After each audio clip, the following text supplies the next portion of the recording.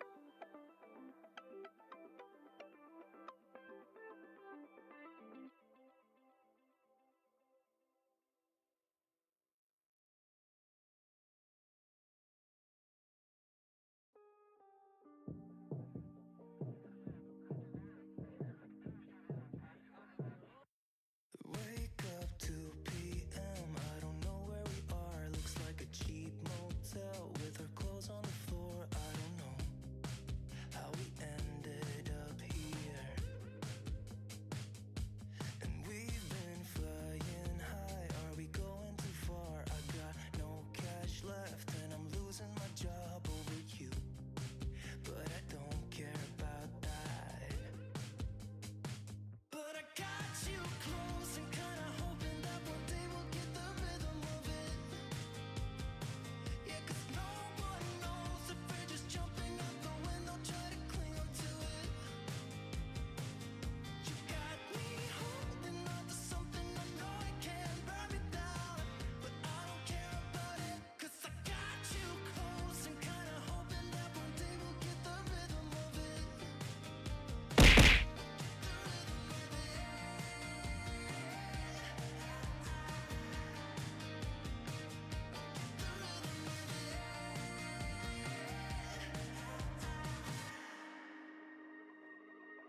I've been chasing you like the tail of a dog. I don't get no sleep when we kiss in the dark like we do. I just love the way it feels. Yeah, I know it's bad, but I can't resist. When I look in your eyes, I don't know what is real. All I know is that I could go anywhere, anywhere, as long as you're with me. Oh, I'm drunk and I know it, but I got you close and kinda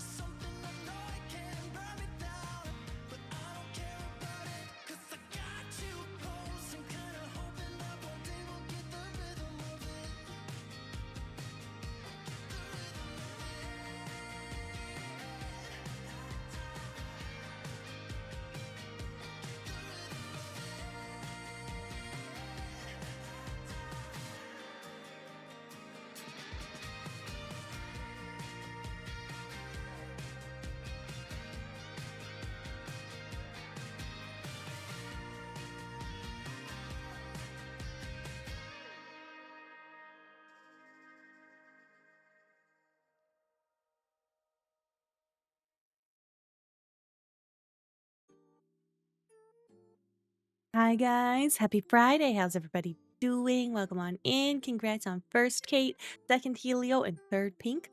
Good job, guys. How goes it? How's your Friday been, everyone? If you're mad, you'll tell at somebody, you'll tell them. If you don't like them, you'll block them. It's clear for everyone. Yeah, Helio, I'm the same way, but there are a lot of people that don't do that. And it always triggers me because people will pretend to be nice because they're friends like me, or like they'll bottle up things that they don't want to say until it blows up, and it gets so exhausting. Helio, so I'm just always in a state like Kate of like, everybody hates me. Everybody hates me. Your problem's blocking people, too busy, too nosy to not see what they're saying. Well, at least on Discord, you can look at their messages even if they're blocked. I don't want to.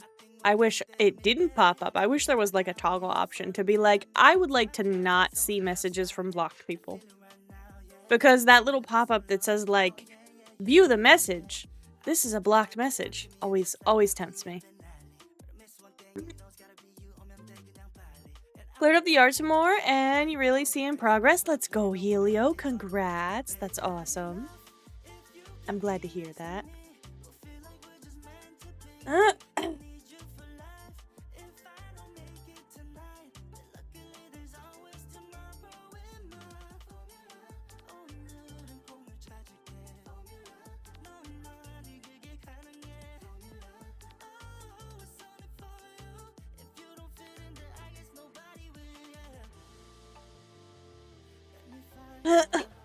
Ow, sorry guys, my throat's a little tickly today.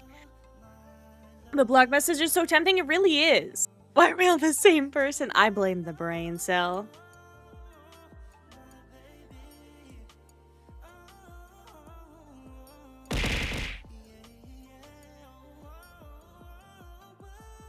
Thank you for throwing stuff at me, Dusty. Guys, Dusty tried to be sneaky and do offline shenanigans, and I had to manually add the things. But you guys got to the sub goal for dyeing my hair. No. Yes, Dusty. Fireworks going off, and now you have an 80-pound box under your desk. Oh my god, people are doing fireworks tonight? Ugh. I wonder if they're gonna do any here. Fitz is gonna freak out if they do. We saw the dono, right?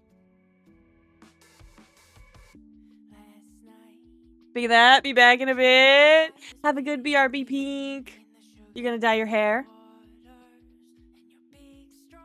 Your Paul kept your coffee.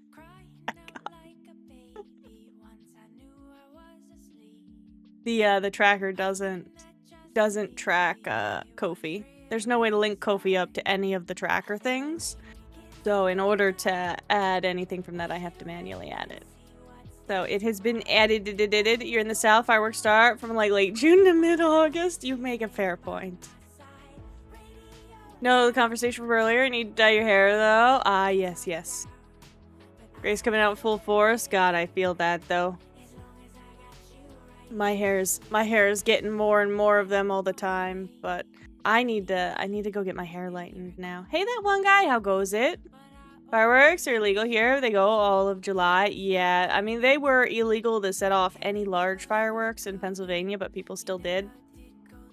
So it's just stupid.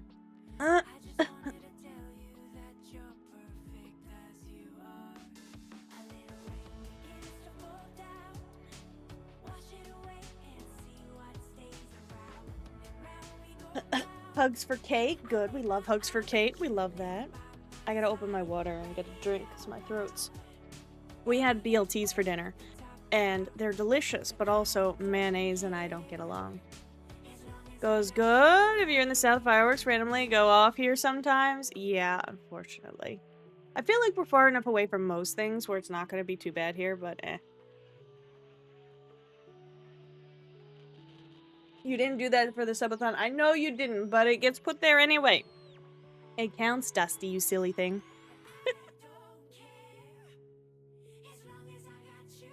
Put pesto on it? That would be good. I don't think we have any pesto, though. Also have to be careful because sometimes pesto has things I'm allergic to in it. Does it though? We can agree to disagree. Okay, Dusty. We're not that far from the next art giveaway either now. We're 263, so that means in 37? Yeah, 37 more subs. We do another art giveaway as well as hit the next goal.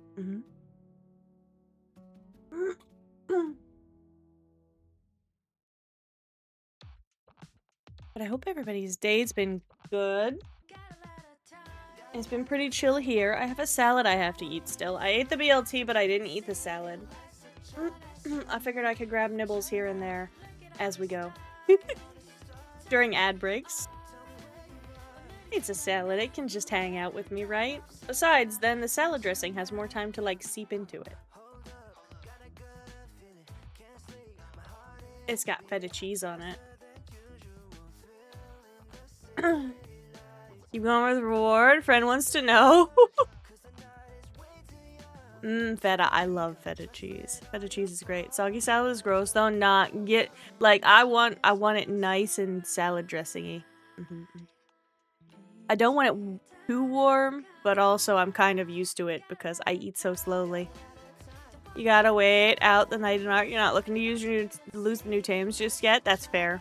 Hey, if you do want to go to my base at least to hole up and have somewhere a little bit more open to work with, if you rafted it down the coast, my base is just right off the coast. That's what I did. I rafted down so that way I didn't die. Salad is gross overall. I love a good salad. Dusty, you aren't having a good salad? I mean, some people just don't like green things. Good for feeding your food. Helen, you don't agree. Be good to know. You may do that when the day comes. Yeah. Mel, hi Mel. We'll be lurking. I appreciate you. I hope you're doing well. Wait. Zuzix. Look, there's Mel. I'm so sorry. Did I not tell you? I'm from New Zealand. Shit. Wait, are you also from New Zealand? That's crazy. Can you pronounce the word dick properly? I said dick, not dick. Dick. Anyway. That was a good clip. We love Mel here. I hope you're well. Yeah, okay, that was what I did. I have a raft sitting there. Those are two different words. Dick and dick.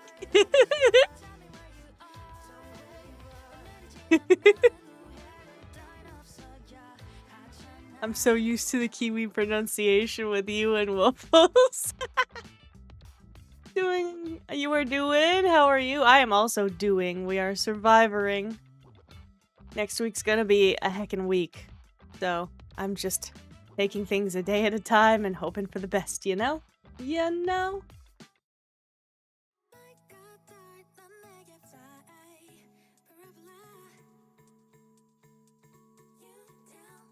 That's all you really can do? Exactly.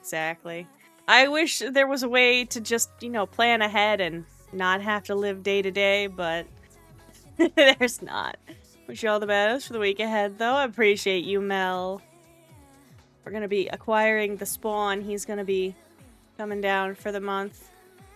For the first time since the divorce and the move. What's the next reward? An ASMR script reading.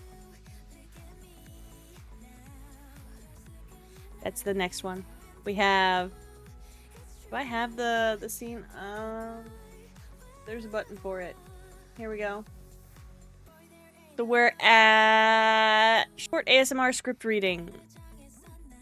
And an art giveaway, correct. Every 100 is an art giveaway, so that'll be art giveaway number 3. And then the one after that is a big script reading with a full downloadable file for you guys. And then we hit the Monster TTS, 7 Days to Die, Torture Stream, and Dakimakura if we get any further.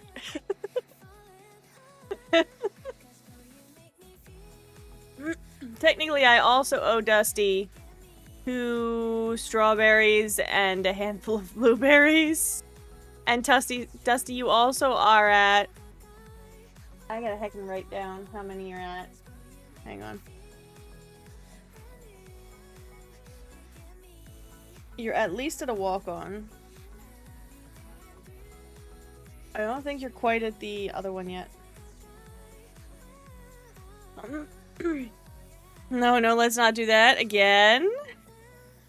Yeah, so the way is you can either, you can give me a second one and it'll randomize, like it does for Cody, where it's different birds. Torture stream. Yeah, 7 days to die with Twitch integration. And I have seen what our community does to Woofles when he has Twitch integration on 7 days to die. It will be torture. It will just be me dying over and over and over again.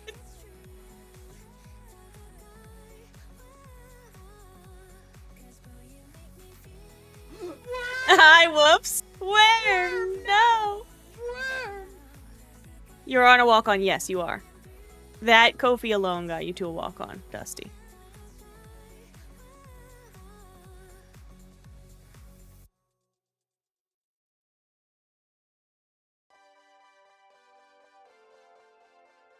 I just have to write you in the book. Ah, there you are. I was like, I know I put you in here somewhere. Okay. Look! Look! Look at that tongue technique. That's what I do to my whiskey. That's what you do to your whiskey, huh? Lem, lem, lem.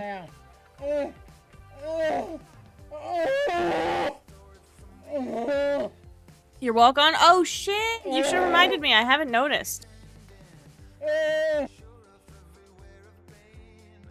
Not the whip kind of torture you see. Nah, I mean, I wouldn't qualify that as torture. You know what I mean? Woo? Imagine torturing someone. Thanks, like I would never. You're lazy. I will fix it. We can fix it here in a minute after I finish writing down your things.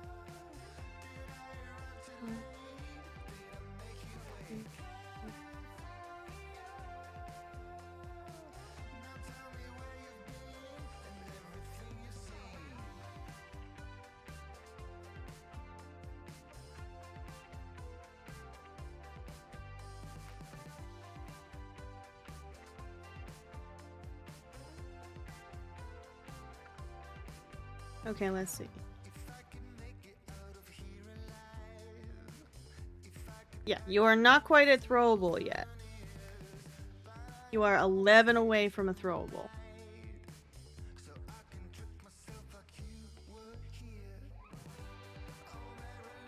$11 away from a throwable. Had to triple check. Do it after stream. It's not too hard. You are a sweetheart. You would never torture somebody. Exactly, Pink. Exactly. Yeah. 11 subs or the equivalent in Ko-fi or bits. Correct.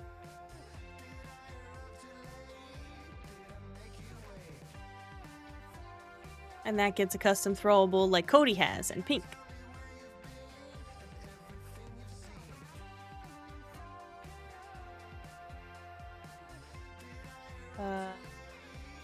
The bot. Events. Walk-ons.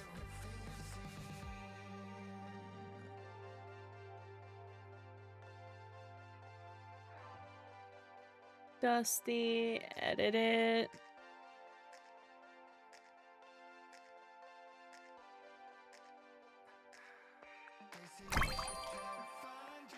Make sure I spelled it right. Hi, Norn. How are you doing, Norn? Save it. And it should work now. Hydrate. I can hydrate. Got a phone call at the worst time. Oh no, Bing. Thank you for the short.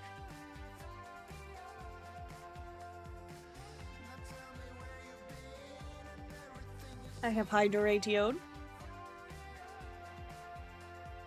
Thank you. Hey, Seal Value. I'm doing good, Norn. I'm getting by. We are surviving. Ah, yes. The Norn is too sus for stream clip. I really wish these would work. I have the setting toggled on that's supposed to make them play, but it does not.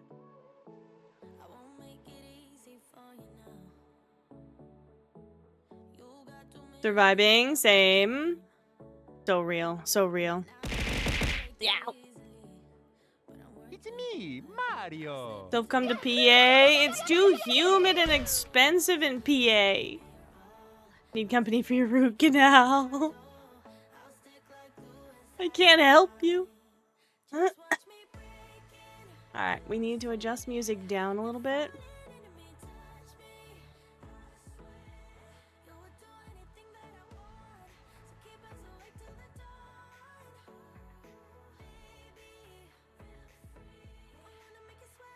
There we go, okay. Much the same surviving. I feel like so many of us are. You pay for the flight, that helps. I can't fly. I've never flown before. For boiling water, you will be missed. Oh my gosh. Dusty close to you or no? Dusty's close to where I used to be. Owie. Hi, Fitz. Good boy. Okay, let's flip over to the game screen. I want to check something real quick. So she abandoned me. Poor Dusty.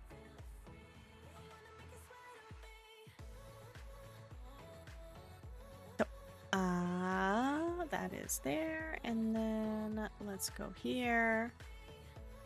Guys, if you want any of the Steamberry games, like Gilded Shadows that we've been playing the past couple weeks, or Changeling that we've played before on stream as well, they are on the Steam Summer Sale.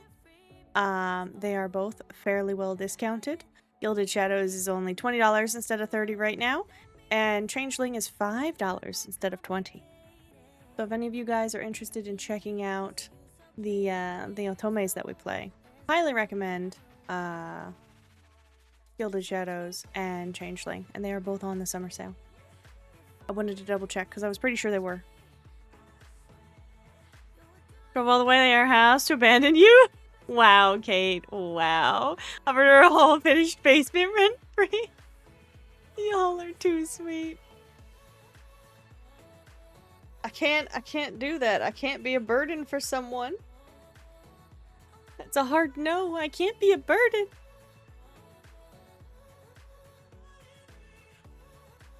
Okay. Tonight, we finish this. The game's totally worth every penny. Absolutely. I bought, I think, Changeling on sale, but Gilded Shadows full price, and have zero regrets because I played so much of it.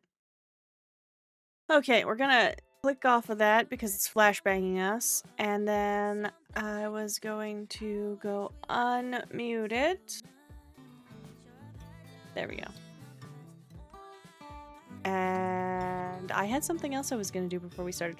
Oh, I need to get the guide. That's what I was going to do, guys. Oh, hi, Ash. Hey, speaking of, look. If you wouldn't have been a burden, I would have. Because I make no money.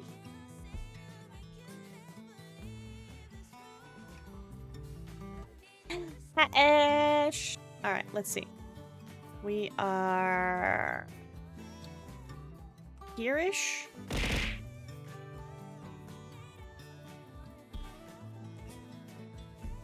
We're in chapter 10-ish. I can't believe we made it so far already. The goddess of Otome herself is true.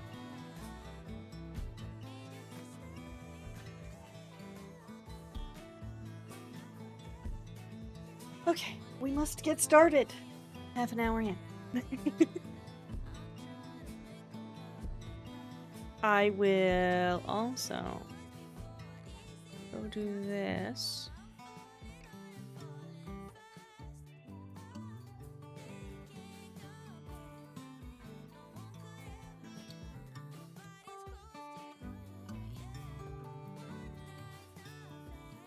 There we go.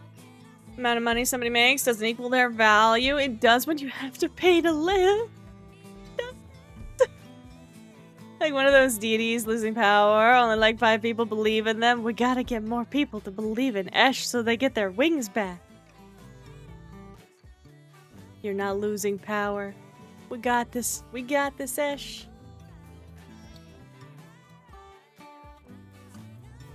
We'll believe enough for so many people.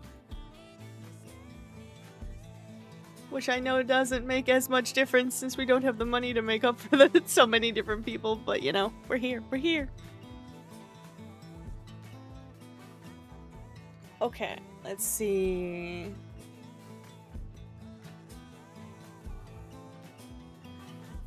Last time we played, we found an abandoned ruin, and the Nomos came to investigate it and invited us to help investigate with them. So we've been doing that. Lance and Morgan finally admitted their feelings to each other, even though it's been obvious to everyone for the long time. Morgan agreed to stay in the Waste for the foreseeable future. You for sure believe enough for like 100 people or more have the funds to support -1 people, but tell any and everyone about your tape. That's such a mood, Kate. Kate and I just over here like, we believe. We have no money, but we believe. Ash is one of my very, very few standing recurring subs. I have my little tiny budget of this money is from my own sanity to keep me steady. It goes into Ash's Patreon for When Stars Collide.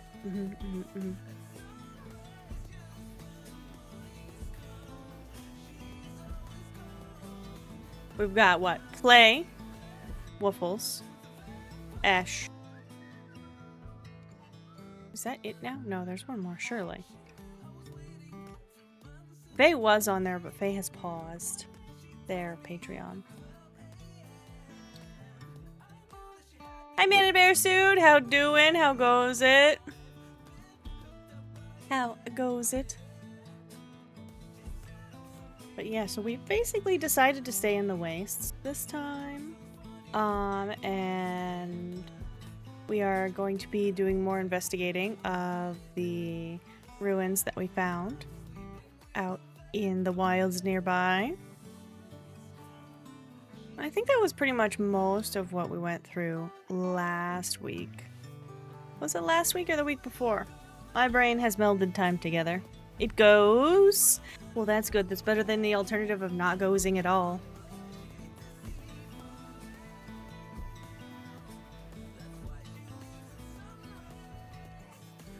I woke quite early the next day, eager to get back to the site and help them with more of their discovery process. I wonder if they got a look at the inside yesterday. I had a quick shower to wake myself up before going to see if Lance was awake. He usually was. And he always insisted on making breakfast before I got up as well. Oh yeah, that's right, we've been practicing telekinesis and stuff. That was another big part of last time. Where we almost teleported to our death.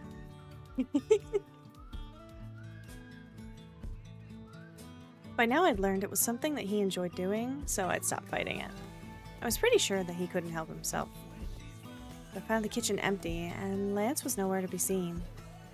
To be sure, I went to check his room, also empty. It didn't look like he'd even started breakfast, which was worrying. A pang of anxiety hit me at the same instant a powerful gust of wind shook the house. With a frown, I headed outside to check and immediately shielded my eyes with my hand to ward off the dust. Lance was already putting away a few chairs we'd pulled out and stacked near one of the other buildings. Sandstorm. I already knew this routine. I dropped to where Lance was, calling out as I fished for a hair tie to get my hair out of my face. Morgan, you're up. You should have woken me.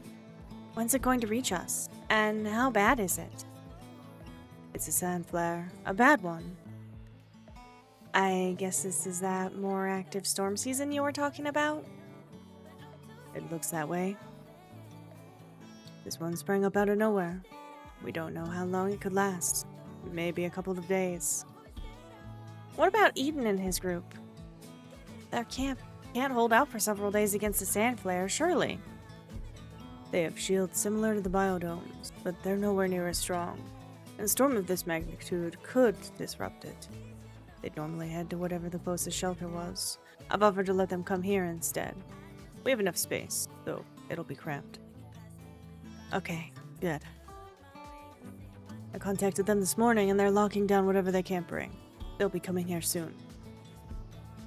I helped him gather up a few stray things so he could focus on locking down the greenhouse and shielding it against the storm. As we worked, the slow rumble of thunder reached our ears. Lance paused, shielding his eyes, looked towards the horizon in the direction of the coming storm. Still far on the horizon. It's moving fast. Should we contact Barrio's team and see if they need help? They be here by now? We could always drive over if needed. I tried to contact them a little while ago, and they weren't responding. If they're busy, maybe no one noticed your attempt? At what point do we go and check on them? I could give it a little longer. If we can hear the thunder, it's already getting dangerous to be outside. I'll give it a little longer before I almost jumped into his arms when there was a bright flash and an almost instantaneous crash of thunder that I felt rumble through my body, from above and below. Are you alright? I am. That flash came from the direction of the camp. You don't think it hit near there, do you? I'll try to contact them again. I'll go check on them. That was too close. I started away from him without thinking, expanding my sphere at once. Morgan, wait! You probably guessed what I was planning, but as soon as the big sight became clear in my mind, I homed in on a wide, flat, and unobstructed spot, and jumped. I staggered out of the vortex in a spot that was, at the very least, close to where I'd planned to land. It was right outside the main area, at the entrance to the caves.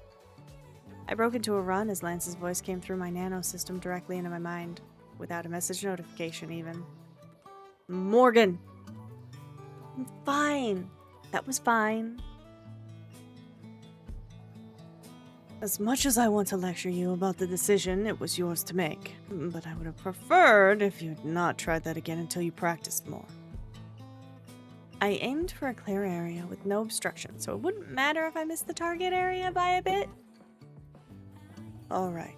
Please keep me informed of what's happening there. I will. Sorry to spring that on you. I didn't think there was time to discuss it, given the situation and the difficulty you had communicating with them earlier. We'll discuss it later. Please stay safe. I will. There was a commotion coming from the direction of the site. When I reached the open area beyond the caves, I found chaos. Oh, I bumped the enter button. Virio and several others were trying to put out what looked like a small electrical fire in some machinery. Lynette and Eden were hovering over a body lying supine on the ground. At first I wasn't sure who it was, but as I neared, I realized it was Finch. Oh my god, what happened? Morgan, where did you...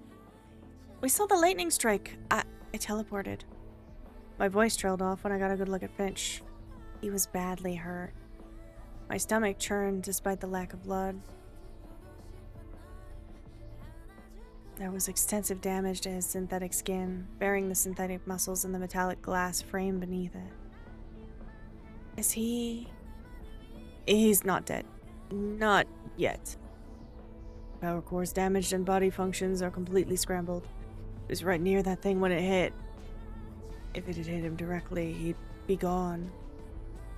His voice was choked with emotions as he explained. We only have equipment for some basic repairs here. Lance has more at his place. I'm not sure how much, but he has enough cybernetics that he has a lot of the equipment for treating injuries. I don't know how safe it is to move him. It's safer than leaving him here. He may not last the time it would take us to load him up and drive him. I'll teleport back with him. Can you do that? I teleported myself here. As long as I'm not aiming for a small or high target, I think I'll be fine. Have you ever taken anyone else along when you do that? Do we have time to argue about this? No, we don't. He seemed to have decided, and though Lynette didn't seem convinced, she nodded as well. Then I'll teleport him. The rest of you should come as quickly as possible. Please take care of him. I'll do my best.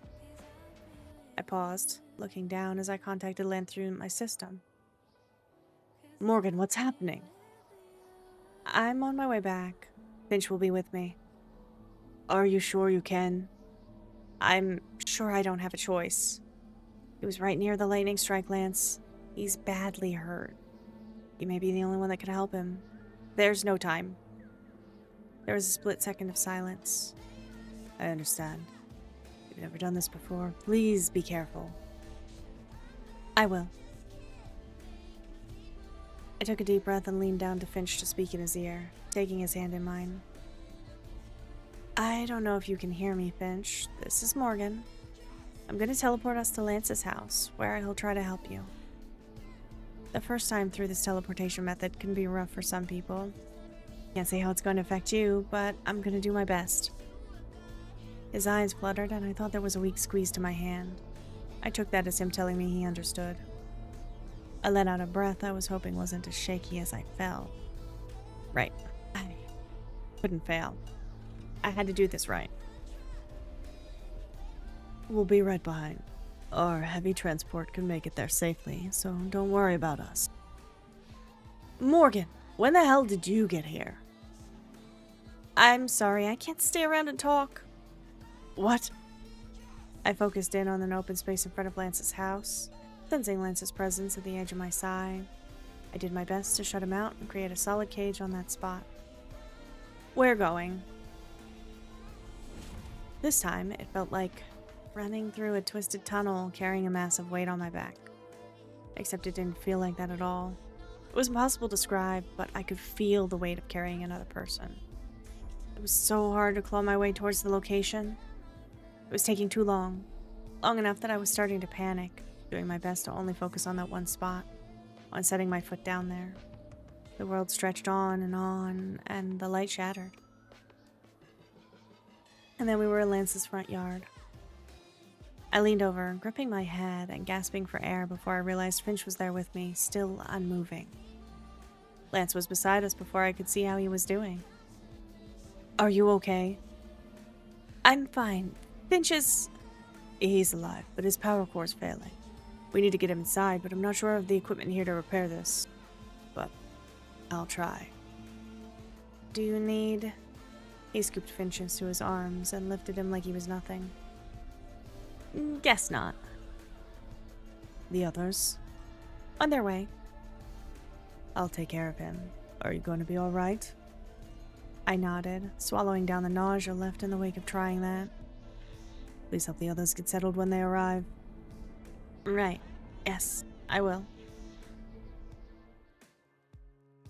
He disappeared with Finch, and I took shelter inside, keeping an eye out for the heavy transport the others were coming with. For a long time, I stood by the door breathing hard as my heart rate soared in my ears. I did that. I deliberately teleported somewhere and back, with someone else.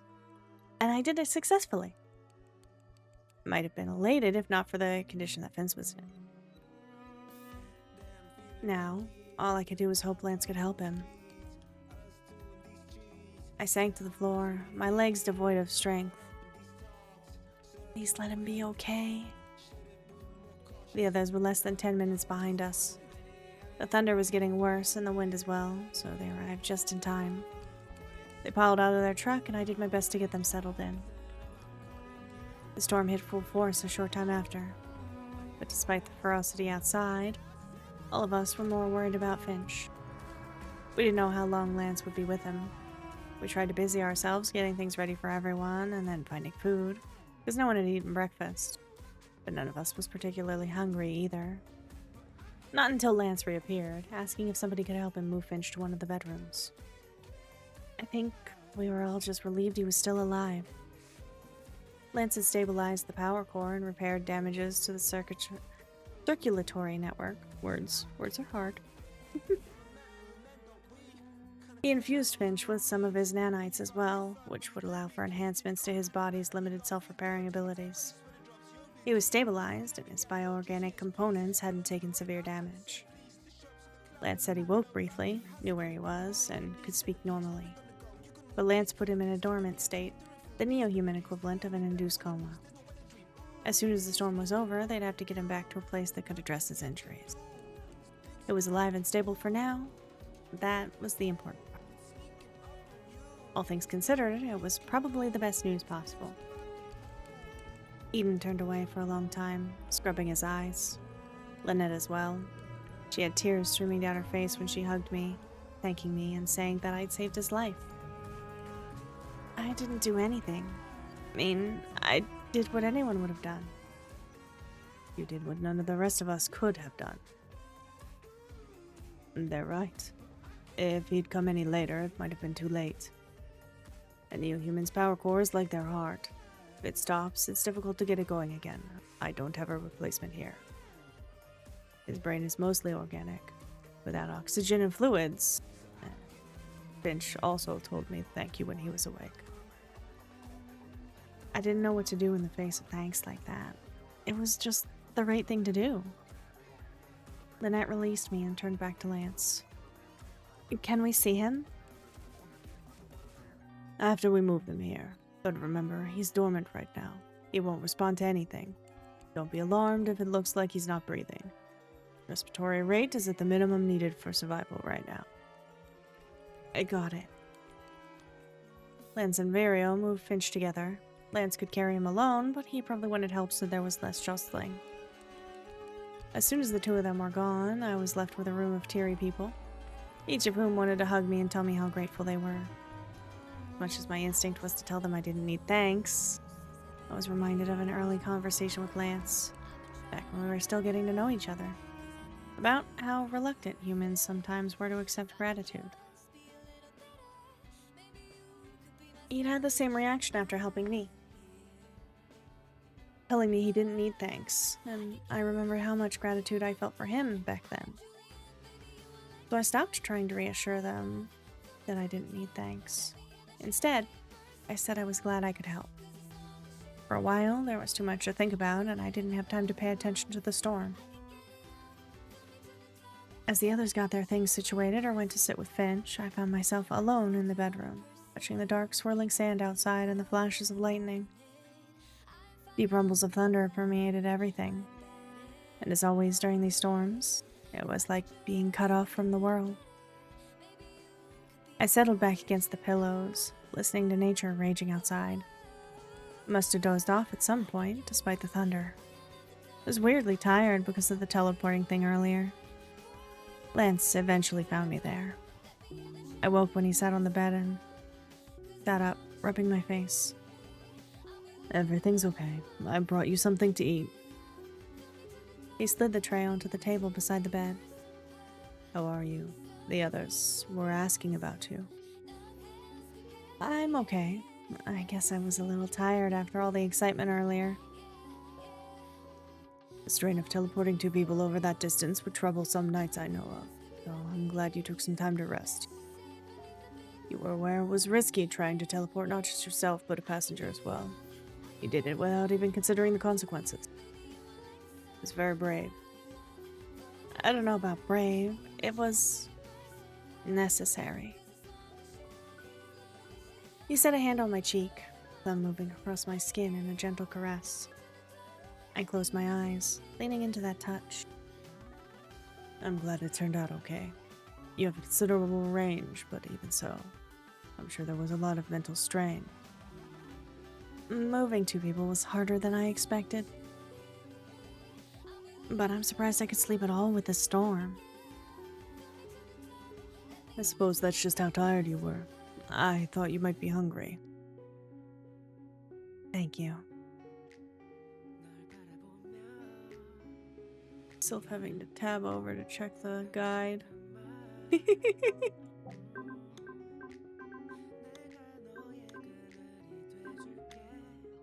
How are you doing?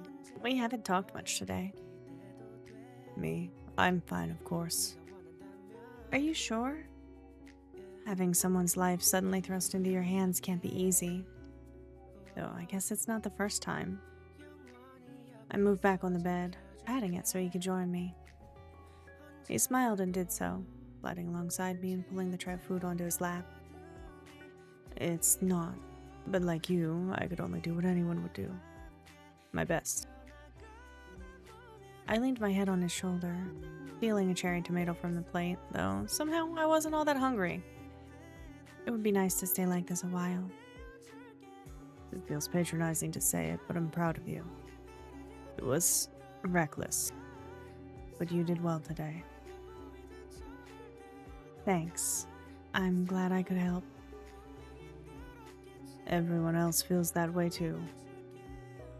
He slid one of his arms around my shoulders, pulling me closer to him. I was so worried about you. It's been a long time since I felt that level of personal concern for someone. I'm sorry I worried you. There's no need to apologize for that.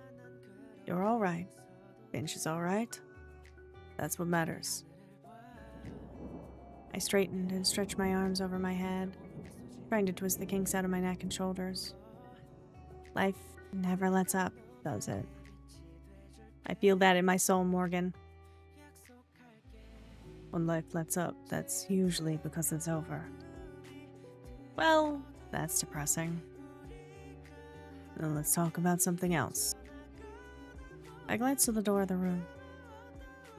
It's awfully quiet out there. Where is everyone? They said, they don't wish to disturb us. But they all retired to the side building. Told them that's ridiculous and they're not disturbing us, but they're staying over there. Anyway. And the storm? Well, you can see it, though you slept right through a bad patch. It's quieted down a little now. I crawled out of bed and went to peer out the window. Like earlier, there was almost no visibility at all. Occasional flashes and soft thunder rumbles. Would be nice if we had a mini biodome to protect us. Why aren't there any out this far, anyway? There were a few domes in the Twilight region. Most were destroyed. The remnants are far from here, though. It was easier to power large cities from the sun or the geothermal vents on the night side. Most of the structures in the wastes moved underground. At least during that time. You got a baby Anki, level 135. Let's go, Kate! Oh, that's a nice Anki. I almost had us a really good Anki on Tuesday. And it was around that level too. And I was taming it and a fucking saber cat came up and tried to eat it. And I went to go get the saber cat off it and the cat wouldn't stop attacking it and fucking killed it. It was so upsetting. I was so sad. I did get us Argies from that, like, same tame session, but I was so depressed about the Yankee. You had tamed his parent, you only had 15 arrows. That's so valid. At 1 point per arc, it's ridiculous, right? If you want and need more arrow stuff, that's at my base too if you end up going down the river. There should be stuff to make arrows, some arrows, and like a stack of 50 trank arrows.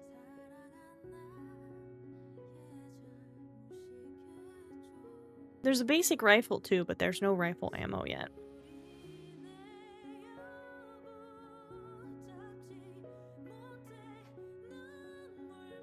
On the way there, you saw Dio and you made a pit stop for it. Nice, nice, nice.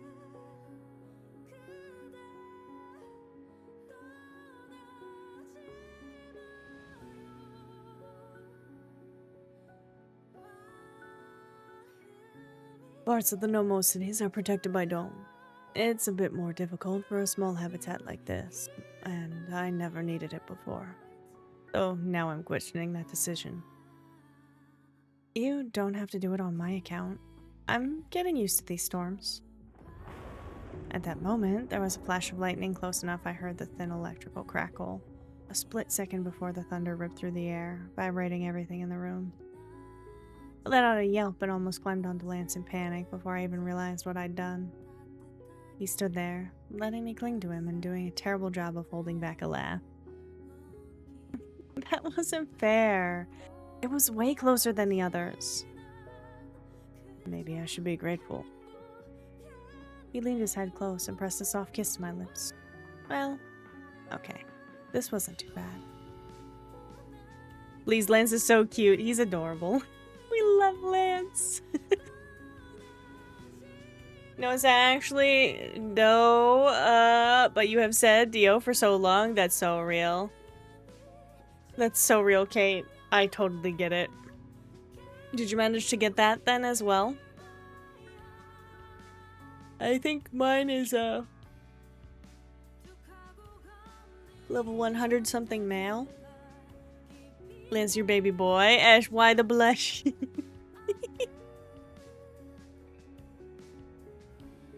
Forgetting one of my legs was wrapped tight around him. I slid my hands to the back of his neck and kissed him back.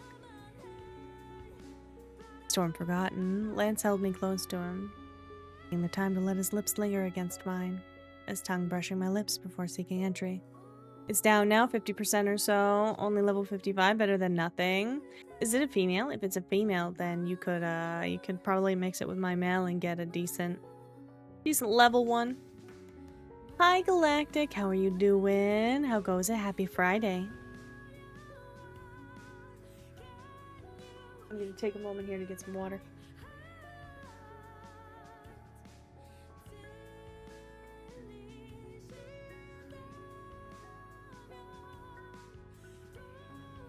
Well, I say water, but I mean aloe juice. You're cold, it's hard to type with one hand. You're communicating with random emojis. That's so valid. I hope it's not too cold there, Ash. I would be definitely wrapped up in blankets if I was in winter too. Winter yucky. Hydrate before you dehydrate. Sadly not, it's male. Aw, they can still be a couple. An egg will be a little harder to come by. Yeah, that's true. That's true. Basically, same thing.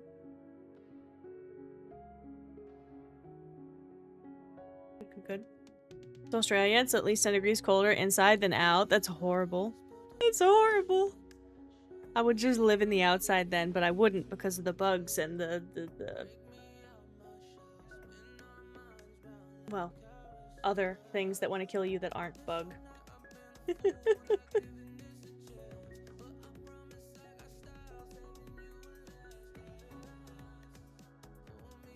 This reminds you, you learn how fast those giant-ass spiders run.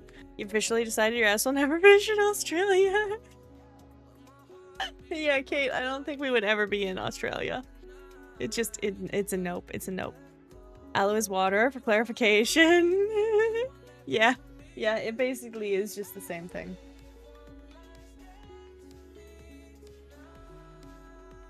Close to it. I mean, the first ingredient is purified water, so, you know. They run 2.2 miles per hour. That's horrible. Kate, no. I didn't need to know that. I didn't need that knowledge. I could have lived happily without that knowledge for a very long time.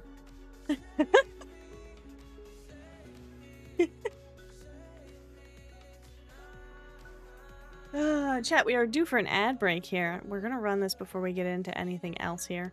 That way the ads are over and no one misses anything, so hang tight. We're gonna do 3 minutes of ads. It'll keep the pre-rolls off for the next hour. And then we will resume from there. I will not continue the story without you. So, and no one will miss anything if they're stuck in the ad break.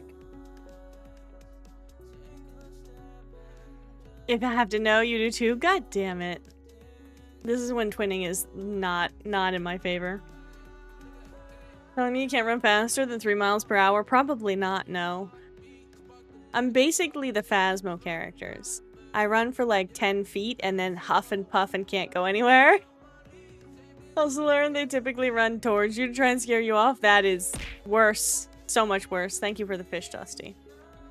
Little do the giants know, they will only cause your immediate death. Have a spider that comes out of a car is running towards you, he'll die. Just fall over dead. I'm gonna sneak a bite of my salad while we're on ad break. Just like I said I was gonna.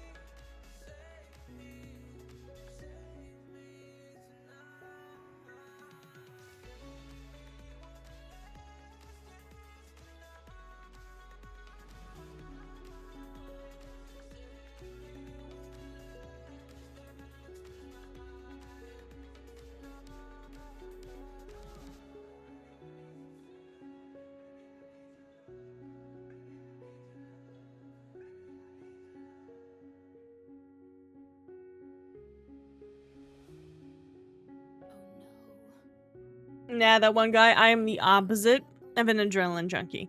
Exact opposite. I will like peace and comfort and no adrenaline. Adrenaline is terrible. I don't like it. It makes me feel bad. Australia is definitely out of the question, Dusty. Definitely. Your walk-on still didn't go off. Did it? I don't remember hearing it.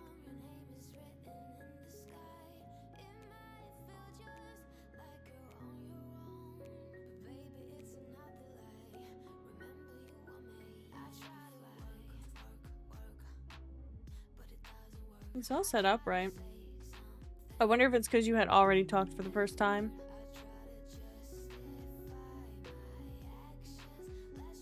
Listen, you used to dive into dark pits for fun. You love an adrenaline rush, not from a spider. You can keep the adrenaline rush. Kate is the twin that got the adrenaline side. I got the please leave me alone and let me hide in my own little pit side. That's what I got.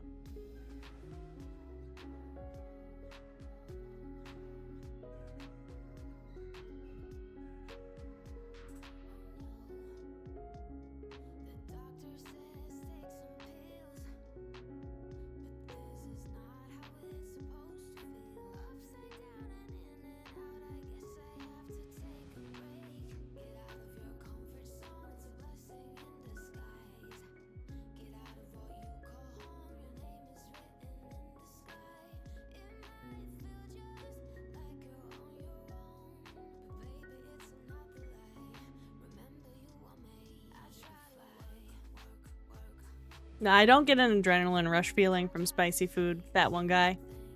I just get a numb tongue.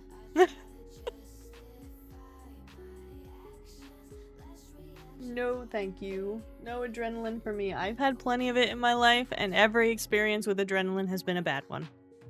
But no thank you.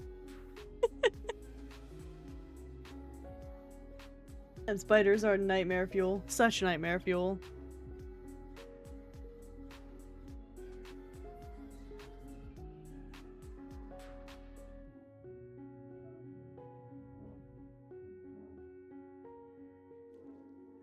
Alright, we are back from the ads now, and we can continue.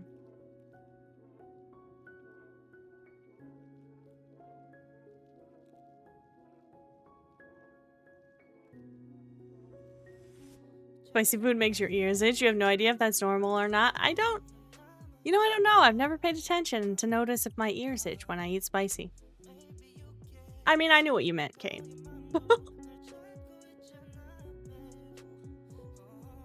Kate is allergic to many things, so that would track.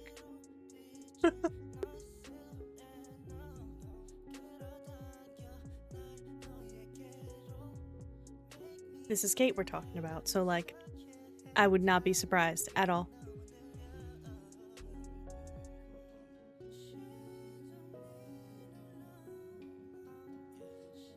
They can take spicy food from your cold, anaphylactic dead hands, just like pineapple. Pineapples eat you back, and that's kind of hot. What?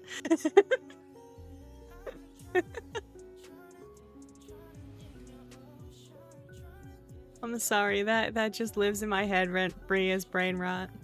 You all have to deal with it.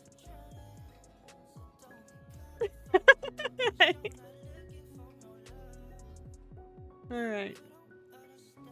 A melting warmth flowed into me as his taste filled my head. Lance's hand flattened against my back as he pressed tight against me, the pressure sending an exquisite ripple of heat through my body. We're getting into the sexy stuff, chat. Help. Better than the Italian brain rot they have now. What Italian brain rot do they have now? Actually, I'm not sure I want to know. The only brain rot I experience is the brain rot that Play gets and then proceeds to force on everyone else. And, you can be a bee. Lives in my head now and I hate it. Thanks, Play. He's probably asleep, but thanks, Play.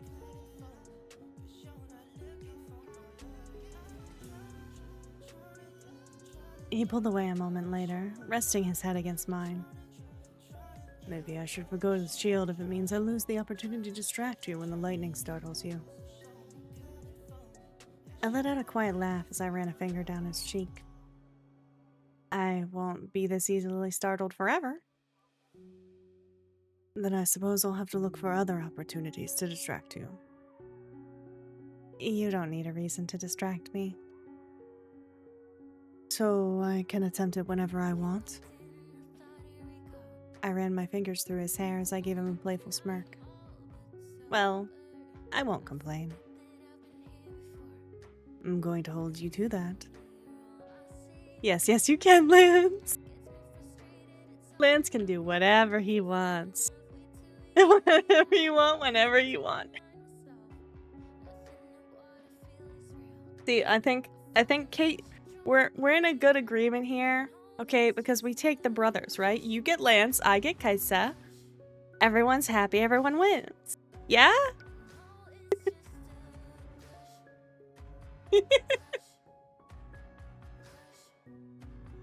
Do you?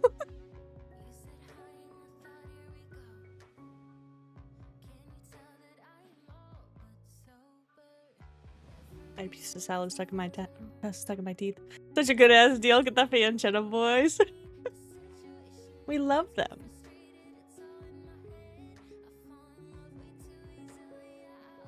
He leaned in closer again when there was a loud bang outside. Not one bang. Several distressing bangs and crashes that sounded like something taking heavy damage. Or hitting the house. This time we both sighed. I couldn't help but laugh at the annoyance on his face. I'll go see what that was. Just to make sure it's not something important. Alright. I laughed as we separated and he left looking more frustrated than I had ever seen him. I bit my lip, grinning to myself as I returned to the bed. Well, at least I could eat lunch, I guess. I took the tray out, intending to eat somewhere other than the bedroom. And I was surprised to find Eden standing in the kitchen looking lost. Eden. We always express regret that we can't have Eden. Is that a chess reference? Best game ever. Where was the chess reference? Where?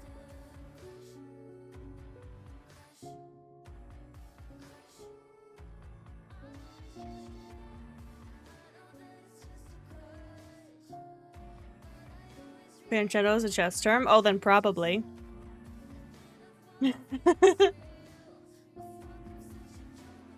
There are a couple things that refer to chess. Last name is a chess reference. That's amazing.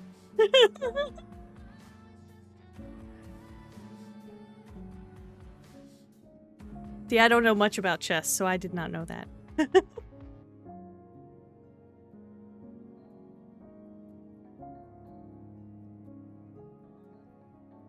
But I mean, they are both king, so...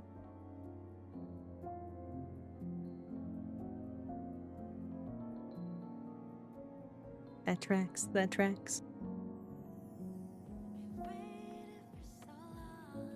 Guys, did you know there's a little tiny Easter egg in my 2.0 design specifically for Gilded Shadows? Literally no chess is the game and the names of the pieces, that's it. I know that the knight moves in an L shape. I think it's the knight that moves in the L shape.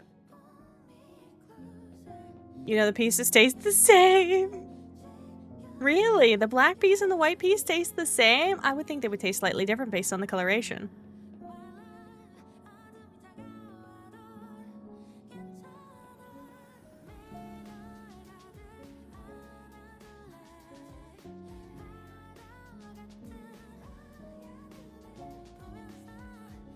Didn't know that. Not the taste part, the movement.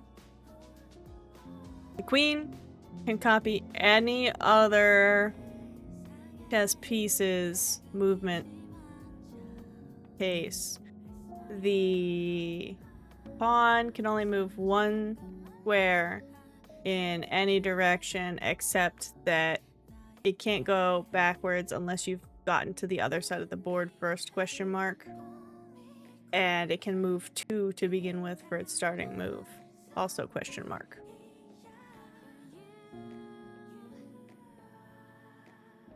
The knight does. There are other more third reach ways to describe it that some use though. Need a chess stream? Oh god, my brain would break. There's a Pault in Baldur's Gate 3 where you have to play, like... chess. You googled it because you're dumb when it comes to chess. Oh no, Gavin! The dot.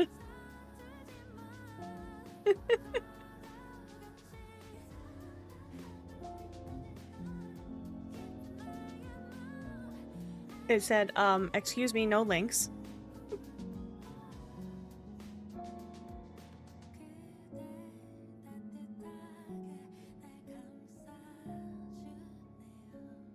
I can't believe that one of my friends is streaming The Elder Scrolls Online and I don't even get to watch. I just saw their going live notification and I was like, excuse me.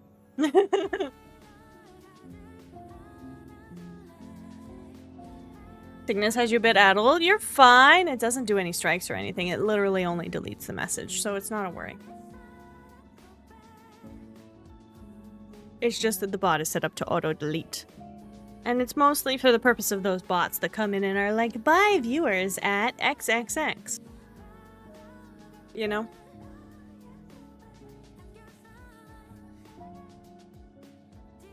One of them only moves in diagonal. I think it's the rook.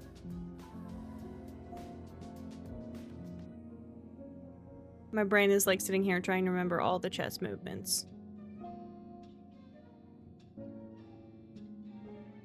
As soon as you mentioned DSO, you've been getting ads for it. It knows. The bishop. Thank you. Bishop. Rook is horizontal or vertical. I see. It's what, 4 squares? Horizontal or vertical?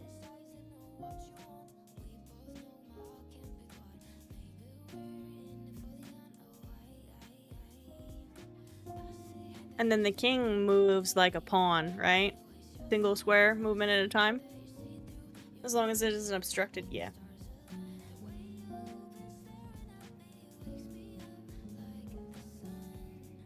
I have played a minimal amount of chess many years ago, and since then I have taken several things of brain damage. I don't remember enough to actually play, I don't think. One square any direction. Okay, so it's literally just a pawn, except it doesn't have to cross the board to move backwards. Got it.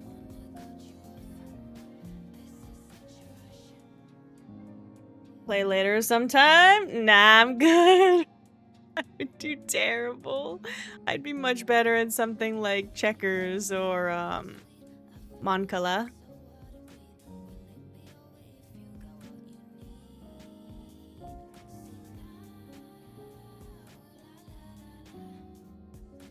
Eden, are you alright?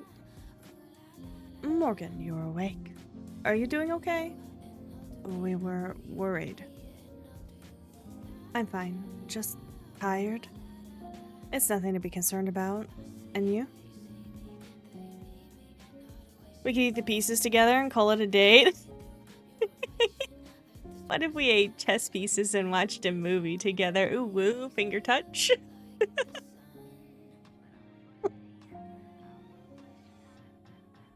I was with Finch. I heard the crash too, so I came to check. Lance went to have a look. We're not sure what it was either. Are you sure you're doing okay? I promise I'm fine. Good. That's good. We were all a little worried. We don't have many espers out here, but I've heard of psi fatigue before and was worried you might have overtaxed yourself. I tired myself out, but I didn't overtax anything. How's Finch doing? Well, there's no change. He's in a low power mode, so there won't be, though. When he's hurt, it's not quite the same as when one of us is. It's always scary. People assume neo-humans are tougher than humans, or stronger. They're just as fragile, even if it's in different ways. When they die, you can revive the body, and sometimes you could even transfer over some memories. But it's never quite the same. They're not the same. They're people, you know, just like everyone else. I took my tray to the coffee table and patted the sofa for Eden to join me. He did so, resting his elbows on his knees and clasping his hands together. He and Finch had seemed close. So this must be hard for him. Have you known him a long time? Yeah, since I was a kid. He's always been like that older brother or uncle that gets you into trouble. Funny, because we're almost the same age, but neo-humans learn and mature a lot faster than the rest of us do. So he's always felt like he's way older. He seems like a good person. Is. Since I'm an only child, I guess he was always the one I looked up to. I ended up following in his footsteps too. Coming out here, working with the others, it's all because of him. I'm sure he's gonna be okay.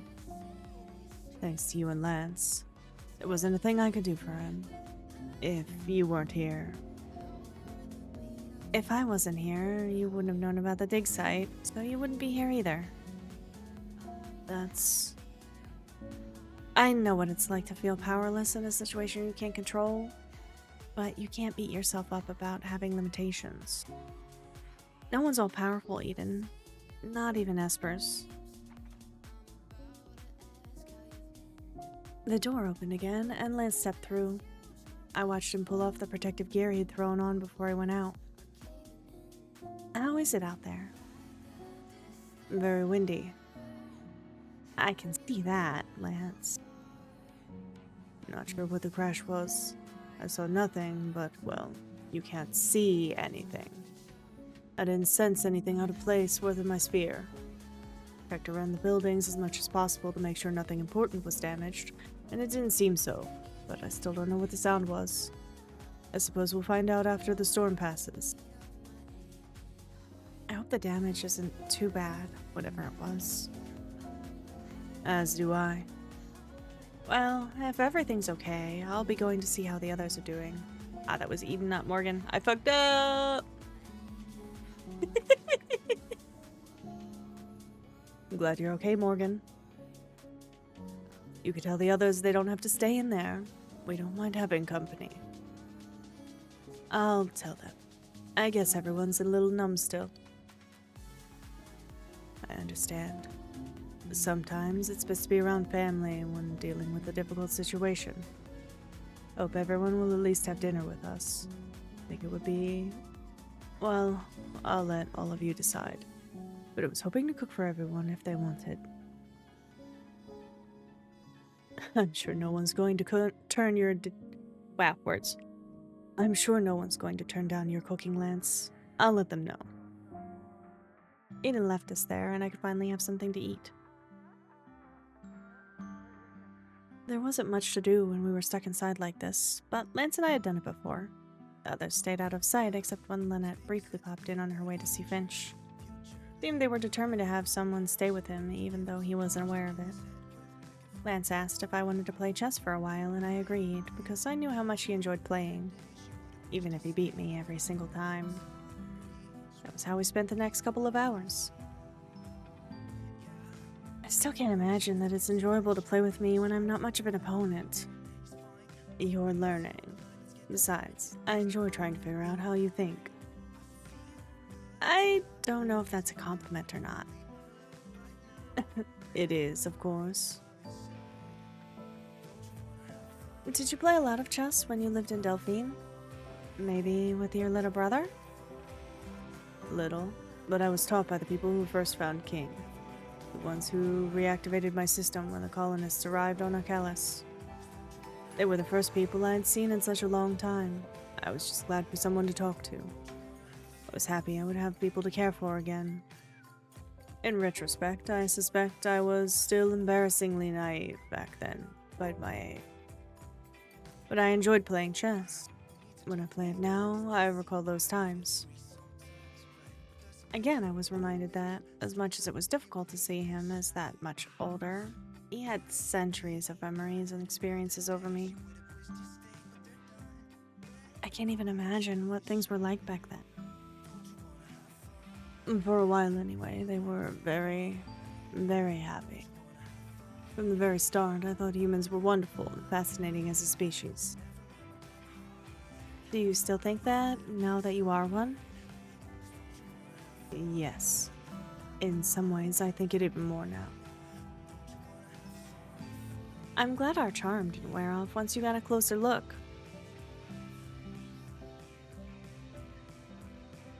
On the contrary, there's at least one person whose charm makes me want to take an even closer look. Oh my. I think he's talking about us. What do you think?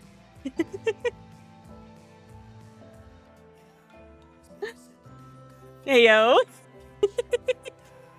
Exactly. I flushed and looked away, still thrown off a little every time he managed a line like that. Too forward? I like it. I need people to be forward.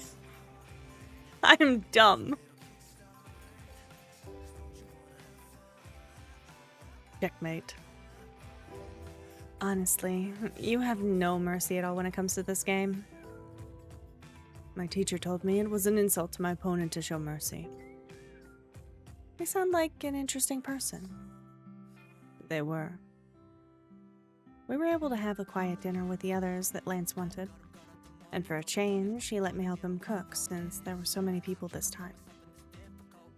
The mood was still subdued, but better than it had been. Mirio was doing his best to keep everyone in good spirits. Lynette was doing her best as well.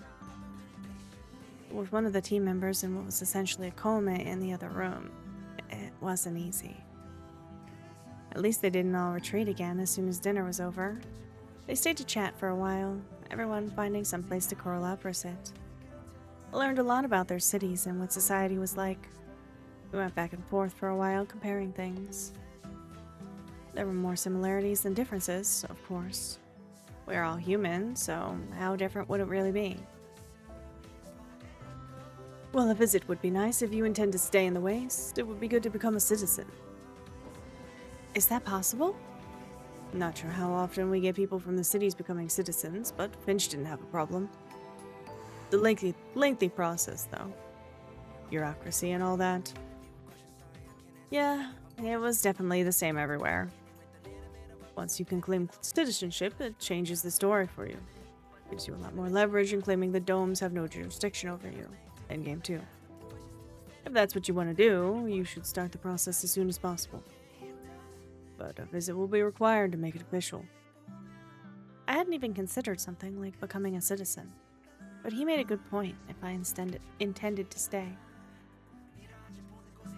I've got a few connections. I might be able to shorten the process down to a few months. I would appreciate that. For a while, Vario and the others discussed other storms that they'd been through. Some, they said, were worse than this. That was terrifying to think about. What does it remind you of Despero from Tale of Despero? Isn't the Tale of Despero a mouse?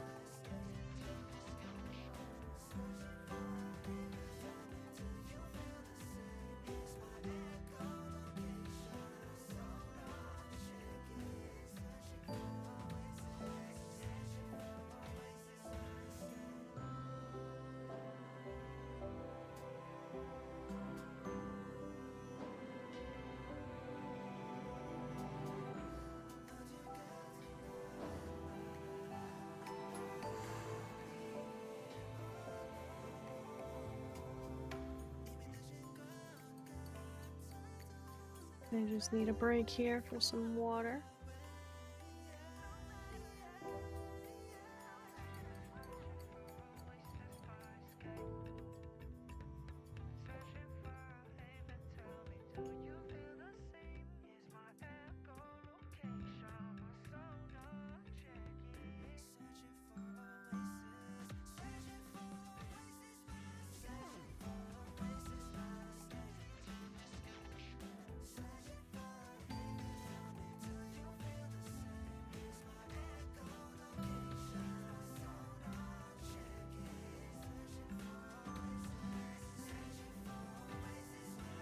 His ears.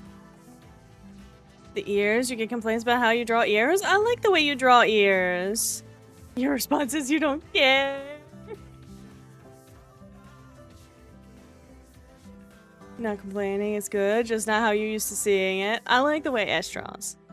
Ash draws people in a way that I like to analyze and try and emulate, but in my style, because Ash draws people so nicely. I'm envious of it.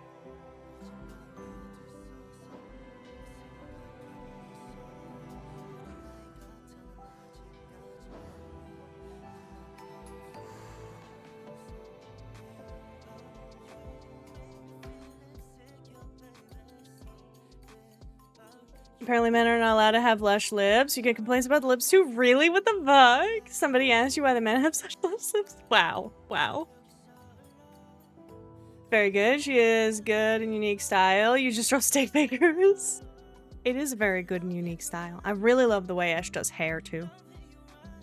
Continue to draw the lips the same way. I love the lips though. The guy is mouse like in Persona 2 or if he gives mousage vibes.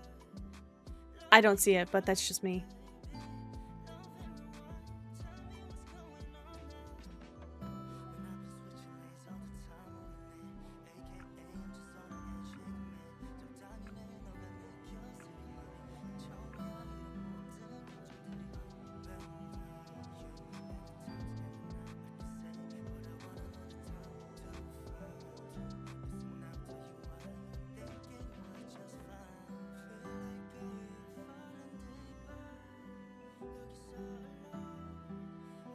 You also love the lips, literally all the Ash art. I'm a shrimp for Ash art, same.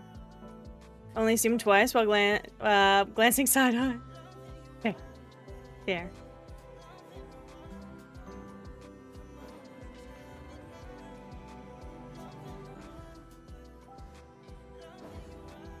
One sec, guys. I'm just checking something.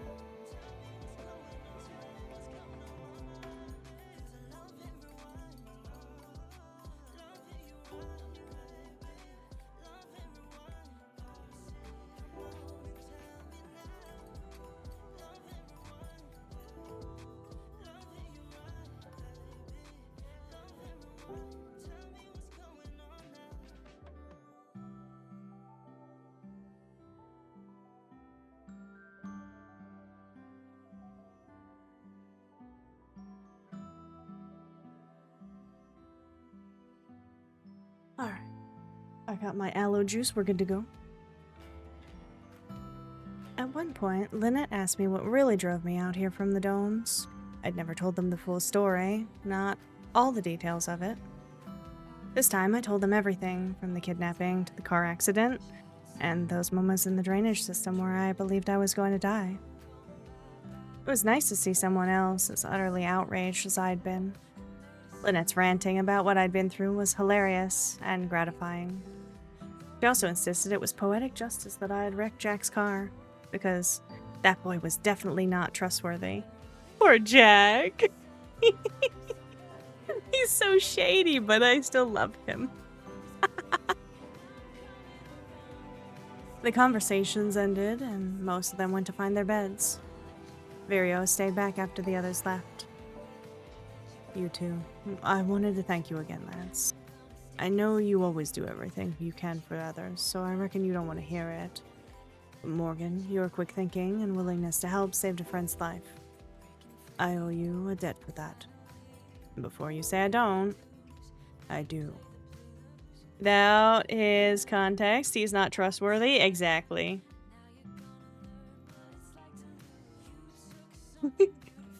None of them are until you have their context, but I love them all anyway.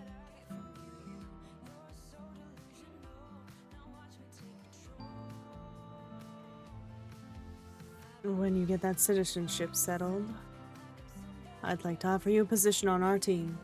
You'll be assigned to a nearby dig, so you don't have to travel for a while. I want you to know that if you want to stay out here, I'll do everything I can to make sure it'll work out for you. He pulled me into an embrace that swallowed me. You're a good kid. We'd be lucky to have you. My eyes were a little misty when he retreated at last, leaving Lance and I alone again. Lance had done most of the work. All the important work, anyway. But I suppose it was because they knew him, where I was a stranger. Either way, it was nice to know they would help me stay here. A little while later, I was watching Lance spread blankets on the sofa and arrange the pillows as we prepared to go to bed. I don't like it. Are you sure about sleeping out here? Finch is in my bed, so there's not really another place right now. Think it'll be fine. I don't need a lot of space anyway. I could sleep here and let you... No, you need to get proper rest. So do you. Well, why don't we just share? My bed's big enough for two. Ooh. I don't know if that. We're both adults. There shouldn't be a problem with sharing a sleeping space for one night. Or two if the storm lasts. See, Morgan, now you sound like Quill. There's no problem with you being unconscious next to me.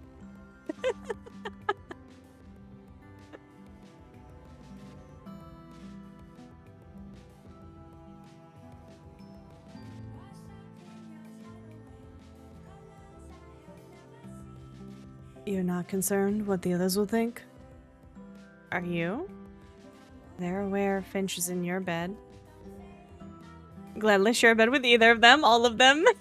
What if we put them all in one bed with us? Morgan would like you to know that in her defense, she knows Lance.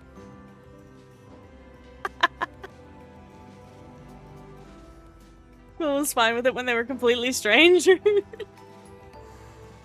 That's true. But in Morgan's defense, she does know Lance. At least most of them.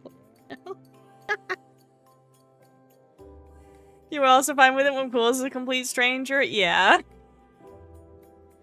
Specifically Quill, though. Not just any stranger, but Quill? Okay. Yeah. Well, can be unconscious next to me if he wants to be. That's fine.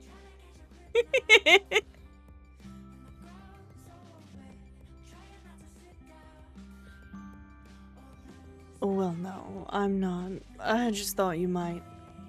Nothing has to happen. I mean, I'm not trying to invite something to happen. Sure you're not, Morgan. Sure. I don't want you to sleep on the sofa. It's great for sitting, but I'm dubious about sleeping on it. Fine with being unconscious next to Quill for a few hours?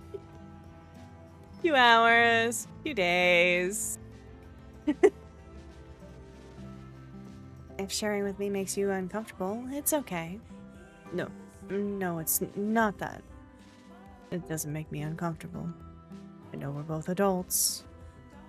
He dragged his hands through his curls, seeming to struggle with what he wanted to say. I've just imagined what it would be like to wake up next to you before. He's admitting to having fantasies about us, oh woo. Probably sounds strange to say this. The part of me that's king is sometimes startled by all of this. By what I'm beginning to feel. During that part of my life, I only experienced things like this vicariously through the collective of minds they gave me. Never firsthand. Can you imagine being one of those collective minds and having him be in your brain for that kind of feeling or thought? Oh, can you? I don't know if I like that. Kicked your feet so much during Lance's route. I mean, again, really all of them. Yeah, they're all so good. I'm enjoying playing through Kaisa's again as Kinu, since I'm still like building her up as a character and everything.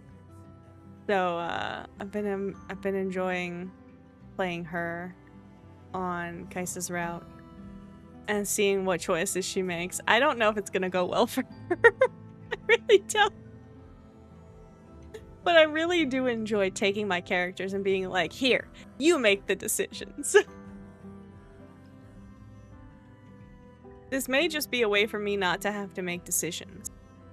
Like, I don't have to take responsibility for it if it's this OC doing it, right? Right?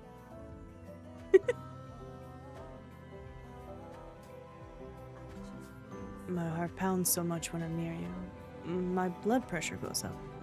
I know it's a physiological response, but it's so confounding at times. And yet, the part of me that's Demos understands it all. Familiar and normal, and not at all strange. It's been so long that I felt this for somebody that I want more every time I'm in your vicinity. And I, Lance, am in the space where those two collide, not knowing what to do. They're gonna do what they're gonna do. Exactly. They make the choices, not me. I just have to watch the train wreck happen. I was very torn on if Kina was gonna go with Jack or Kaisa, honestly. It was a tough choice, that one.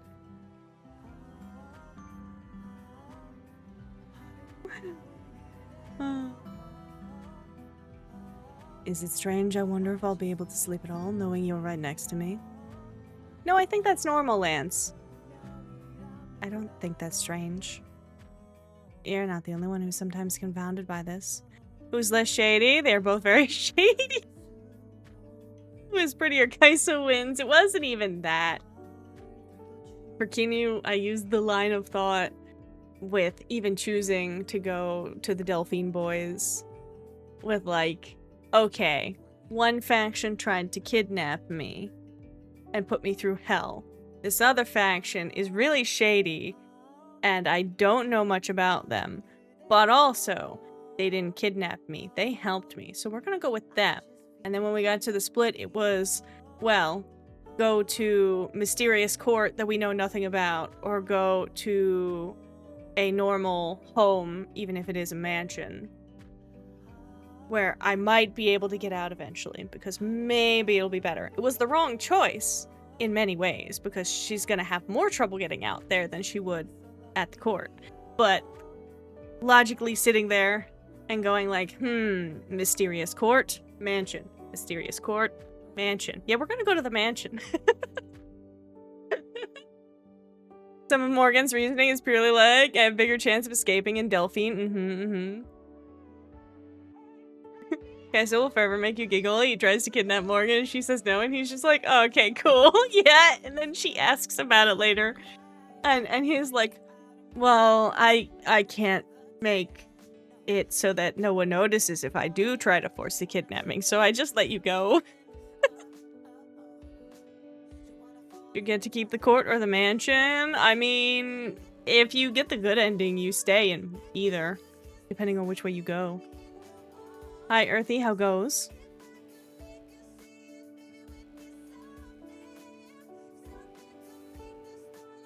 I guess technically you get to actually keep both, too, because, you know, you end up keeping the boy that's in charge of it. Chinese food? What'd you get for Chinese food?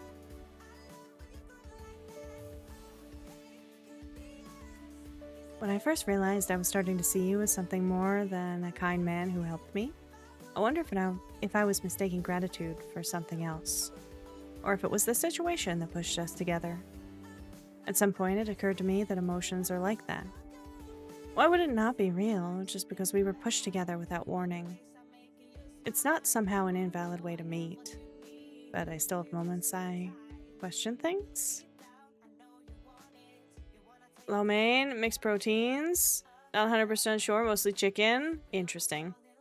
You didn't pick it out, your housemates brought it back? I see. Questionable Chinese food, got it. Basically, whatever was in the tray at the mall cafeteria is what it sounds like. I suppose I thought the same at first, that I was mistaking curiosity for something else, or that it was just loneliness. But I too came to a realization of just how silly that is.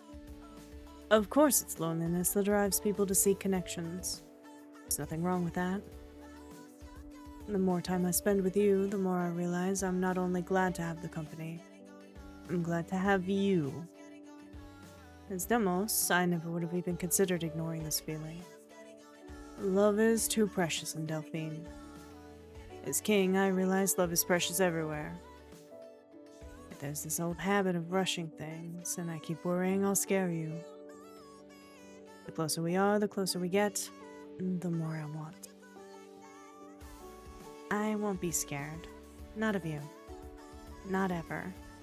Hey, isn't that the same thing that we said in the Cinderella phenomenon route, and then chat chose the choices that absolutely made us scared of him, and then we, you know, killed our love interest by accident because we didn't recognize them. Chat, you did that. Chat, that was your fault. From an actual place at sushi too, past tense, you ate that on your break. Yeah, probably better to eat the sushi when it's more fresh. So if you remember the ramen we were talking about, comes in like the black tray. Yeah. You're bad, poor cow. Gosh, I know. I was like, here, chat, you can make choices if you want. And they were like, let's do this, let's do that. And I'm like, glad you didn't give me the choice to be scared of land.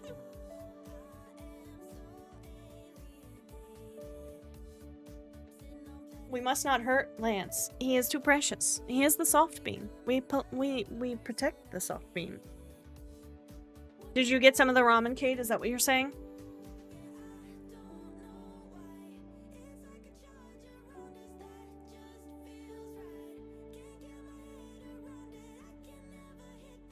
You ordered 5 boxes of them. They came in today. You have 40. Let's go. Maybe I add some to my order when I order some soda.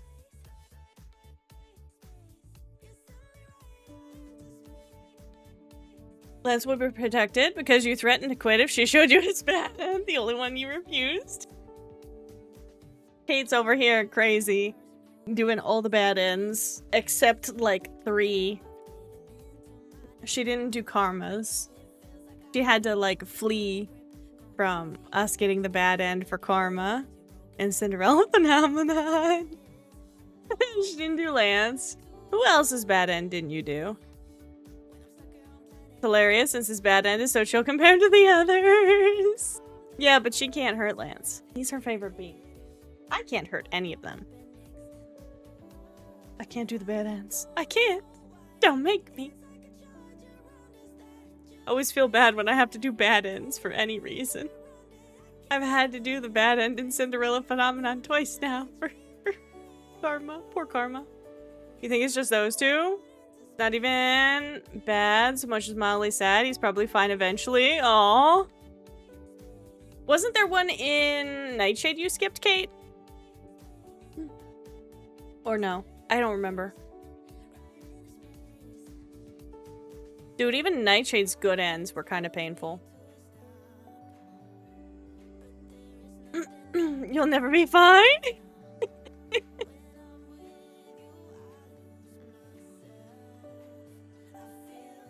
You did all of them so you could share them with you. Ah, yes, I remember. Getting sent every single CG of the bad ends because I wanted to, you know, suffer, apparently. That game hurts my soul, but I love it. That's like my 3rd most played Otome.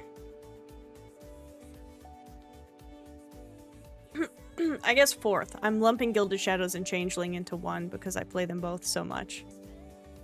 And then Cinderella Phenomenon, and then Nightshade.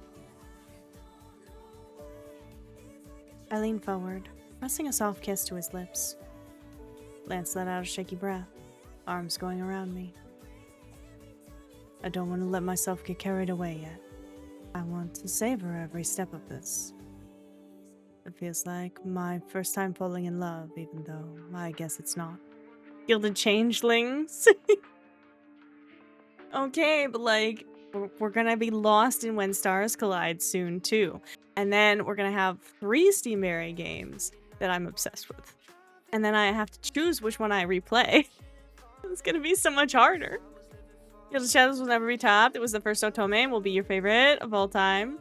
I don't know, Kate. I don't know. There's When Stars Collide, and then eventually the next game, which I will sell my soul to back on Kickstarter if Ash does Kickstarter for it.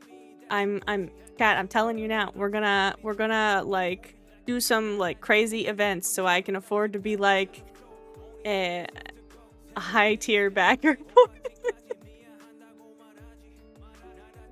Gonna throw myself at that game. The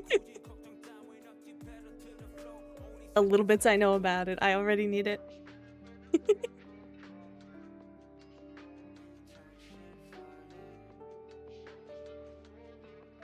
Oh, wait. Is that something I should be saying right now? I laughed and kissed him again. I'll try not to be jealous. Oh, for sure, they'll be absolutely amazing. You have zero doubt in your mind. Exactly. Exactly. He leaned his head against mine. You really wouldn't mind if we shared a bed tonight? I wouldn't have offered if I minded. I guess that's true. It probably would be more comfortable than the sofa. I have to warn you. Apparently, I steal blankets. Oh no. I guess that means I have to stick close to you so as not to be affected by the inevitable blanket theft. Well, we'll see how well that works out for you. I, too, steal blankets. I'll bring a spare just in case. With the storm still raging outside, occasionally shaking the house as it whipped around a habitat, Lance and I ended up going to bed. It was a little awkward at first. I too will ruthlessly steal them. I can blanket stealers. I am perpetually cold. I need the blankets. Oh, thank you for the fish, Dusty. You could say we're both adults, all you wanted, but when it actually came to being so close to one another in what was considered an intimate setting, there was still a measure of nervousness, I suppose. As we lay in the dark facing one another, Lance reached out to stroke my cheek. Even in the dim light, I could make out the soft smile. Like it shouldn't be so cozy if they don't want to be stolen. Having trouble sleeping, storing a fish, felt right. I see.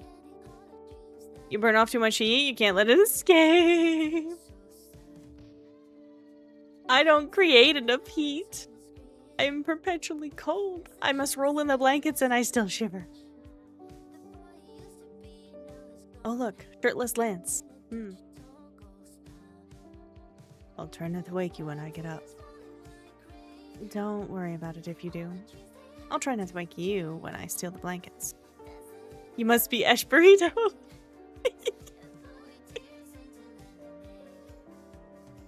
Something like a coworker, always cold no matter the temperature. Yeah, my body does not produce enough heat. So I am always cold. I literally have to be in like 70+ degree weather. And there has to be no breeze in order for me to not feel cold. You've been married for 5 years, been with a husband for 14, maybe longer. You learned about after 8 months of dating, you get your own damn blanket, he'll kick you out of the bed over it.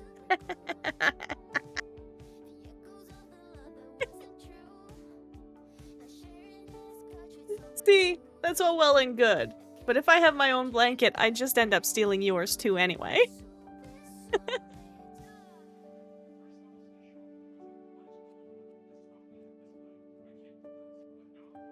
Well, don't worry about it if you do. I resisted the urge to snuggle into him. Just. Oh, so you're that person, Sylph? Yeah, I'm that person. It's true. Seeing your husband, can you imagine how territorial you are to kick him out of the bed over the blanket? Yeah. Kate is like a cat in Ark. That's what you are, Kate. You may be small, but you are vicious.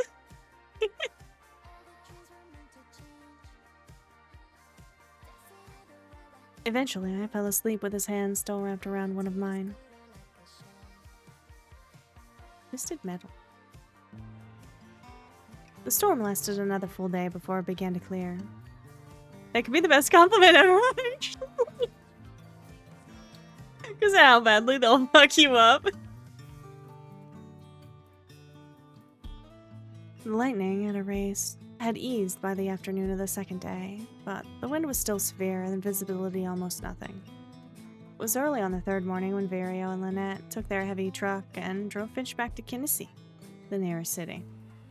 They took 2 of their crew, including Eden, with them. The rest stayed until the wind had almost completely died down. We'd seen them all, wishing them a safe journey. They carried Finch, whose condition was unchanged, out to the truck while the wind was still high. I stood near the door, watching as they got him situated. There was another round of anxious hugs and farewells. Finch was stable, and we had no reason to believe they wouldn't reach Kinnisty safely, though. I made sure to tell Eden we wanted to know as soon as possible. He assured us he would contact us when they reached the city. And again if there was any news about Finch. Lynette gave me a rib-crushing hug and thanked me again. She promised they'd be back. Finch, too. To finish the research site. We watched them until they were no longer in sight. The remaining members of their team waited for the storm to clear before they left for the evaluation campsite. Their goal was to check on everything there and then head to Kinnisty themselves. Most of their supplies and cargo had been packed away into a sturdy shelter. That shelter had taken a little damage, but most of their important equipment was fine. Anything that hadn't been stowed or tied down was gone. They expected it, since it had all been done in a rush. We only heard about it because they contacted us right before they left for Kinnisty to give us an update. Lance and I were already surveying the damage to his place and cleaning up by that point. It looked like a war had taken place. Everything was covered in dust. It coated everything in a thick, muddy layer that hinted at rain I hadn't even realized the storm dumped on us. There were small twigs and branches strewn about and tossed around. The fire pit was filled with sand, and several trees damaged beyond saving. The pool had been covered, but even that wasn't enough to keep all the dirt out. 2 of Lance's wind sculptures had been twisted, broken, and blown over. I was upset about that, but he shrugged it off, saying it happens sometimes. The greenhouse was fine. I was glad of that. Aside from being a source of fresh food, Lance treasured it. So I was glad to clean the sand off the glass and get it looking nice again. The strangest thing we found was that a window in Lance's observation room had been badly cracked. The windows were made to withstand considerable force. That something had almost broken through was surprising. Do you think that was the crash we heard? Could have been part of it. I suppose it was caused by debris, but it's pretty high for the wind to lift something. Also, not on the right side of the building. Sometimes storms like that have small eddies where the wind rotates at high speeds. Could have been something like that. I'm just surprised there's no sign of what hit it. The wind was pretty wild. I guess it could have been anything. Well, strange things can happen during storms. Probably have to arrange for help to repair that one. We'll keep the interior panel closed for now. My biggest concern is the damaged turbine. I have to get that fixed today. I don't want to drain more battery power than necessary. Do you need help with it? If not, I could just focus on cleaning everything up. There was a lot of raking and picking up to be done. Oh my god! Hi, Kit! Kit, you missed Shirtless Lance like a couple panels ago. Wait, are you done streaming? No! I can't.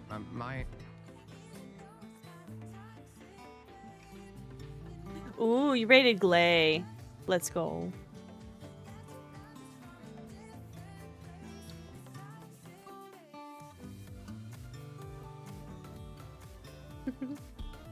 Yeah, you saw, but you couldn't time? Missing Shirtless Lance is a tragedy. I feel like we need to, like... What I gotta do is I gotta send Kit the link to When Stars Collide and be like, here you go, Kit. Go live your best dreams with Hot Boys.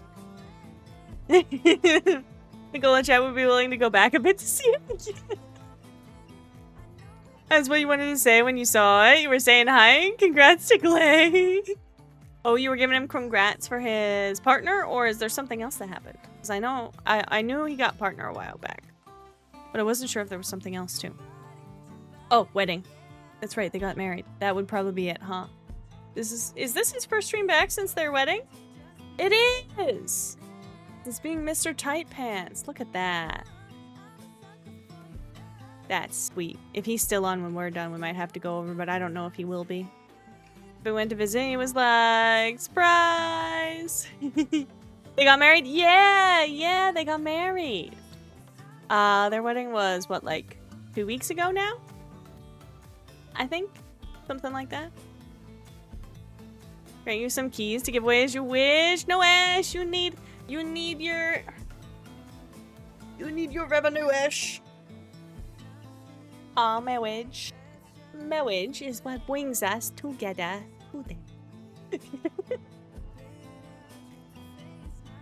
Yeah, she moved there. Yeah, she did. She's been living there for what, like 6 months now? Almost. Yeah, no? She moved not long after I did. I think. Question mark. Such a good movie it is. It's one of my favorites.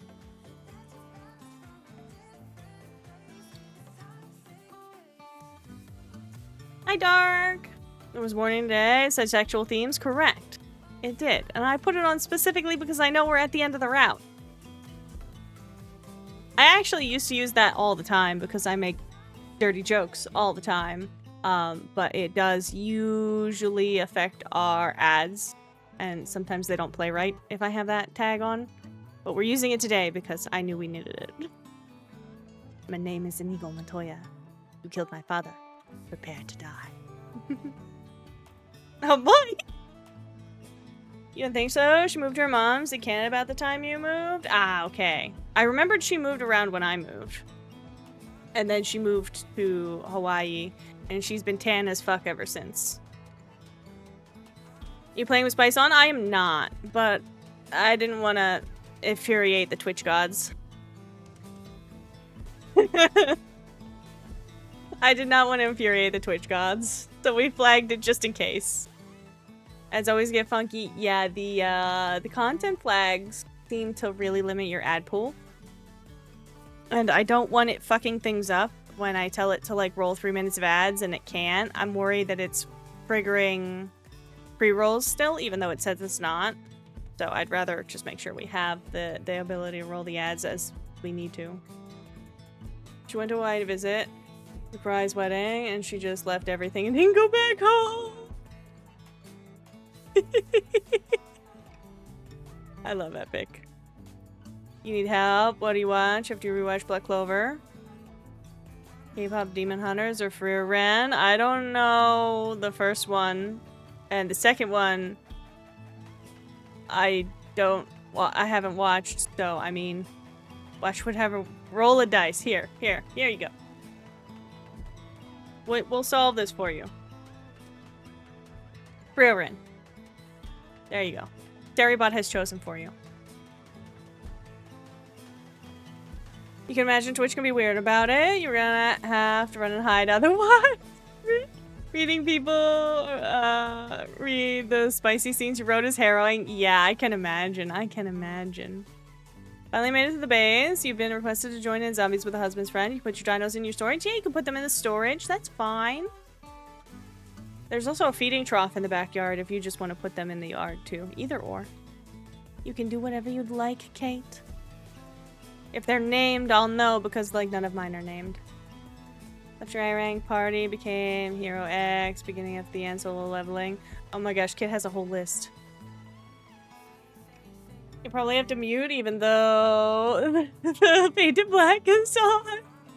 Yeah. I get it. I don't think I'd be able to sit here and listen to somebody read out what I wrote if it was like that.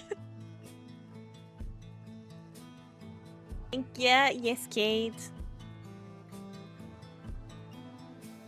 The turbine is manageable. I fixed worse. I think it'll be more efficient if we work on different things. What's the saying?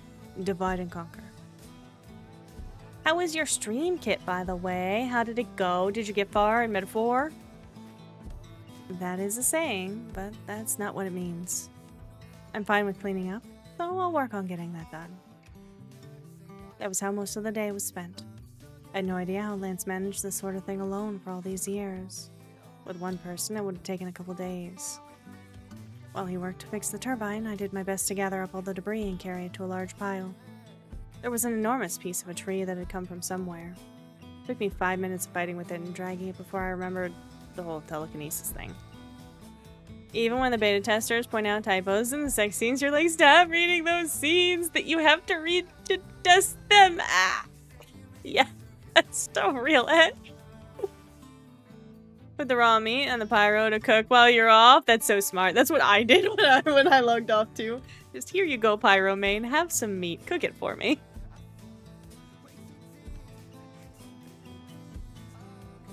I tweaked down the spoil timers again to hopefully be a little bit longer too, so hopefully stuff lasts a little better.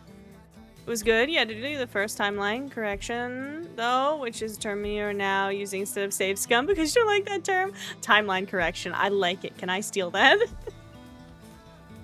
I need a timeline correction often in these otomes sometimes because I do blind playthroughs the first time. Sierra like, Iden shit. renewed their tea house membership. That's 27 months now. You come in and nap on them. How you doing, Sarah?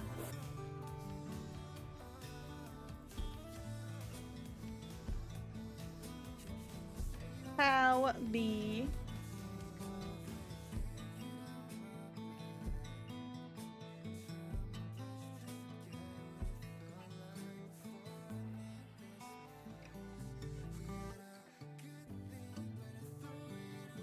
I forgot to do Dusty's strawberries. Actually, I don't even think I have any on the desk right now.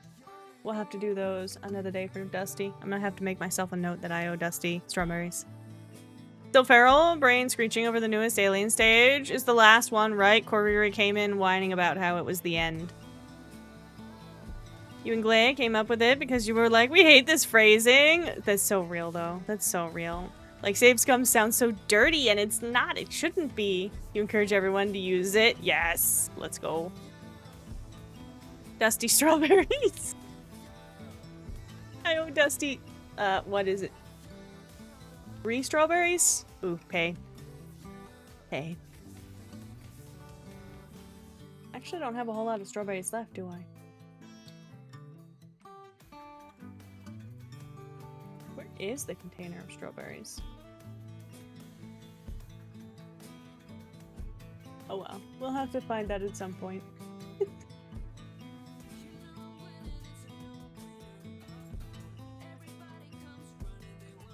I heard Lance laughing all the way from where I was working. The work went much faster after that. It was good practice, actually. Once I realized I could sweep the dust off things in an instant with my telekinesis, it was almost, dare I say, fun. Though using my side didn't mean it wasn't tiring in its own way. And since Lance was busy, I also worked in the neglected greenhouse, watering, noting what was wilted, and cleaning up in there as well. Around lunch, we got a message from Eden saying they'd reached the city and Finch was undergoing treatment and repair. The prognosis was good. We were both relieved to get a positive update. Looks much better than it did this morning. You made more progress than I would have in the same amount of time. Once you remembered, you didn't have to do it the hard way. I elbowed him playfully in the side. I put all the twigs and branches in a pile there. The bigger ones I added to the rack where you keep the logs from the fire pit. There were some odd bits I found here and there. I put all the metal over here. I led him to the side of his habitat where I'd organized a surprising assortment of metal parts, including a twisted fork, and several bent pieces of metal with what looked like scorch marks. Hello, Decoded. Welcome in. Hey, you know that one guy. Nice. Welcome in. Welcome in. I hope you're well. I had no idea where they could have come from. I'll be able to recycle those and use them for something else. What's that claw? Love to see. It's amazing. It's perfect. It's beautiful. This is my giant cock. My giant cock. Thank you. No idea. It was just hung on a shrub. I can't imagine how far the storm must have carried it. I've found some pretty strange things after storms through the years, so I'm not surprised. I just realized we're due for an ad again. Cloth, not cock, silly. It is Pride Month. It is, in fact, Pride Month. Almost over, though. Actually, I think this is my last... No. Monday will be last stream of Pride Month. Yeah? Monday's still June. Monday's still June. Guys, we gotta roll a 3-minute ad break here to keep the pre-rolls off. Hang tight and bear with me for a few while we roll these ads, and then we'll be ad-free for the next hour. Get up and stretch, grab a snack, whatever you need to do. You will not miss any story because I will pause while we are in ads, so no one misses anything. Holy for goalie, the visuals in the new Alien stage are gorgeous and as painful as you thought it'd be, but hopeful too. And just, well, I'm glad you're happy with it. I know Corey was, like, very sad that, that it had ended. He came in, I think, last night and was like, oh no, the Alien stage is over.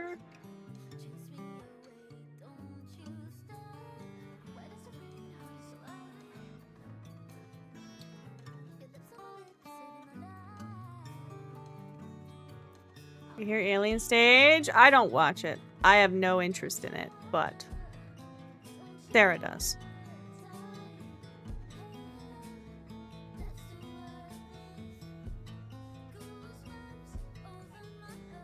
We have a couple people here who like it.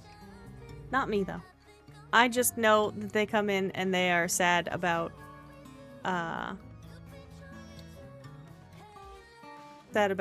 like, things happening when there's new video releases. You love it. There's 2 more videos past it now, and it might be done. Only might be done, huh? Corey seemed to think that it was done. You have so much merch now? I have no idea what we're talking about. It's some kind of YouTube video series with art and music? Question mark? I don't know. Let you stay to Lulu. Sorry, Sarah. I'll let you stay to Lulu.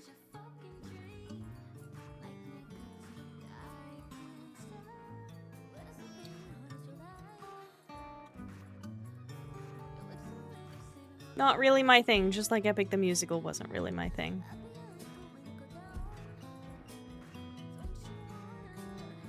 You guys just enjoy your vibes of stuff, you know? I'll stick with my little corner of not musicals. You've still not watched Epic? One of the very few now, Sarah. One of the very few.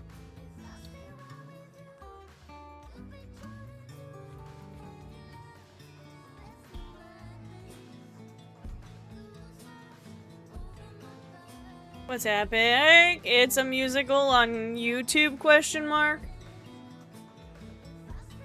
Based in Greek mythos. But not quite. Like, I think it's all Greek mythology characters, but an alternate story.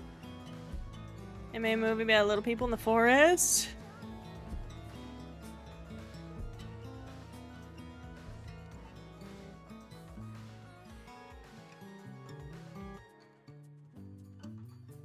Was there a movie called Epic that was little people in the forest?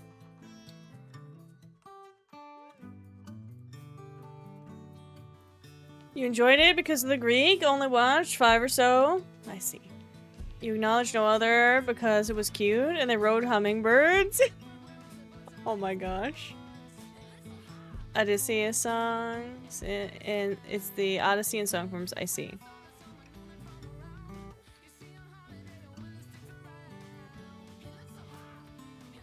That's the newest one. And the visuals are gorgeous. McDonald's had Happy Meal toys. You went and got them? I remember the Happy Meal toys. I didn't remember the name though, but I do remember the little riding the hummingbirds. You were definitely too old. Amazing. I mean, you're never too old for Happy Meals, okay? Sometimes, if they have things that I really want, I still go and buy Happy Meals. Ad break's over. Madoka Magica. I have not. Isn't that another isekai anime?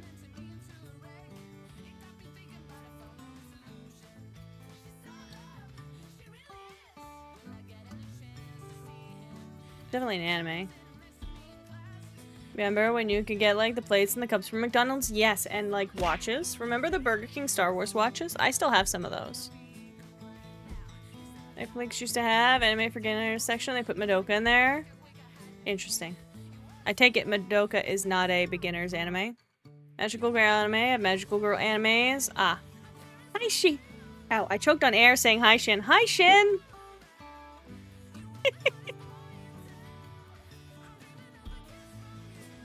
I also don't watch magical girl stuff. The only magical girl thing I have ever watched was Sailor Moon. Hi, Shin! How doing? How goes it? You clipped the cloth cock? Thank you, Bucket. Thank you. How goes it, Bucket? How doing? You forgot it's dark too. It looks like a cute magical girl. It's grim dark. A girl gets munched in half. I see, I see. Favorite part of Twitch is phrasing things appropriately.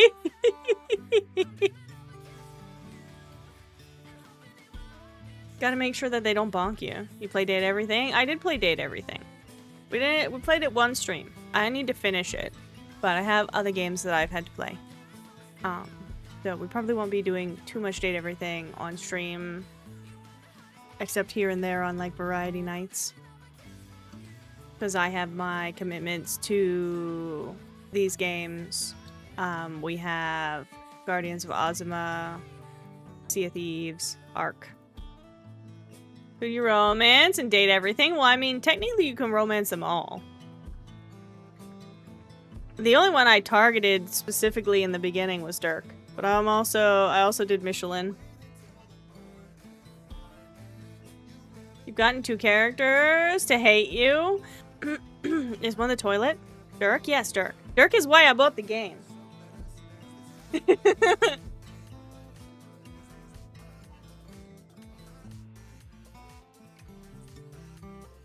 Johnny Young Bosch is one of my favorite voice actors.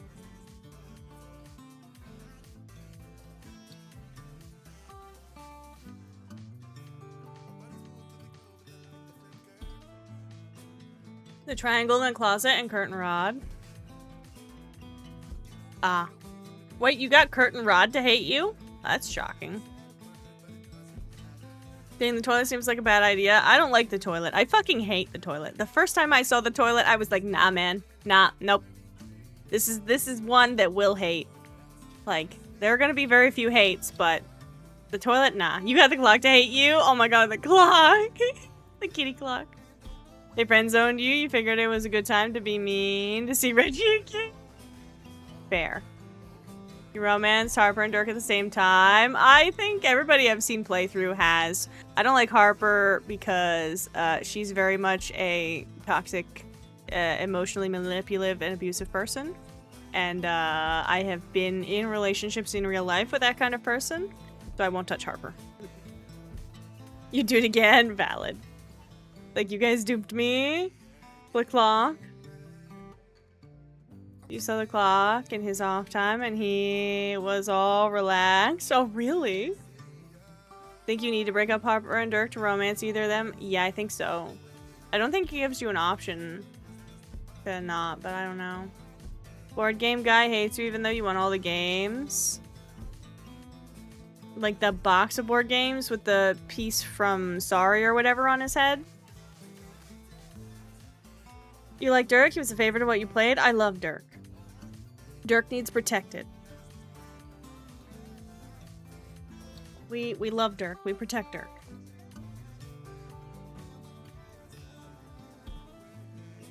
You talk to him when he tells you not to. He'll be all relaxed and Timmy. Aww. If you cheat, it adds hate points to the roll. You didn't? Weird. Never cheated and won every game. Huh. I didn't like Board Game Guy. He'll probably be another one that I end up with a hate with. I was like, nah, I can't do this. I can't take I can't take him. Makes it easier to get love, you guess?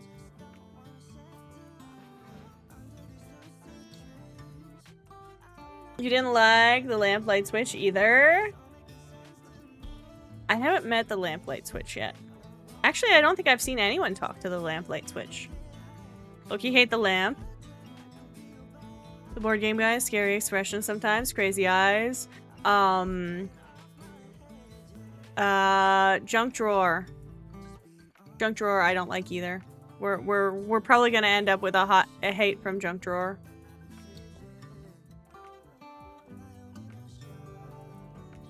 You all hate Lux? First time you talked to Lux, and the second time he demoted you to a friend? Wild. Just not as a lover? Oh no, not the hear me outs. You're watching a friend play when they found the light switch, you were like, that's not a switch, that's a bottom! Hey! Hey! Are you telling me you guys don't like bottoms? Wait a minute.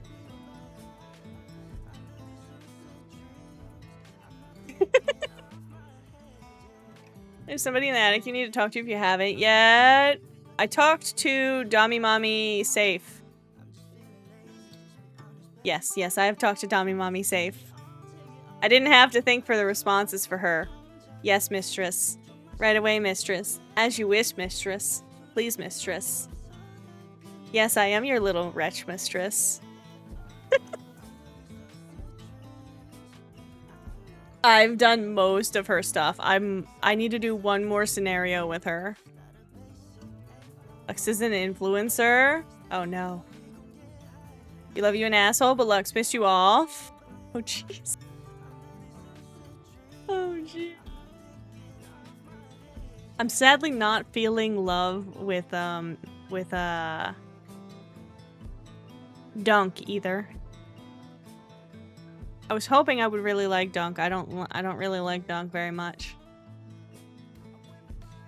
Timmy opinion. I've only talked to Timmy once.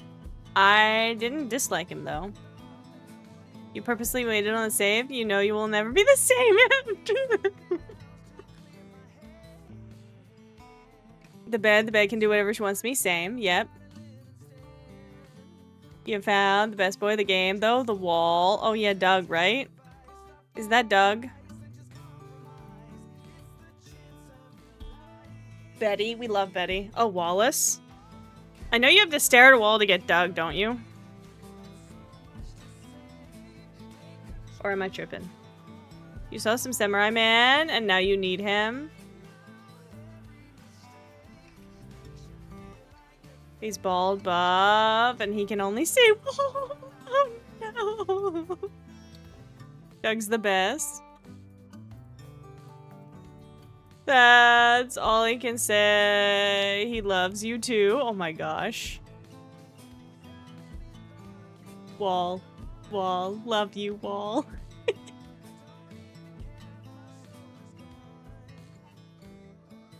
I need to play more Date Everything. I just don't have time. I don't have time.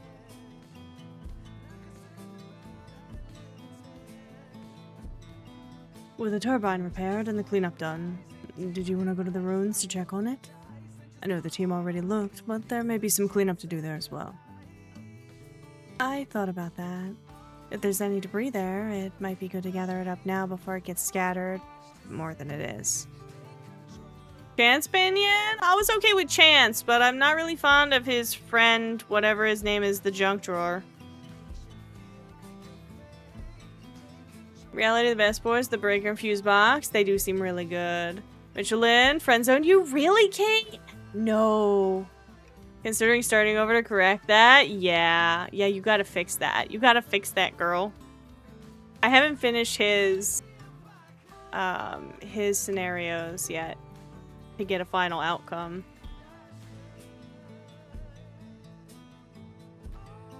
The freezer fell in love with you first conversation. Is one fucking option and he friendzone you. You literally closed the game. Wall.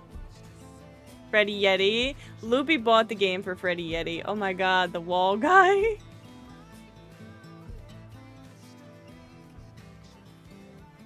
Wild.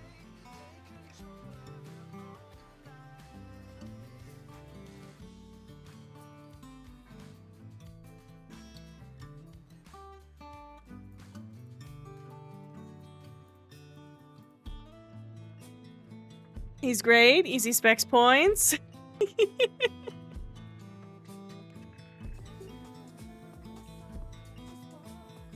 You are not too tired to walk there? I'll be fine. So we headed that direction hand in hand. The ruins themselves would be fine, I knew. They would have weathered hundreds of such storms in the centuries they'd been there, which didn't mean there was no possibility for damage. But I wanted to see it anyway. And like I said, if there were any scattered debris, it would be good to clean it up now instead of leaving it. We were both a little tired from working and cleaning all day, but our pace as we walked was unhurried and slow. You can get love with him in the first combo. Dang. Sophia gets arrested late game. Try not to post spoilers though, please. We have people that haven't completed the game.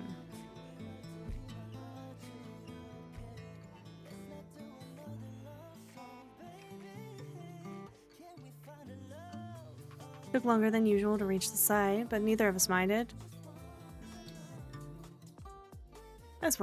This is where I teleported the other day, right in front of the entrance. Probably the safest area. It felt that way to me too. You want to date inanimate objects? I mean, yes. They're better than people. In the words of Kristoff from Frozen, reindeers are better than people.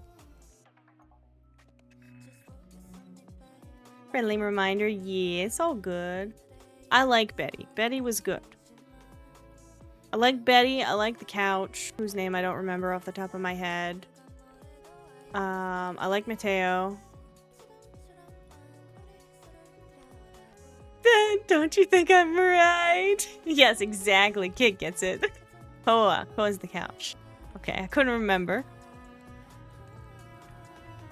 The caves look pretty much the same as they did. The sand was piled higher in some places, and there was debris there as well. Little sticks, twigs, leaves sticking out of the sand. Now we all quoting Frozen, such an awful movie. I love Frozen. You made Damon? I don't think so. X6 Shadow Lord 420 X66. You sat on Koa? I did too. Woo.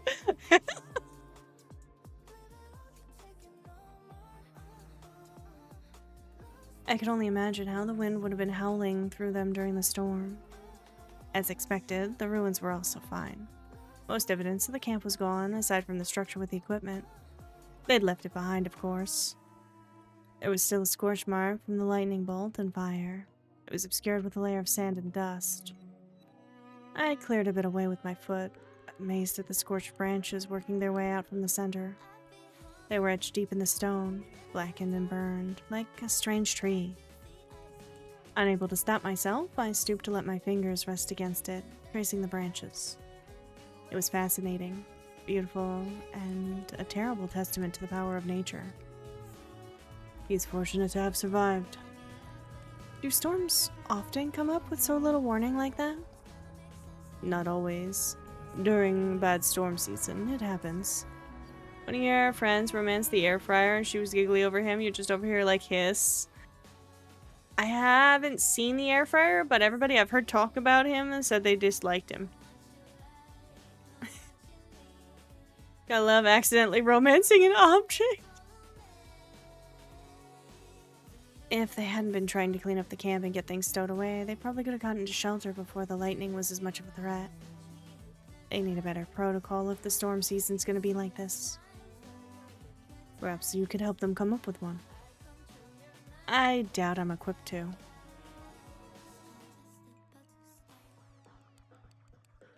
We were on our way back to the house when it happened. Lance and I were going through the cave system, back the way we'd come, when I felt a slow tingle start at the base of my spine and work its way to my skull. Every hair on my arms and neck stood on end at once. A powerful feeling of danger and threat smacked me in the face. I grabbed Lance by the arm, looking around and expecting to see something like that brush leopard again. Lance! Something's nearby. What? There was a heavy thump above us.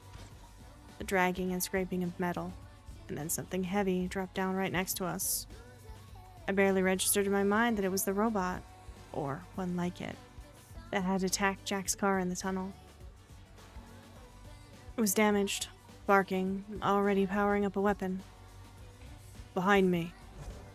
In a quick movement, Lance pushed me behind him and held out a hand. The robot collapsed. and it was over like that. I almost didn't have time to react to any of it until your legs gave out, and all the horror of the day returned full force. The toaster is beautiful.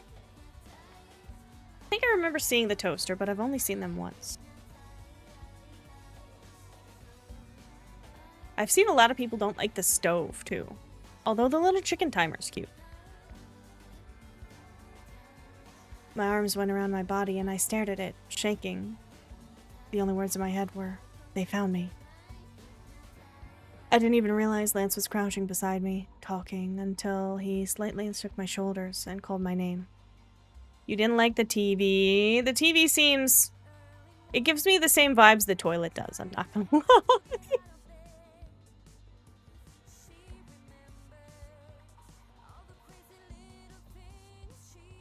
For a moment, panic and anxiety threatened to overwhelm me. He scared you, but he's in love with you now, Well, one of the sushis had crab in it. Rest in pieces, Earthy. I hope you're okay.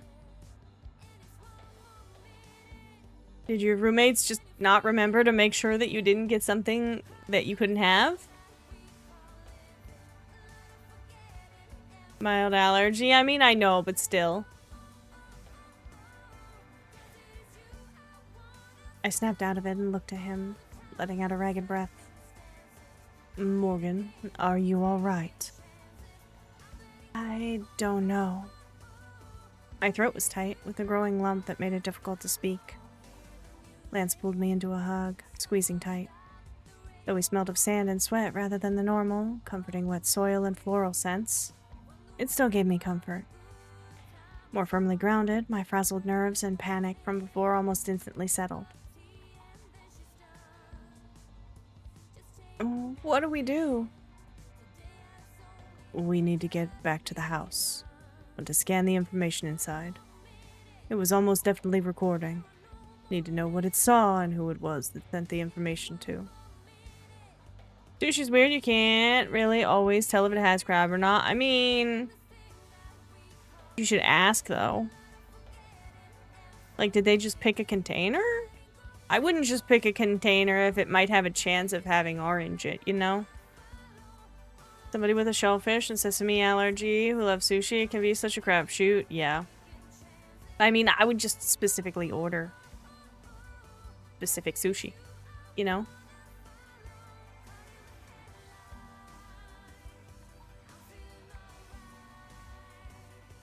Do not risk it. We don't know if it's the only one, so I'd rather do it there than here. Alright. That makes sense. Texted you, you said whatever makes up is okay. It came with sushi on the side. They probably just grabbed whatever I see. Can you carry it? I know a faster way to get us back. Are you sure you could manage it? Yes. I let out another breath and nodded as I pulled away from him. Yes, I can. Then it might be best to get us back as fast as possible. I don't know much about how other knights teleport. I have to warn you, the only teleport Decoded method I just know... joined the mentees. Thank you for the follow, Decoded. The only method I know is pretty terrible the first time around. Ariel Vaughn. He travels by folding space. I've heard about it. You mimic his technique, so I would expect dizziness, nausea, and so on. As long as you're prepared. I took a few slow breaths to help myself focus. As much as I didn't want to touch that thing, and I half wanted to give it a good kick to make sure it was really dead, I set my hand on it, grabbed Lance's wrist, and then I targeted the spot in his front yard I knew he could reach safely. Thank you for the bulk. It wasn't as bad as the first time I teleported carrying someone. There was still the weight of them dragging me as I carried us through the target area. But it didn't take as long, and we were back in a very literal flash. It only took Lance a moment to recover. Then he carried the broken machine to his workshop, and I followed behind. I paused once to glance out across the landscape, wondering who was out there still searching for me. Nyx is an arm of the Delphinian government. We talked about them before. It was one of theirs, as I expected. They did a pretty decent job of trying to erase all identifying marks, but not quite good enough where I can track when sending information. Delphine again. I almost want to commend them for being this determined. Mostly, I just want to keep them, though. Collectively. It seems like it's been looking for you since the explosion. Just one of them, I think. They probably figured it was the best way to avoid detection. Not the most effective way to find someone, but they work methodically. It's just been covering a search grid bit by bit and lucked out that it went the direction you did. Apothecary Diaries is too sad? What do you mean? I like Apothecary Diaries. I haven't watched the newest season though, so no spoilers. Lance has such pretty eyes. He's just so pretty in general. I want to be able to draw faces as nice as Ash does. I can't draw pretty faces like that. The details are so good. I need to learn. I need to learn. I first caught sight of you the day of the storm. Looks like it had homed in on the campsite because it picked up human activity there. Was observing when you showed up. If I hadn't gone there that day, I might never have realized I was in the area. Perhaps, but if you hadn't gone there, Finch wouldn't have survived. I covered my face with my hands, letting out a heavy breath. Though it tracked me back here, I believe it was trying to get inside during the storm, but was unsuccessful. Took heavy damage and went into a dormant state to wait it out. Tracked us to the caves and caught a brief image of my face. Not sure if it sent it back or not. Was in the middle of transmitting the last data batch when I shut it down. But Nyx will recognize me if they see me.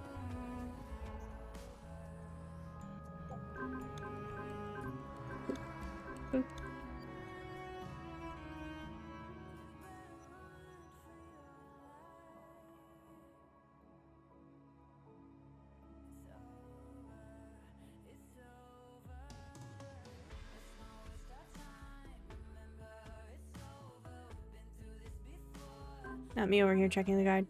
I'm like, I'm pretty sure I know which ones the answers are, but I always have to check to make sure I don't fuck up. I swallowed hard when he said that, the enormity of that realization hitting me full force. What are our options? I was doing my best to stay calm, but it wasn't looking good. I didn't feel like I'd been careless. Maybe too confident in my ability to pick up and simply live life here, though. Too confident in the size of the wastes, preventing them from being able to track my location. And now I'd endangered Lance as well as myself. It depends a lot on what Nyx does. First, we know the robot was sending information back. Doesn't mean it's being diligently checked. Have to keep an eye and see what Nyx does. For all we know, the rabbit was on auto, searching because that's what it was told to do 2 months ago. We don't know for sure Nyx is still tracking it, and even if they are, Morgan, no one just waltzes out here. Nyx is on the other side of the planet. They can't get to us with ease.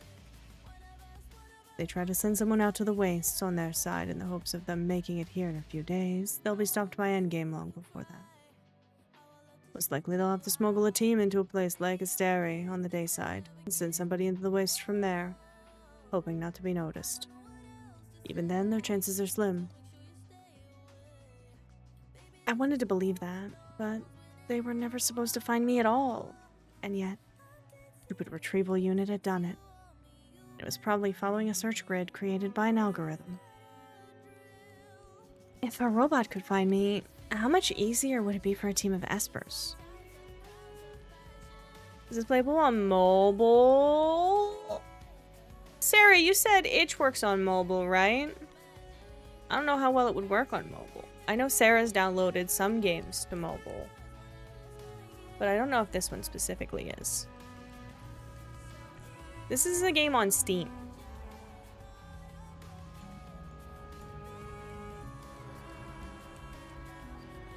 Game doesn't have a mobile APK.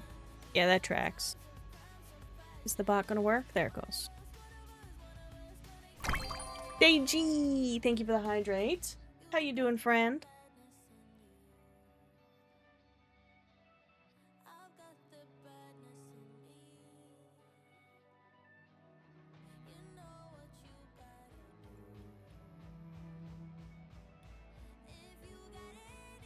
You slept? Have a good sleep. You going to sleep early tonight? Oh my god, he's a full daytime person now, chat. Who is this and where's Deji? I appreciate you, friend. Have a good sleep.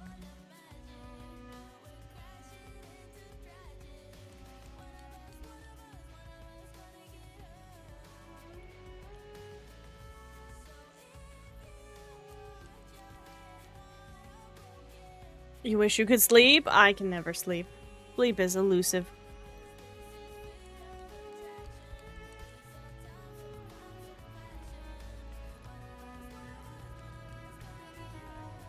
Once you're free from day shifts, you shall become more powerful. How much longer do you have on the day shifts?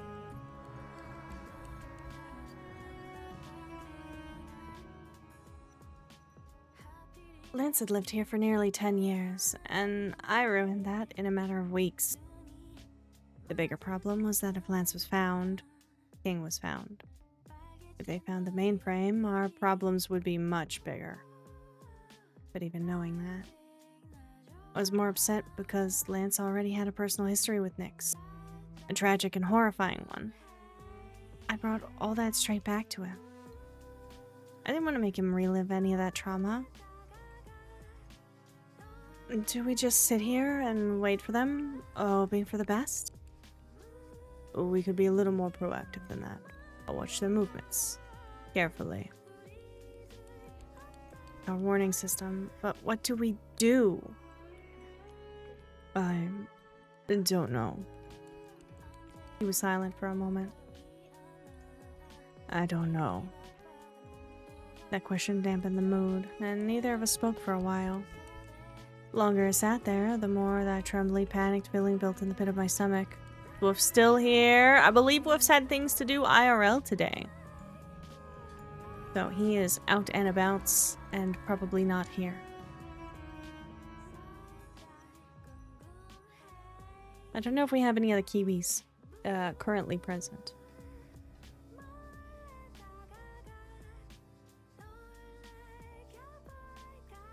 There's Wolf's. Oh, leaving in 30-ish minutes.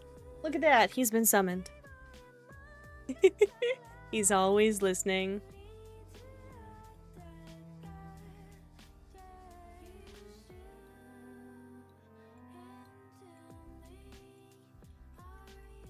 My blood pressure was rising by the minute, the more I thought of what might happen.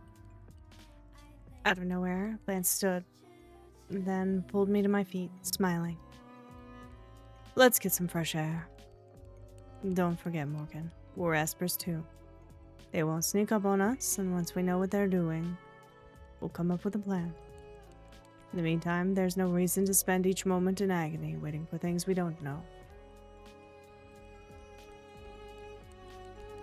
I imagine they drive the same kind of cars everyone else does. They might have different names, but they're just cars.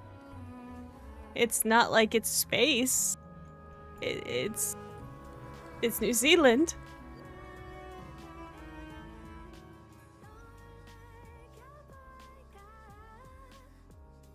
He was right. Though it was difficult to set it aside that easily, I let him pull me to my feet and lead me outside. I couldn't just put it from my mind and wipe away the anxiety. We sat outside for a long time in silence, just watching the sunset. Didn't feel like talking, and Lance, I think, was trying to allow me the quiet that I needed. Eventually, he broke the silence.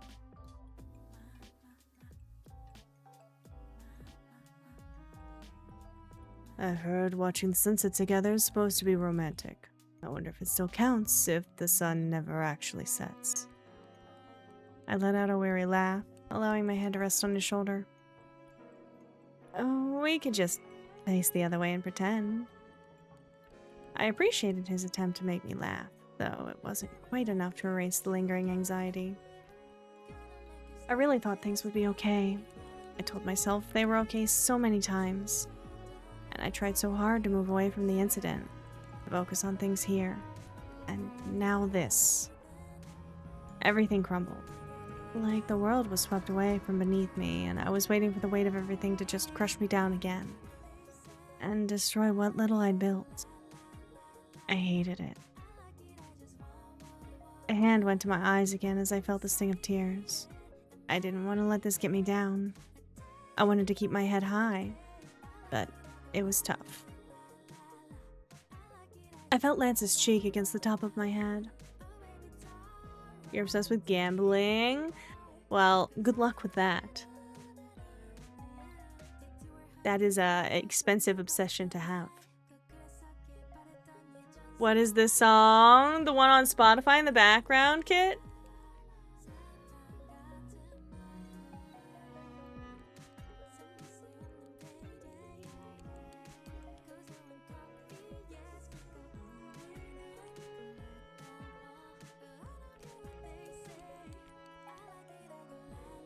There you go, Kit.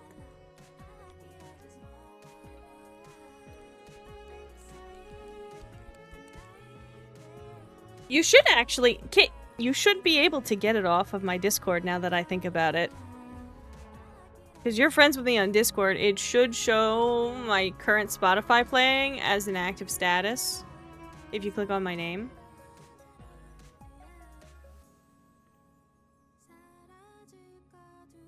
There's 18 for sale in the whole country. It's not many. It's not many at all.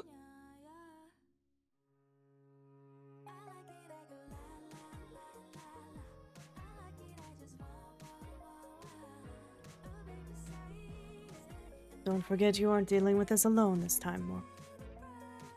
Staying together through challenging times is a defining characteristic of a caring relationship, yes. Thank you, I got you, Kit. I looked up at him, and his hand found its way to my cheek. I covered it with my own and held it there. That's what I'm worried about. Dragging someone else into all this. I helped you while knowing the risks, because I wanted to help you. Feeling has only intensified, not diminished.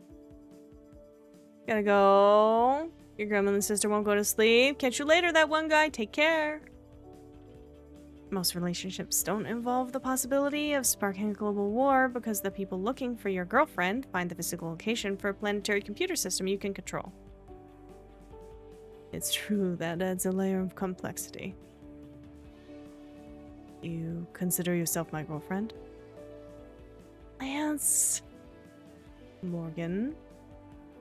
I can't stop living in the present for fear of the future. That's all we ever do. There's no point in living at all. I know that. I shouldn't let it overwhelm me. There's no value in that either. I should have come up with a contingency plan for their finding you when I first brought you here. I trusted the distance, the size of the search area. Don't go blaming yourself. Then you don't blame yourself. Alright, I won't. The important thing's coming up with a plan now. We know their search bot found me. Is it possible to delete the recording before anyone sees it? I've been working on it, but the system the files have gone to is heavily protected. Looking into it isn't a problem, but deleting without leaving evidence behind is the difficult part.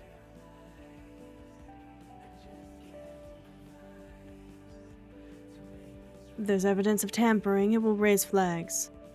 That will be my first step. If I can remove the files before anyone takes note of them, the problem will be solved. But now, even with my abilities. I took his face in my hands and brought him down for a quick kiss. If it doesn't work, then we'll come up with another plan. You can only do what you can do. At any rate, I'll do my best. He lowered his head and pressed his lips to mine again. With a sudden closeness, I let out a shuddering breath and pulled him closer, winding my arms around him as I kissed him fiercely. Because I needed comfort. Because I loved him. So much. And I didn't want to lose him or any of this. He held me just as tight. I couldn't help but think about what he'd said before. About how in Delphine, you could only ever live by seizing each moment. You didn't know what tomorrow would bring. You woke up so you can turn 5 for the stream. Hi, Texas.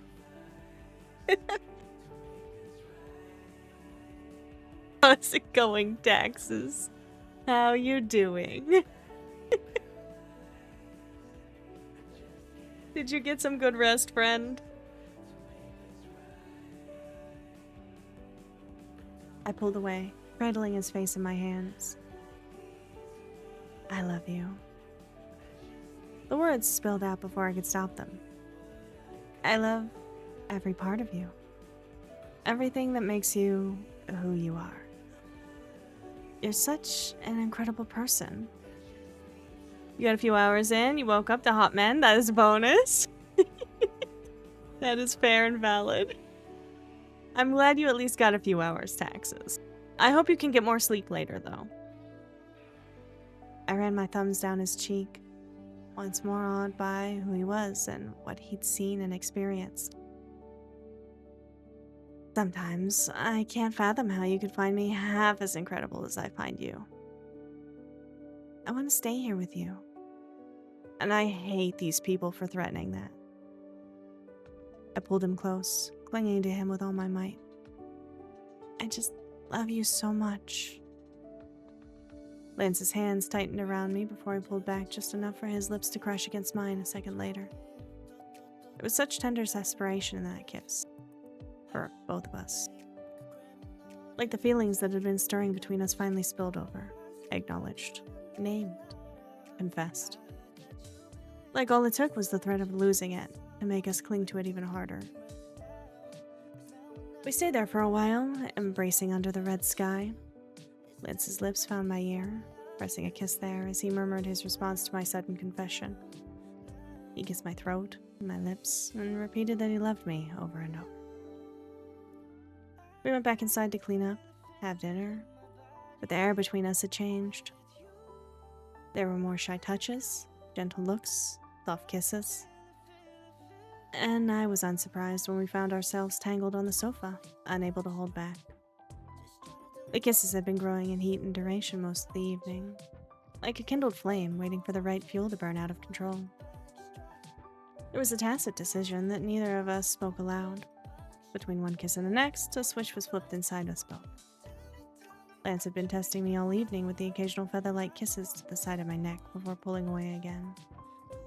Almost like experimenting. His lips had found their way there again, and this time he didn't pull away from me. I tipped my head to the side, fingers buried in his silky curls. I let out a breathy gasp when his mouth met my collarbone, and this time Lance's hands splayed across my black? Wow, words. I can't words, guys. Don't trust me to read important stuff. Words are hard. Words are very hard, Texans. Lance's hands splayed across my back and held me closer. The kisses shifted from gentle, a little playful, to fiery as he gravitated to the one spot at the base of my throat that sent ripples of fire through my veins. The dream? What, a few hours of sleep?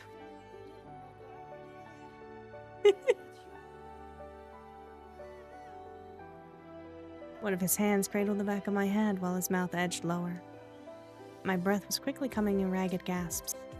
Lance found my lips again, tongue-seeking gentle entry. Oh, waking up to hot men? Yeah, that is the dream. It's a shame they're always 2D and fictional, though, you know?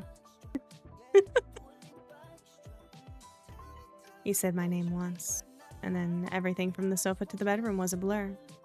If I could have, I would have slowed time to make it last so much longer than it did.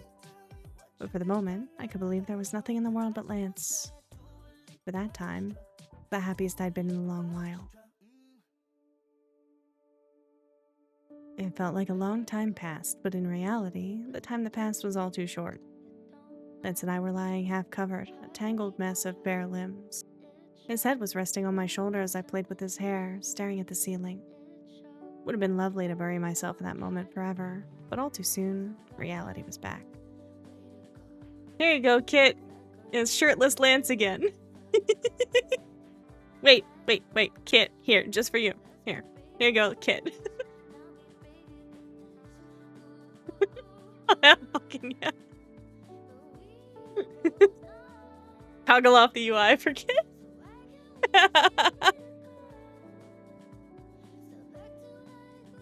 No, I should move. His voice was adorably sleepy. Brought an instant smile to my face. You don't have to. You're comfortable. I'm going to fall asleep like this. I don't mind. He propped himself up and smiled. Even so. I'm sure the deadweight will get tiresome after a while. He settled back down next to me, snuggling in close before he shut his eyes again. I listened to his soft, irregular breathing slow. He really did go to sleep. You've never been so offended of the fact that you are not gay by your pen. Okay, Tax. It's okay. In fictional land, we can all enjoy the hot men, regardless of our preferences, you know?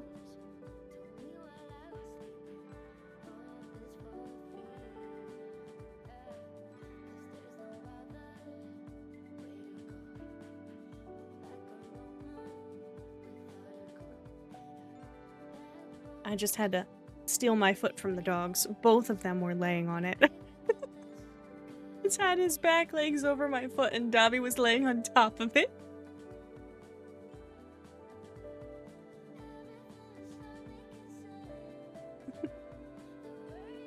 Another smile came to my lips as I ran my fingers through his messy hair. Funny that this man who seemed like he never slept was finally asleep before me. I just hoped I'd be able to get some sleep tonight, too. Sleep didn't come as easily as I hoped it would. I lay awake for hours, mind relentlessly turning to the situation at hand. I stopped even bothering to shut my eyes and just stared at the ceiling as if it would yield answers I couldn't find anywhere else. When I first came here, I stayed with the understanding I'd have to go back and face the situation. Then I got comfortable and thought I could stay, exile myself, and never look back. But things had caught up with me again, and staying was not the sanctuary I thought it was. Lance would do anything he could to make me happy. I already knew that about him. I had known it about him the whole time. I kept having a scary thought, one that was lurking at the back of my mind and rising to the surface every time I tried to sleep.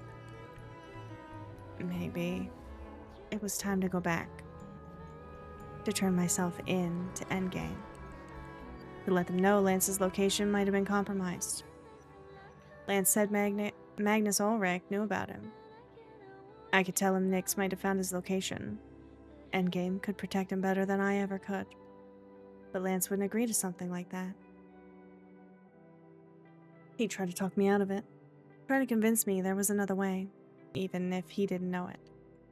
But if we waited too long, it would be too late for them to help. The frightening part was knowing I could just go, without telling him. I could leave and ensure he'd be safe, and there was no reason for anyone to ever bother him again. I rolled over, looking at his sleeping face in the darkness. He'd be hurt if I left like that. I didn't even want to think about how hurt he'd be. But I also didn't feel like we could push aside the possibility of needing Endgame's help with this. There was more at stake than our relationship, and I wasn't sure he could accept that, because it might mean that I'd have to give up staying here.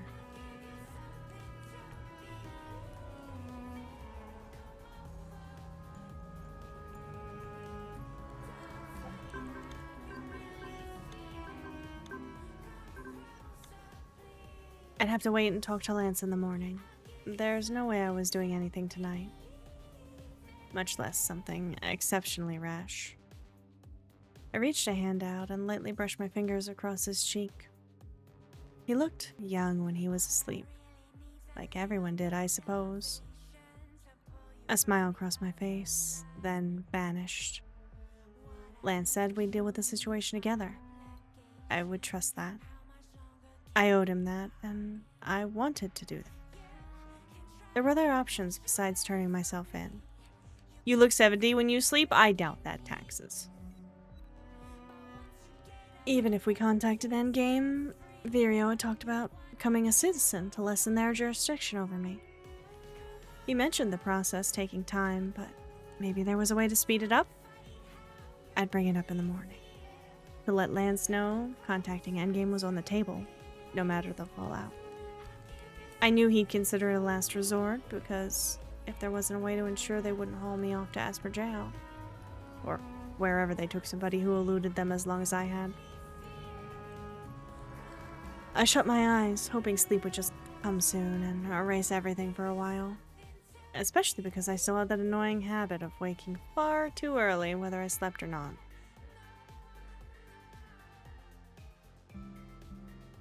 Morgan, using yourself as collateral is not an option. I'm pretty sure it has to be an option, Lance. This problem won't just go away, and our options are limited. As of right now, we don't even know how Nyx is going to respond to the retrieval unit finding you. If they respond at all. So far, they've made no moves. If they send someone, as I mentioned, it'll be a small team, not an army. You should talk to your exes, they'll confirm. Your skin gets droopy and wrinkled. You start talking about losing your Medicare card and filling out paperwork for a new one, taxes. Oh. Hi, Tori. Oh my god, there's fish stuck to my head. How'd you manage to get 3 stuck up there? There we go. Thank you for the aquarium, Tori. How you doing? Bobby!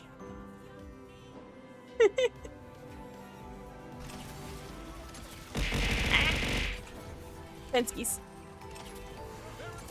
Oh, son of a...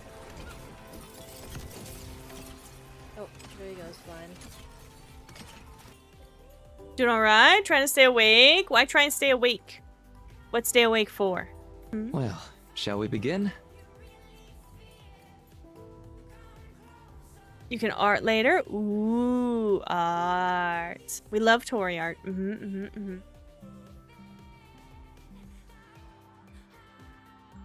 Tori art is pretty. Have they even reviewed the records yet? That's what you were supposed to do today? Art? You have a comm to finish before the first... Oh my. That is very few days. I believe in you, Tori. You got this. You got this. Yes, let's go taxes. Good luck. The records have been uploaded to a restricted repository. No one has accessed them.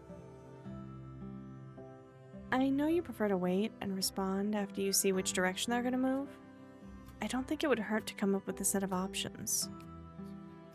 Even as a last resort, I don't think it's necessary to give up your entire life for this. You came out here trying to escape that fate. You built something for yourself here. I don't want to see you give that up.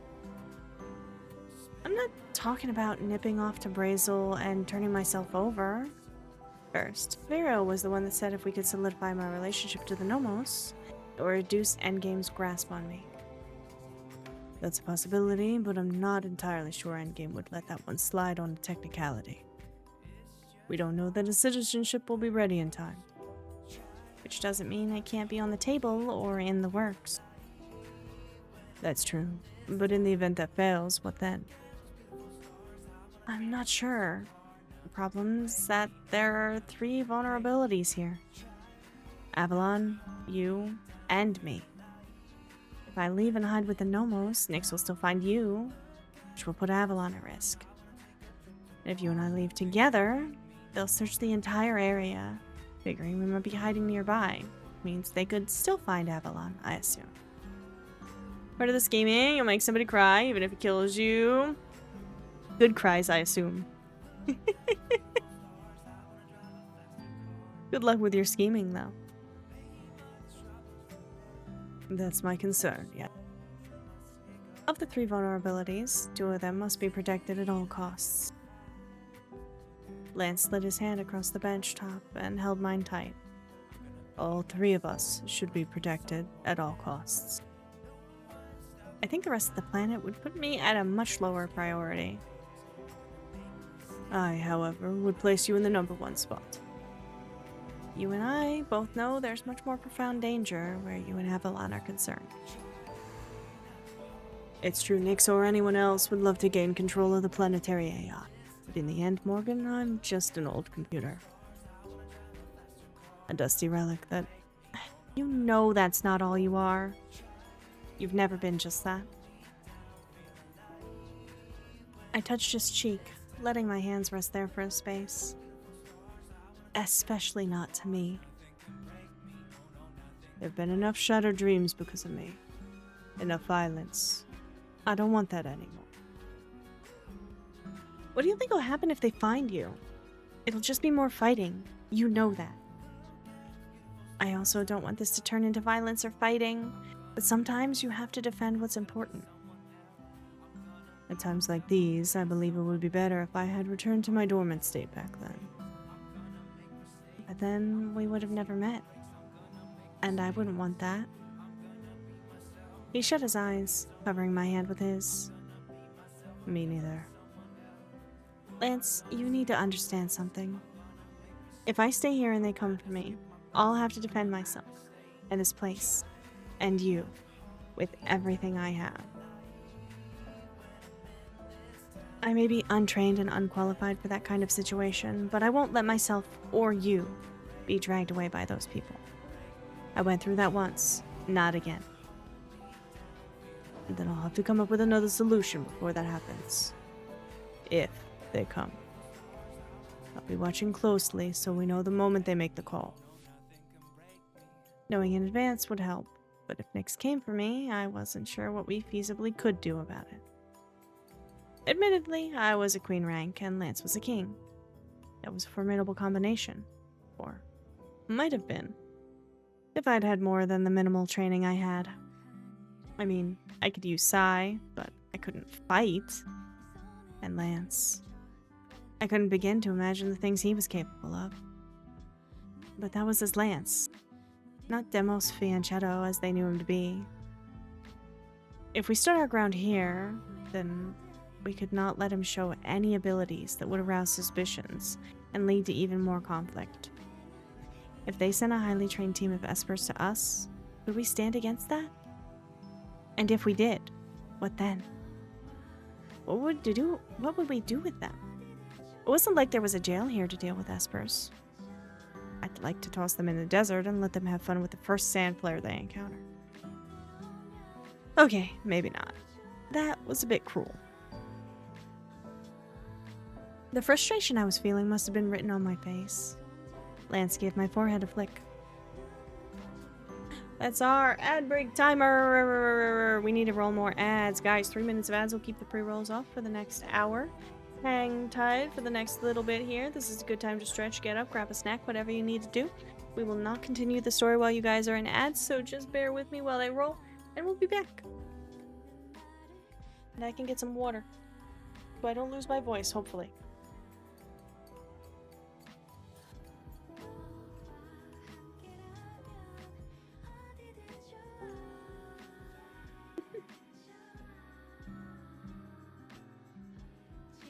Jax's laments their straight fate.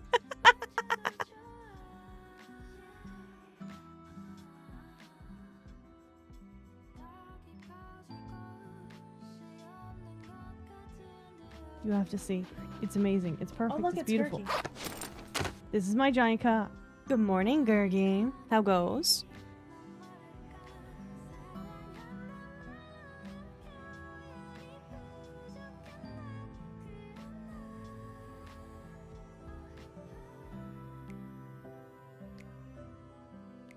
My phone is suggesting me the Kinetic Games patch notes for Phasmophobia. Is it an article I might be interested in? What do you guys think?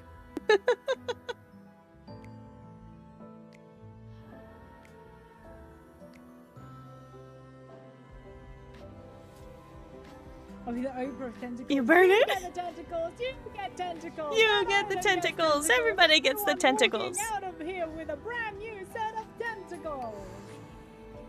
Could you imagine a bat bunny with tentacles? Tentacle bunny. What are you? You don't get to have that kind of fun. What are you? All of the tentacles, all of them. How's the bunny today?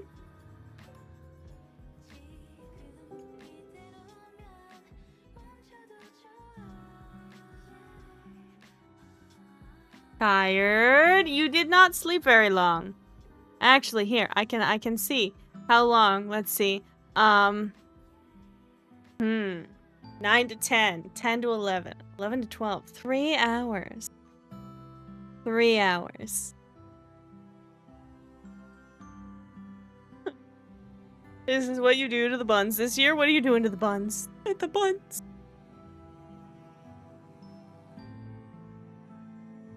Better than 2? That's true, that's true.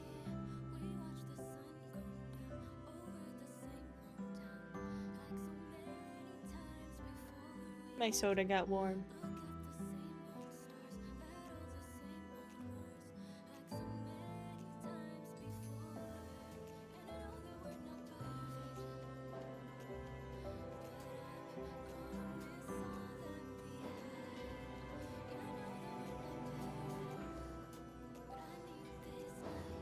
We are almost done with the ad break, and then we will be back. We have 3 more choices. Is there something ethically wrong with editing their genetics to give them self-lubricating tentacles? You know, no. Go for it, Texas. Have fun with that. You'd rather take this 3 steps at a time, try to keep up later? I take everything several steps at a time. We do this in leaps and bounds.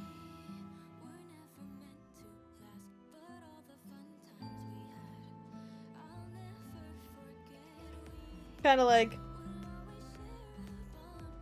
Sylph decides that she cares about you. Congratulations, you're now trapped with her forever, and you have to deal with all of her stupid choices as consequences. Just see the reactions of the last Spencer. I knew you would. Get to be part of your favorite science joke? Do it, Texas, do it. Yes, there's a Gurgi now.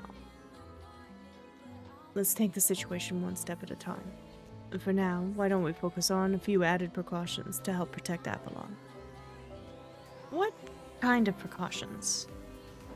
We can't stop someone on foot from finding its physical location. However, it's not easily accessible that way. Certainly not if you don't already know where it is. The original above-ground structure was destroyed long ago. You must access it from a sort of hidden back entrance. Stupid choices like poking pyromanes and wyvern kind of choices? I mean, you know, sometimes.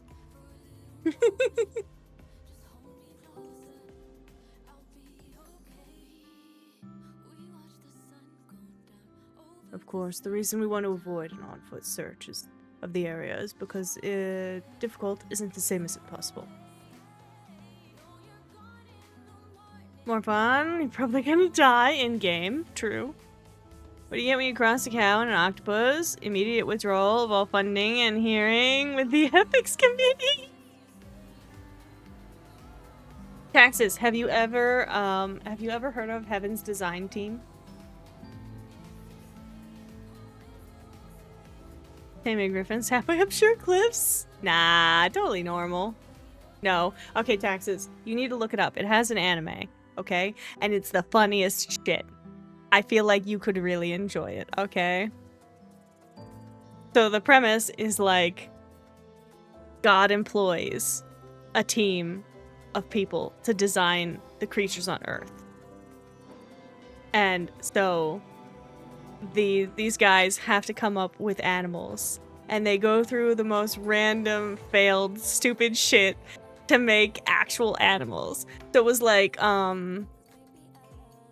the narwhal was originally like supposed to be a unicorn, but the unicorn can't support the extra calcium that the horn needs to exist.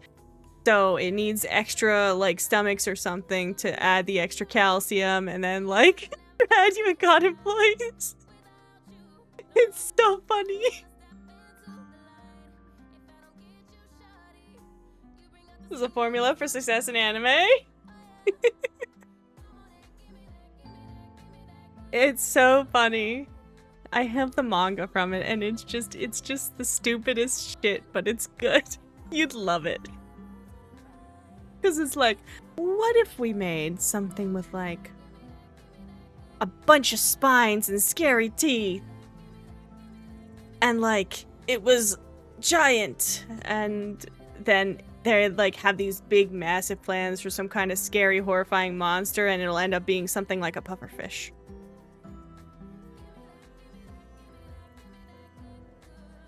Finally can say hi, Gurgi. Kate, she's alive. How goes the games, Kate?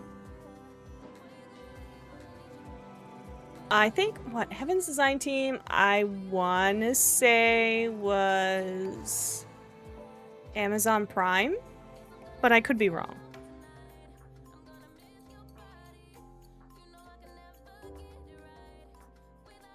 Absolutely worth a watch, though, if you want to laugh. Made it around 21 in Zombies. Call of Duty Zombies is literally how you and your husband became actual friends. Amazing. I have a love-hate relationship with Call of Duty Zombies because I did like it, but also I have strong memories of a certain person playing that did a lot of not nice things to me, so I can't really enjoy it anymore. You were friendly until then, you became friends through Call of Duty. That's totally valid. I feel like that was me and a lot of my like friends with Resident Evil, where like we knew each other and then we played Resident Evil together. And then we were actual. Back then, play with you, we can make better memories. You're sweet, Kate. I'll remind me in DMs to tell you who and specifically why. I feel like that specific trauma shouldn't be aired on stream for you guys. Nobody needs to deal with that, but I can tell you, Kate. You saw Knife Hands Otter in the trailer! Even better, don't fuck them. Fuck them, but not in the good fun way. You need to know who, so you can off them in Minecraft. Senpai Ashton 254 just raided in with a party of 3. Senpai! How was boats? There's even anyone here in chat. Otherwise, I'd probably pull it. Let y'all decide. Hello, senpai! Get rared. Oh my god, beautiful emote. How doing? How was stream? How was the seas tonight? Using your husband, cause he is supportive of you too. You're so sweet, Kate. Hi, senpai. How goes it? How goes it?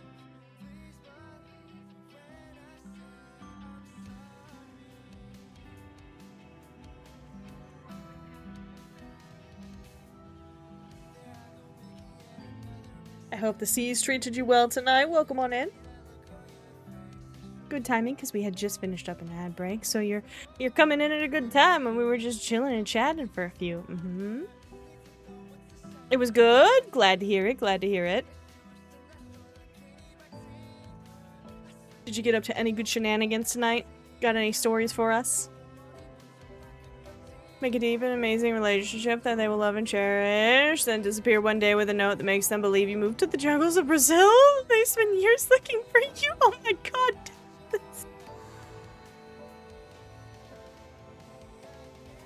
That's cruel. I love it.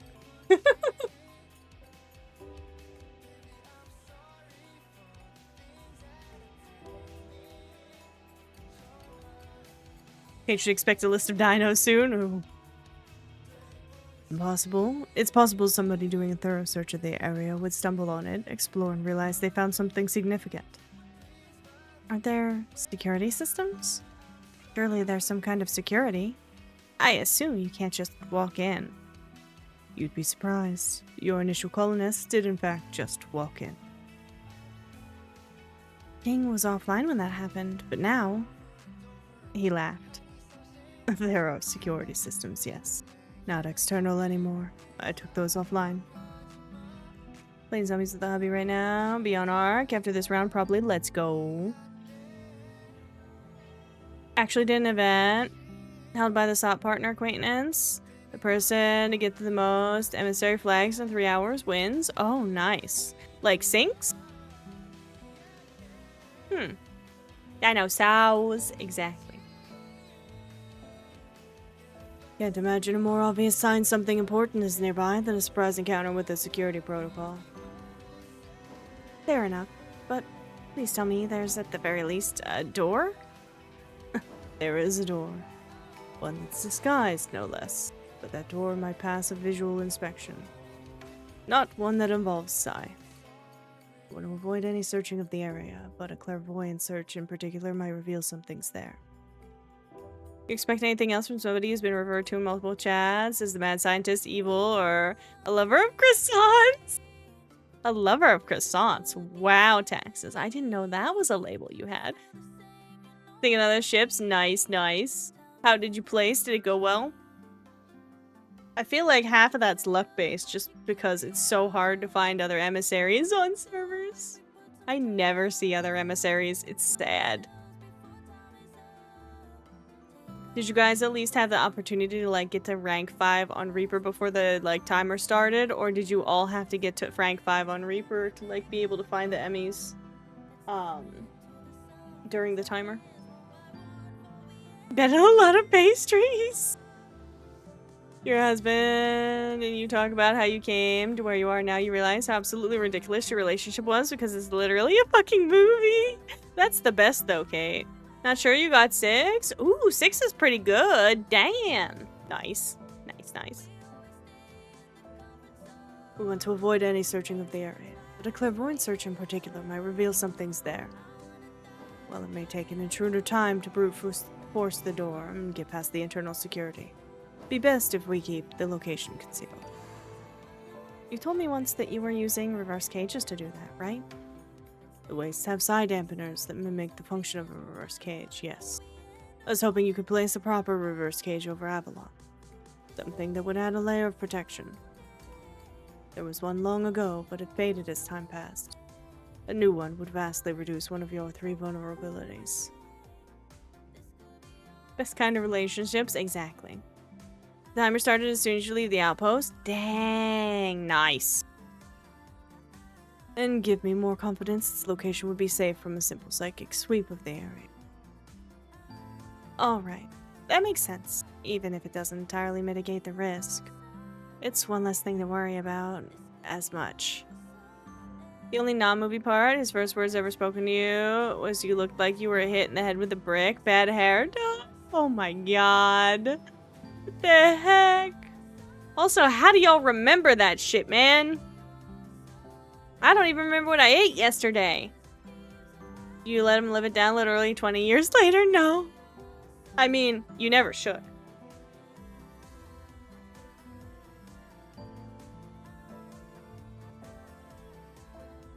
I don't remember shit about any of my relationships coming to be. But you'll have to explain to me how to do it. Of course. It's not difficult. Especially with your level of ability. You're already doing things much more difficult.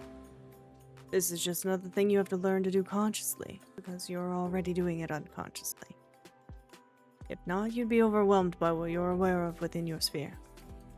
But my sphere's usually small enough it doesn't bother me.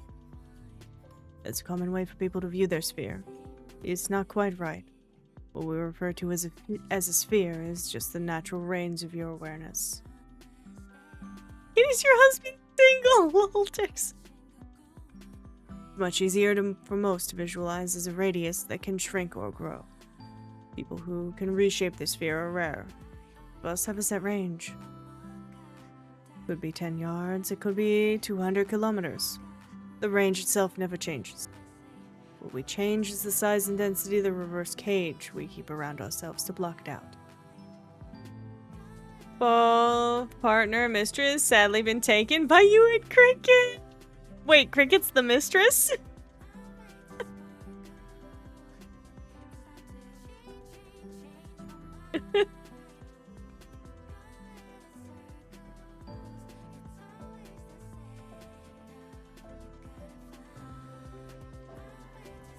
So, rather than expanding my sphere, it's more like raising a blindfold I usually wear? That's a good analogy.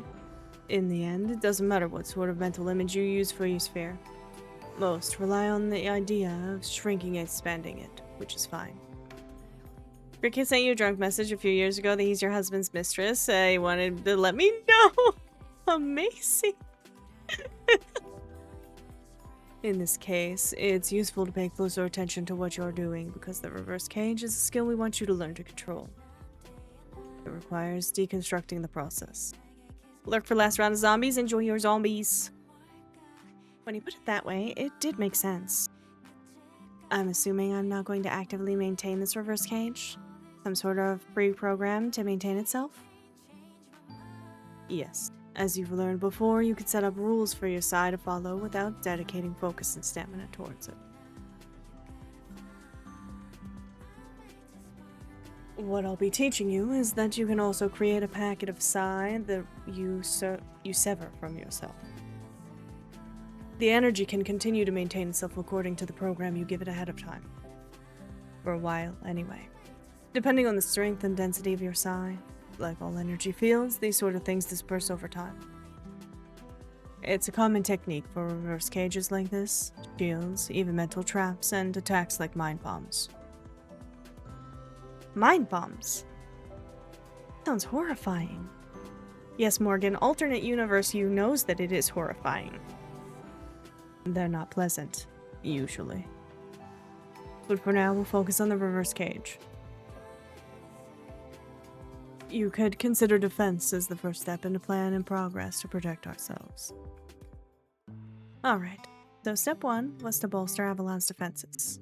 Well, it was more like bolstering Avalon's stealth mode, but same thing. I had to admit I was intrigued by this mind bomb thing Lance mentioned, because passive defensive attacks might be a good way to deal with a small team that might come our way. And that could buy us time to get my situation settled in a way that would allow us to seek help from endgame. Though Lance was right, there was no guarantee they'd honor whatever agreement they held with the Nomos. If we couldn't ask the Nomos for help and we couldn't trust Endgame, was there anyone else? Morgan? Sorry, what were you saying? Let's just focus one thing at a time. Reverse cages first. Right, reverse cage. Is it possible to set up a reverse cage remotely? If they happen to be observing our movements with psi, we can't risk going there in person, right? Now that you're back on the grid, so to speak, there would be a risk, yes. A small one. There's a chance you'd be able to detect it if we were being observed. And we are far from the night side. I'm not sure they have any espers with that much range. Physical range could get tricky when it comes to bishops. Probably best not to risk it then. I don't even know what detecting it would feel like. So I think it's wise to exercise caution here. I agree. Yes, you'll be able to set up a reverse cage from here.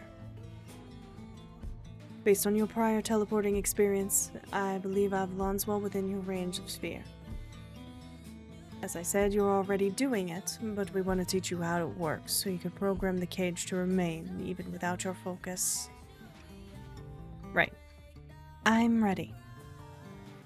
Lance and I had worked on side training before, of course. We'd worked on shields and other things.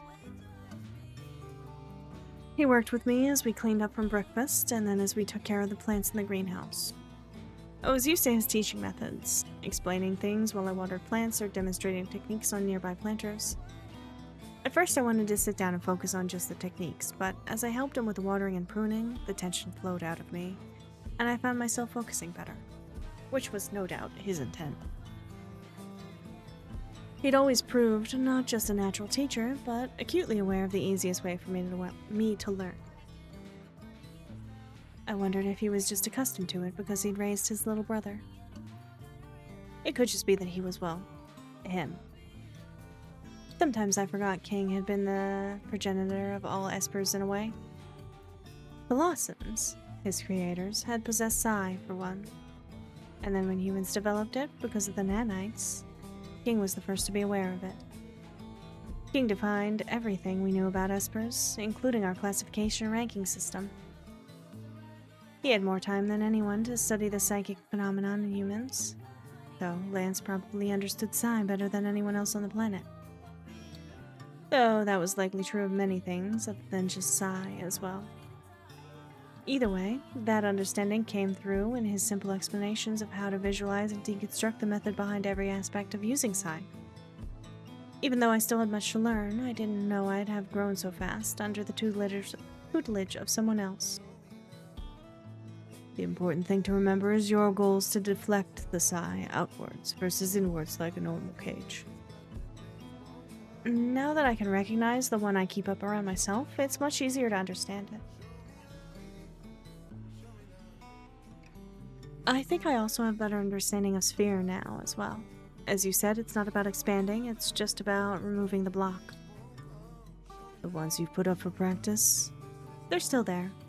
I could also remove them if I need to. Can you really not detect them at all?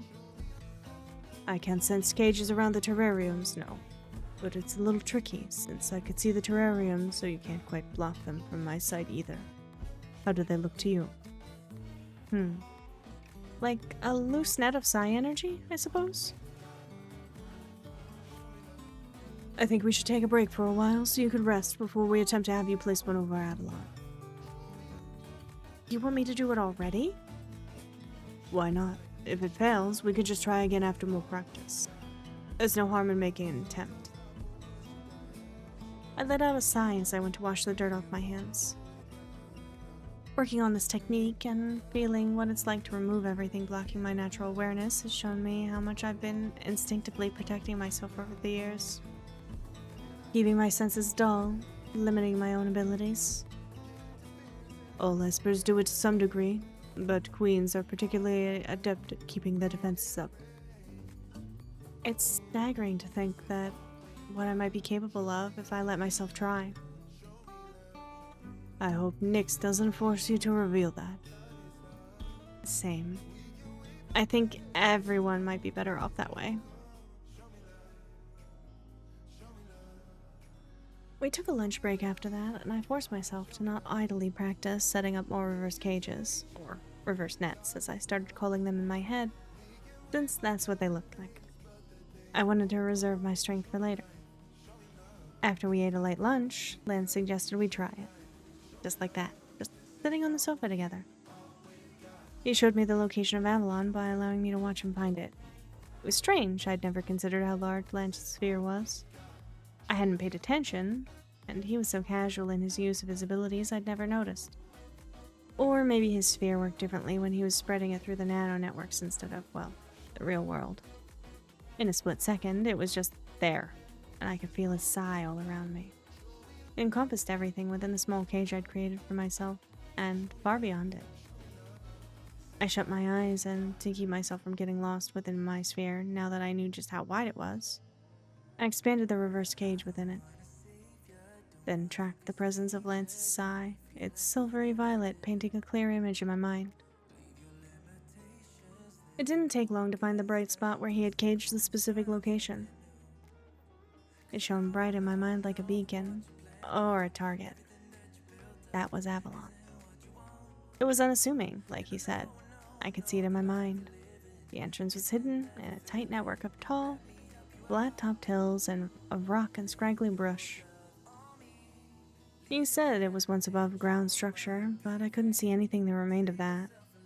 The complex itself was underground. I could dimly sense it, stretching for kilometers. It must be massive. I wasn't sure how much of it I should, or could, protect. But I'd have to try to protect as much of it as possible. Have you found it? I can see it, but I need you to retract your sphere. I think it'll be easier for me that way. No offense. He laughed softly and withdrew. I could still sense him in my physical location, but it was much easier to block that out without his psi targeting the same place that I was. Okay, let's do this. The act of setting up a command sequence for one's psi wasn't all that difficult as long as you created a clear image of a specific result, and the process to get there. But it wasn't as simple as just picturing it. Going from mental image to action was where most people got hung up, at least according to what Lance said. For me, that wasn't the difficult thing. It was that I wasn't even physically in the location where I was trying to set a cage. My mind was there, my perception, anyway. My psi was touching the place even though I was not. But the further away something was, the less clear it was, like looking through foggy glass. Lance was certain that would be enough for me. I mentally went over the steps Lance taught me for separating a part of my psi and setting it up so that it would stay in place. Gauging the entrance and surrounding area of Avalon. It was an enormous area to hide, though. Cold sweat ran down my back as I tried to weave my psi together into that mental equivalent of a net. A massive net. I didn't even know if I had enough psi for it. And then I had to cast it over the area and hope it stayed in place. It felt like it took forever, like twining each strand of psi together individually. Memory is weird. You remember clearly 12 seconds of 4th grade recess, You'll Never Leave You, in which nothing in particular happened. You don't remember send this message for 15 minutes, you got distracted mid-message. God, that's so real, Bucket. I have a memory from when I was like 6 or 7 of a snowstorm so heavy that the snow was taller than I was. And I went and I made a snow pony. And I wanted to keep the snow pony, so I went and stole cardboard from the house and put the snow pony on cardboard and snuck it into our chest freezer. And my mother found the snow pony in the chest freezer the next day. But I don't remember what I had yesterday for dinner.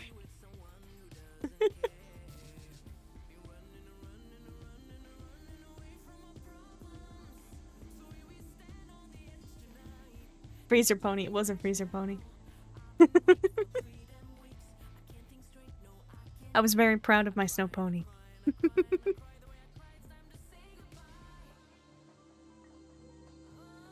It was tiring, and it became more and more difficult to focus the longer it took. I knew I had to hurry before I lost control of it.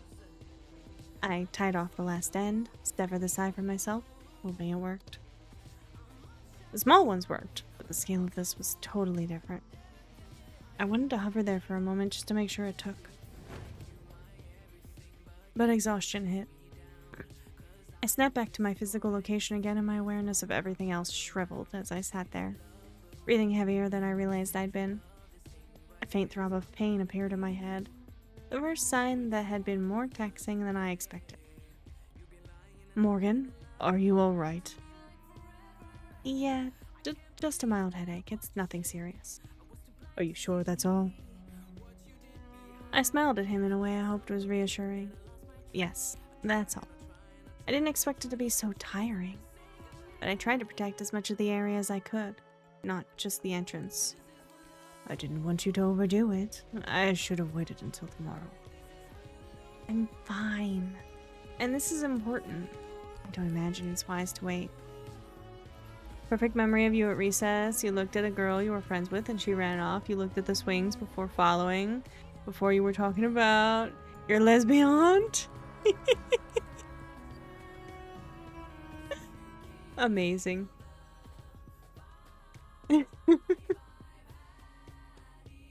I think the only memory I have that's related to recess for school was one time me and my other friend,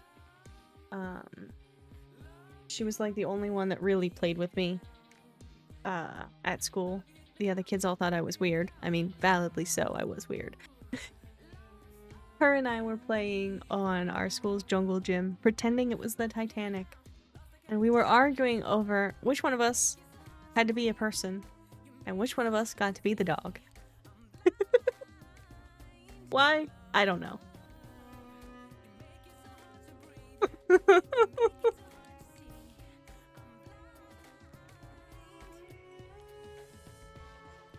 I think that perfectly sums up just how weird I was, actually, and why the other kids didn't play with me.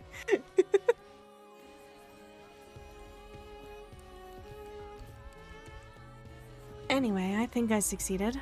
As soon as I severed the cage, I was sort of back, though I don't know for sure. So if you do enjoy cage, that's true. Arf. I'm sure it was. It's you, after all. He reached for my face, brushing my hair aside as he watched me carefully. You did the best you could, that's all anyone could ask. He pulled me to him in a brief hug, lips resting against the top of my head. I'll check back in on it in a little while. In the meantime, how about some tea? I want you to rest for a while. Waiting may not be wise, but neither is overtaxing your body. Alright, but after that I think I'm gonna practice some more. You're going to rest. Even mild fatigue should be taken seriously. If you overtax yourself now, then in a few days' time. He trailed off, allowing the sentence to hang there unfinished for a space. We could find ourselves regretting it. You're right. I'll rest for the rest of today. But I can't afford to just take it easy either. There are some other things I want you to show me. Later today you could ask me. I can explain the principles, but no practicing until tomorrow. Deal. Sometimes it feels like who and what I am always complicates things. It was true as Demos, and it was true as King, and now it appears to be doubly true as Lance.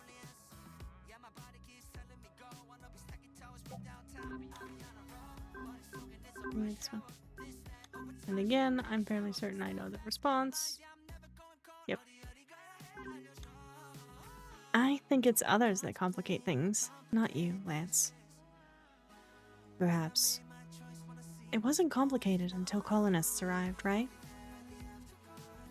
In fairness to the colonists, the planet was empty and I was asleep. They didn't realize anything about it would be complicated.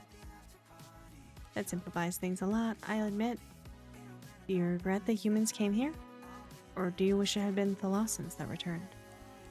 No, it's difficult to say I was even surprised that it was a different species that returned to this world.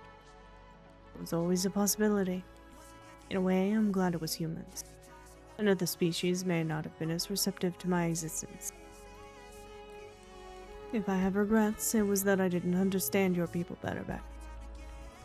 I love humans. I love people. I avoid involvement because I think it's better for them, not because I have regrets the humans are here. It's also why I refused dormancy again after the war. I spent so long alone that I didn't want to spend even more time alone. But it would be enough to watch. Strange that I've watched so many and never felt the connection I felt to you even before we met. When I first chose to interject myself in your situation, I thought perhaps I'd somehow get you to someone else, Nissa, or somewhere I thought you'd be safe. And then you looked so frightened and you were hurt, and so I brought you here to stabilize your condition. I said it would just be until you healed. The more you stayed, the more I wanted you to stay longer. The more I became interested in you, not just as an intriguing human, but you as an individual. You're thousands of years old. Why would you be interested in someone like me? It's true, King saw millions of people born that die, but you're the first one to show me all the small beauties and the failings of a human in such an intimate way. The first who could give me each moment and live there with me until the next arrives. You're the first person I got to know this deeply. And here we are. Things are complicated again because I got involved. Despite that, I'm glad I interfered. So very glad. He touched my cheek, a soft smile coming to his face. Me too. No matter how complicated it is. With a new reverse cage around Avalon, what's the next step? As you're aware, we have limited options. Either of us simply hiding isn't among them. You're turning your life over to Endgame shouldn't be among them either. He held up a hand to cut me off when I started to speak. But I understand we must be open to all options, even the ones that are less than ideal. I know you prefer to think ahead, where I might be inclined to wait and see what happens. So I've been thinking ahead. I agree we should contact Virio regarding your status. That at least is something we could begin to prepare, though it's unlikely to be ready in time to serve for this situation. It would be best not to wait. Also think it would be wise to teach you stronger defenses than just shields. Though I'm loath to do it, I think learning at least the Cyburst attack would be wise. I agree. That will give us something to focus on until Nyx decides to move. For Lance, that was a sort of unspoken acknowledgement that we couldn't run from this. Not without endangering something much bigger. So if Nyx sent a team to us, it might end in confrontation.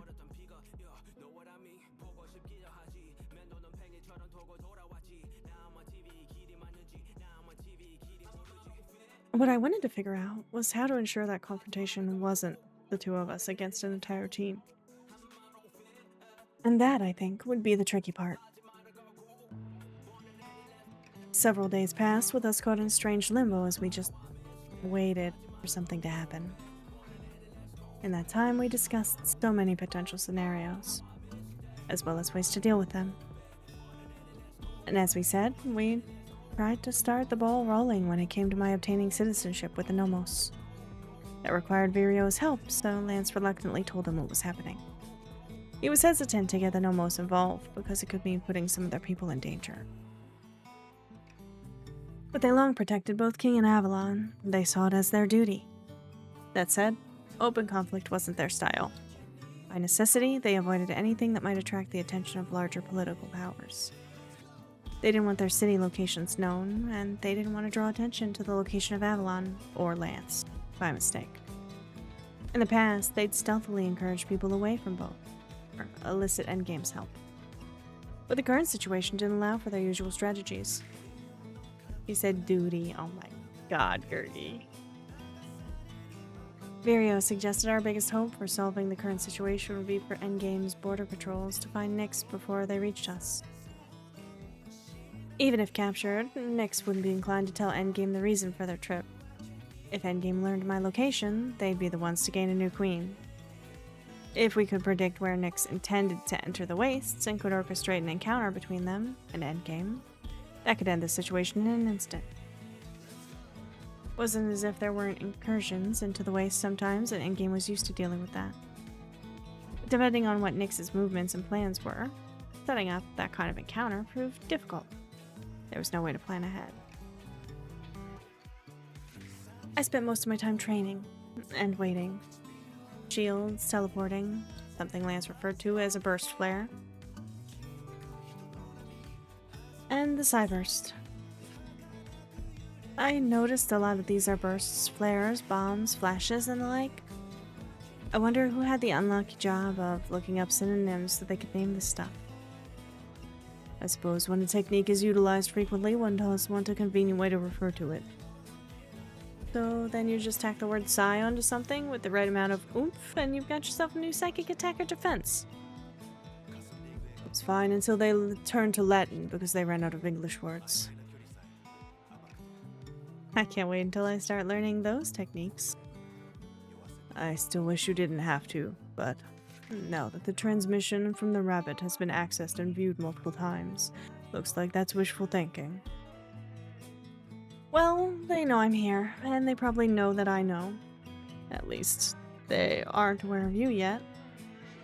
That it's beneficial, yes. There was never a clear image of my face, so that, at least, is a silver lining. I feel I should have found a way to delete the files without leaving evidence. It's frustrating I couldn't. Everything has limitations, Lance. From computers to people. You're very powerful, and you have an incredible history behind you. But you're still human. Regret is also part of being human. It is, I know. With this, it's only a matter of time before they dispatch a team to Steri. I've already uncovered a few communications to that effect. I'm sure there are in-person meetings to which I'm not privy. My voice is giving out, but we're almost done.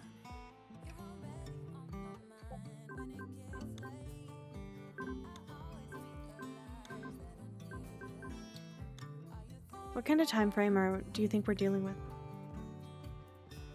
Difficult to say. No decisions have been made yet. There was a single message that indicated they could arrive in Asteria in as little as 40 hours. That's fast. They may wish to move fast because their bot was destroyed, and the conclusion is that you must be aware and flee the area. Such good beans! Whoa, much romance! We love the good beans.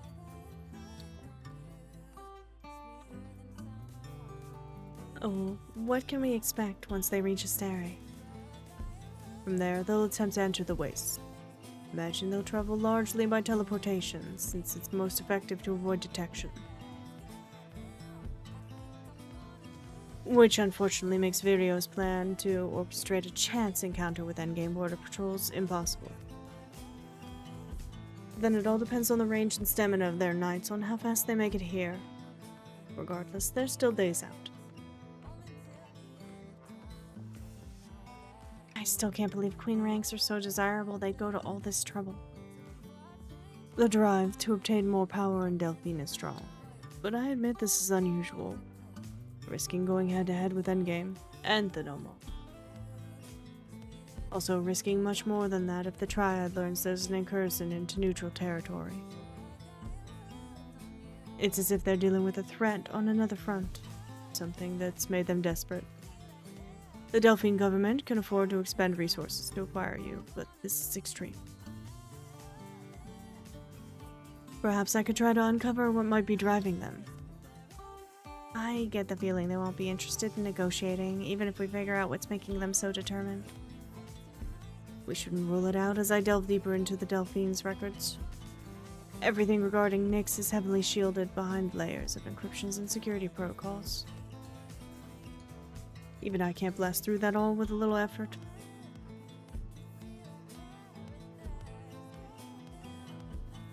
His words cut off, eyes going far away for a moment. His expression was puzzled, and then a slight smile crossed his face. What is it? Kaisa has taken notice of Nyx's movements. I have a system in place that alerts me of his movements. However, I wasn't even aware he was watching Nyx. He's grown. There was a hint of pride in his voice, one that almost brought a smile to my face as well. Does this mean Crimson is going to act too? Because I'm not sure. Crimson has a great deal of power. Certainly they'd be keen to get their hands on a new queen rank. But I doubt an incursion into the wastes is a risk my father would be willing to take. That said, they wouldn't want Nyx to acquire you either. That much is certain. Crimson. That was something I hadn't considered before. Asking Endgame for help meant turning myself in, but Crimson was Lance's family. What would happen if Crimson and Nyx both showed up here? It would likely end in a violent clash, one that could attract the attention of Endgame's bishops. Nyx and Crimson do not get on. Because of what happened to you? In part, they never fully confirmed who was behind my disappearance. The Delphine government's not pleased with the amount of sway Crimson holds on the night side. That's the bigger issue. They avoid open conflict, but Crimson and Nyx often clash where others can't see. If your brother knew you were here and could get here without Endgame noticing. I can see where you're going with this, Morgan, but I'm not sure it would turn out the way you hope. I'm not Demos anymore. Not as I once was. We can't know how they'd react to me. If I thought my brother was dead and later learned he was alive, no matter what he'd gone through, I'd still accept him. Kaisa is a good person. Father is a complicated man. Regardless if Crimson moves, Endgame will not sit back. Magnus watches Kaisa very closely. If Endgame comes here, If Endgame moves, it'll be before the others, most likely. This knows its exact location. If he realizes Nyx or Crimson is moving towards the waste, I will be the first thing he checks. Would he be able to figure out I'm here? He's king rank, though he won't be able to look deeply into any of my systems. He'll figure it out from Nyx or Crimson.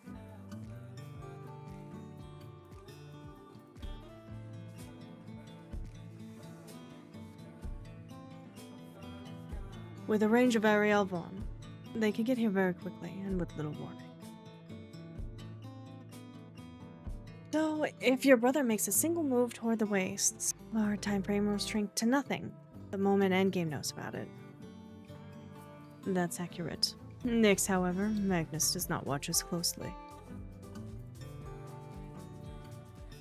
That was a good reason not to encourage Crimson this way, but if we could get them here without Endgame knowing... Can you keep Magnus from being able to track your brother's movements? Block him out of whatever means he usually uses to do it? The same way I added an extra layer of protection to Avalon? I should be able to. That should at least diminish the threat of any surprise rivals from Endgame. For better or worse, I believe Endgame's involvement in this situation is inevitable. I've been feeling that way as well. If we want them to leave you alone, we'll have to find something better to negotiate with.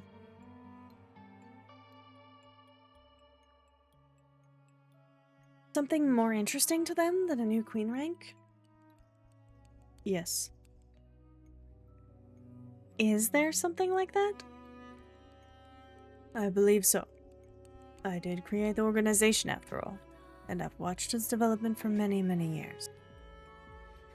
Are you going to tell me what your plan is?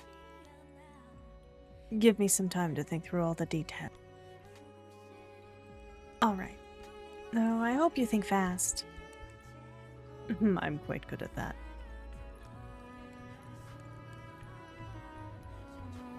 Much later, when I had a quiet moment, I curled up on the sofa with a tablet, looking up something Lance had mentioned earlier but hadn't taught me yet.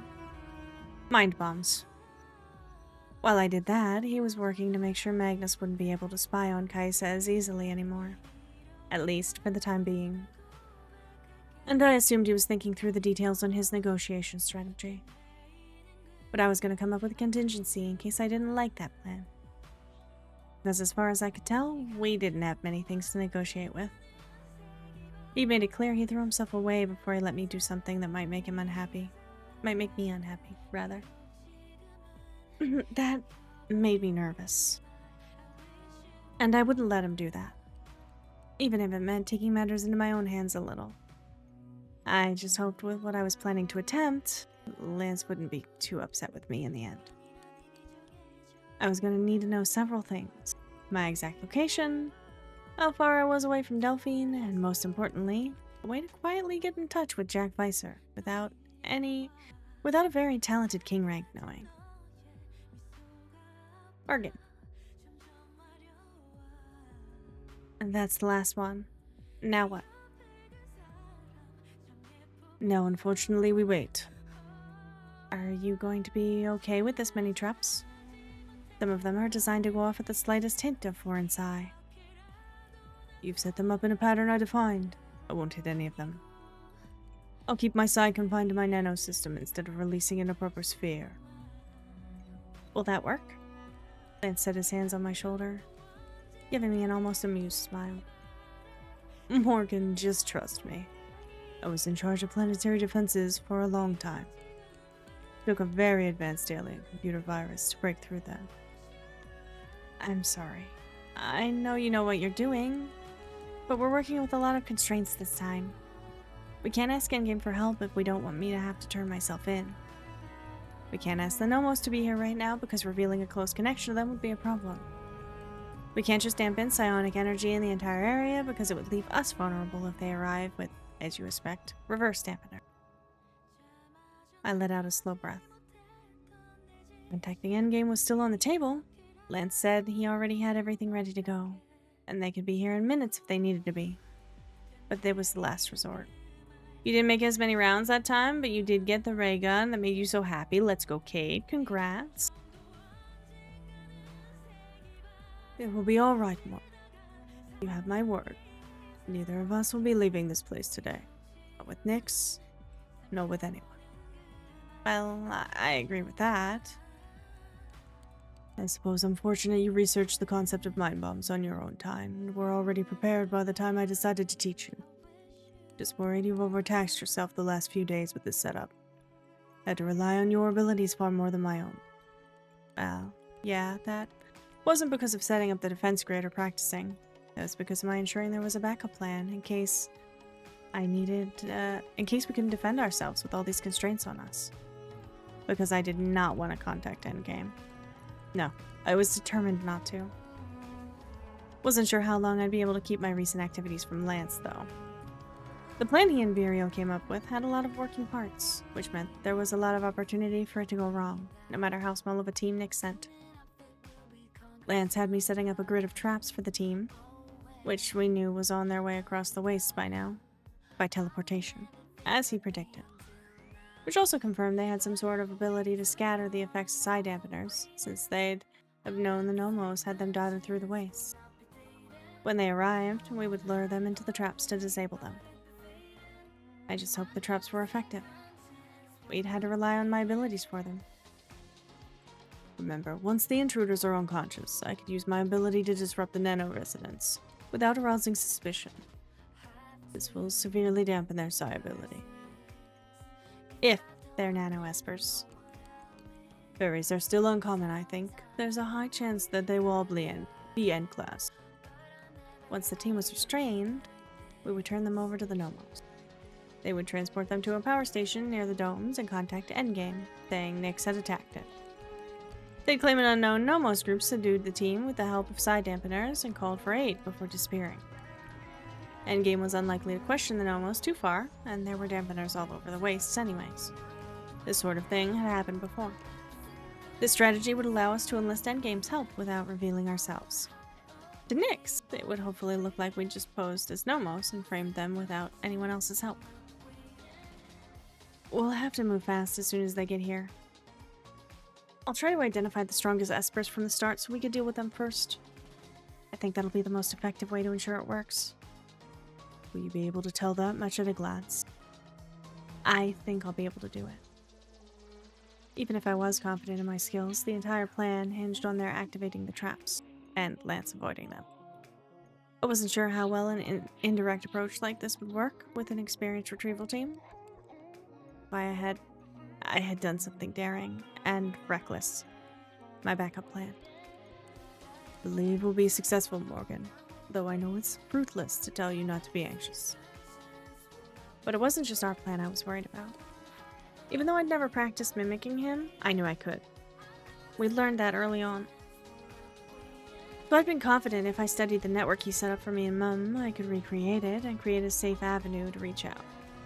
Despite knowing nothing about that sort of thing, it was easy to figure out if you were looking into the net with Psi. Though I think if Lance hadn't been otherwise distracted, he'd still have noticed. That'd been the only real reason I'd succeeded. All I had to do was use it in my favor. Well, I felt bad about the fact that Lance wouldn't be expecting me to do something like this. But it was necessary. The difficult part was convincing them I was telling the truth. I knew if I got that far, they'd agree to help. Then it was stealing what little time I had to help them make it close to us as soon as possible without detection. 15 minutes, when I was supposed to be showering, meant time that had not been spent showering. And every other minute I could spare, I was exhausting myself for people we could rely on for sincere help. But now I had to find a way to tell Lance about it, and I wasn't sure how to even begin. There was no doubt in one way I was vastly overstepping, even violating boundaries. Something I'd never do under normal circumstances, which this was not. I couldn't ignore the lingering feeling the situation wouldn't be as easily resolved as Lance was hoping. I rubbed my face again and checked the trap system. Lance couldn't see them, but to me it looked like numerous small lumps of condensed energy floating in the ether. I tried to set the ones closest to where we would be waiting to go off in chain reaction, wasn't totally sure that would work. It was complex and at the edges of what might be possible with Sai. Glancing back at Lance, I decided I needed to tell him about Jack and the others now. Just so there weren't any surprises later. I wasn't sure how he'd react, though. If they don't walk straight into the grid, I think the key will be baiting them into attacking us. The Knights and Bishops will be the easiest, since the moment they reduce their cages, their spheres will make them vulnerable to the Mind Bomb. Oh. Right, yeah. Right. I needed to focus on the task at hand for now. Rooks and infantry will be more difficult, since their spheres are usually smaller, and they don't rely as much on clairvoyance for movements and attacks. We just have to convince them you're a big enough threat. Get them into the restraining traps one by one. As long as they touch one with their Sai, it'll activate. You need to keep a shield around yourself the entire time, no matter what. Around us both. Yes, of course, around us both. I'm worried this won't go well with just the two of us. So many things could go wrong. What if they... He cut me off, placing his finger over my lips. I couldn't say where the calm confidence was coming from, but... Breathing in deeply, I tried to steady my nerves. He was right. It would be fine. This is why I contacted Jack. To have backup in the face of a situation we couldn't seek... In the face of a situation where we couldn't seek it elsewhere. No matter what Nyx brought to us, we'd only have to hold out a little. Even if Endgame detected some kind of major psychic energy out here, with Crimson's involvement, they'd have to tread carefully, right? Good morning, Jekyll. How are you doing? How goes it?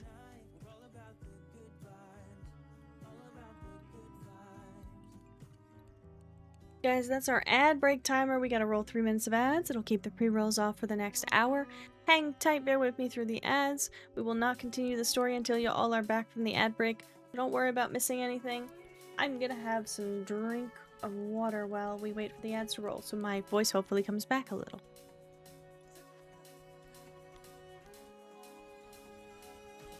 How are you feeling, Jekyll?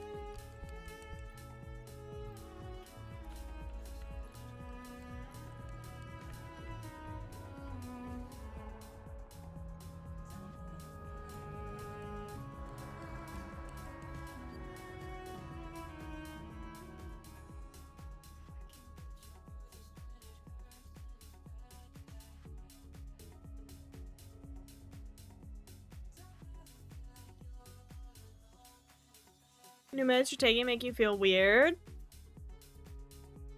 In a bad way or just weird? Sometimes it just is an adjustment period. I don't know what meds you're on or what they're for specifically. They're like a new pain blocker, right? They're making you sweat like mad. Oof. I know that sometimes when I get put on new meds, I feel like wrong is the only way I can describe it. It just feels off, you know? And it usually fades in like a month. You always feel weird? That's because you are weird. You know, that's valid, Bucket. That's valid.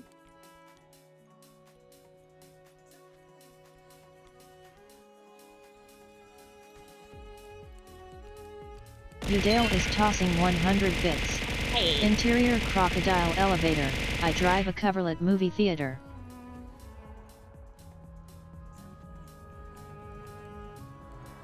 What in the heck is that? Thank you, Bucket.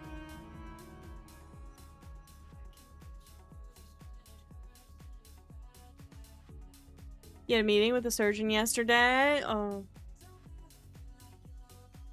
Are they setting you up for surgery? How long do you think you'll have to wait so that you don't have to deal with the pain much longer?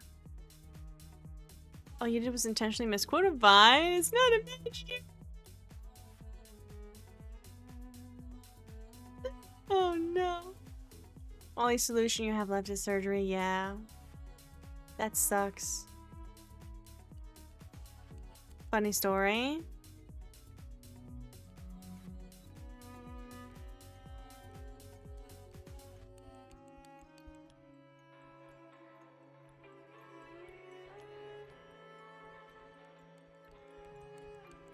A second ass? What the hell, Tix?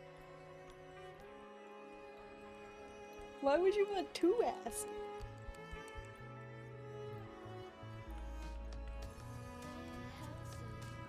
One dump truck is enough, you know?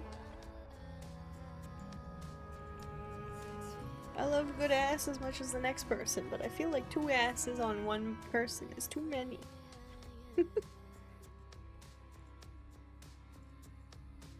I'm putting my hair up real quick, guys. In the hopes that maybe pulling it off my ears will help. Double cushion. What is it they say? Extra cushion for the pushing?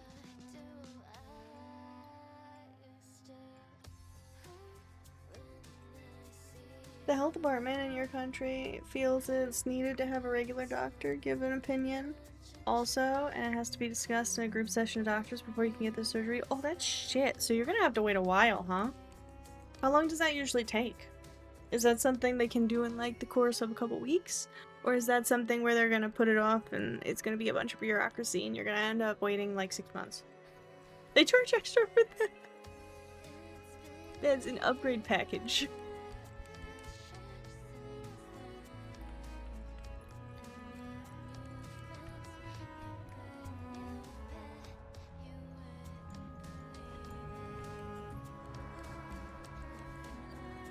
No idea, you'll be getting a call somewhere in the near future. I hope they don't take too long with it so that you can get some relief soon.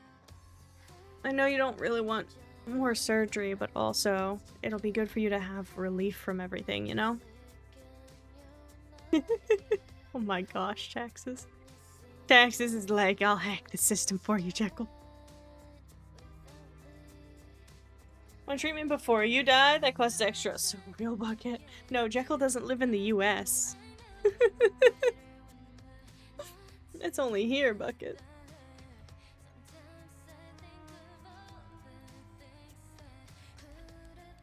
I'd planned for this. Lance, there's something I need to tell you before.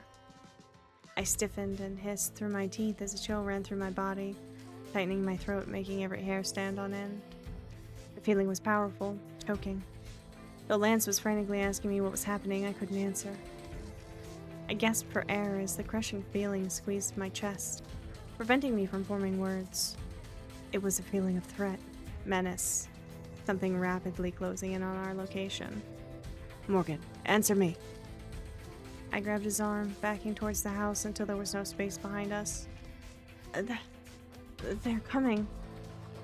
How soon? I think it's now. We knew it would be today.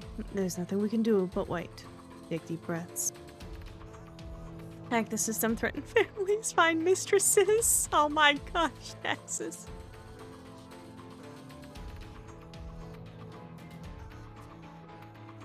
I don't think deep breaths are going to help. There was a flash, a popping sensation in my ears, a whirl of hot air. And then they were just there. 6 of them stepping out of a strange ripple in the air. You like the thinking? Apparently it's a new thing when it comes to neck operations that have a lower percentage success rate. The best the doctor could offer you was a 50-50. Oofda. That's rough. Remember your surgery had to be okayed by a board of doctors and got approved without the surgeon even knowing about the fact that they were scheduling it? So wild. They spotted us right away. There they are. Careful, Xavier. Remember, she's queen. Yes, I remember that, Farrell. They were a short distance from us, grouped together next to the pool. Most were standing straight, eyeing us with a strange sort of wariness.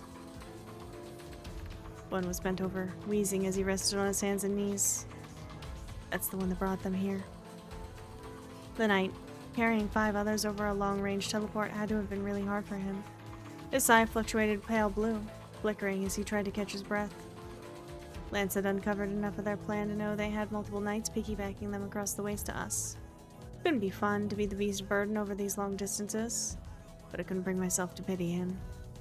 You don't understand how a regular doctor has to double-check the work of a neurosurgeon? Honestly, it's so stupid.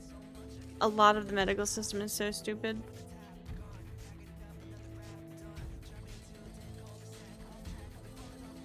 Maybe it's just so the regular doctor can look at the risks that the neuro wouldn't really notice, you know, for the rest of your system. I don't know. Hey Tharsis, how you doing? How goes? Fun surprise for the surgeon. Similar with your shoulder surgery, yours was a 90% chance it would fail. It did indeed fail, so take the bad luck and give you the good luck. For Kate.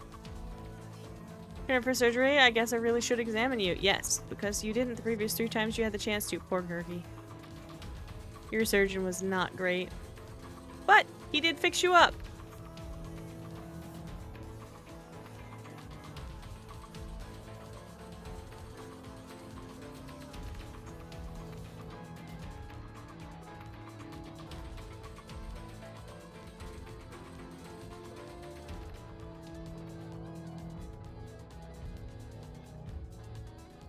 One of the team members moved closer, and I tensed. We didn't want them to discover the traps too soon and put the others on alert. Yours failing wasn't the end of the world. You lived with the pain for so long. For it to fail was literally just going back to normal. I know, but still. He did improve the issues you were having, so you can't fault him for that, even if he is a dick. Yeah. Good surgeon, bad person. You know how it be. We didn't want them to discover the traps too soon and put the others on alert. Stay back. I step forward, keeping one arm in front of Lance, trying to project an image of strength. One that might make them hesitate to come closer. Neuro people are always odd. Neurosurgeons? I don't know about that. You have 100% faith in your surgeon. He's one of the best in Belgium and operated on you 3 times with success without complications. That's really good, Jekyll. I'm glad you have such a good surgeon ready to help you.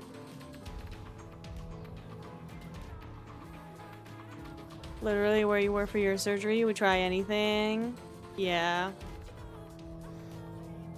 I just wish poor Kate had had her surgery actually help her a little. Even a little success would have been good, you know?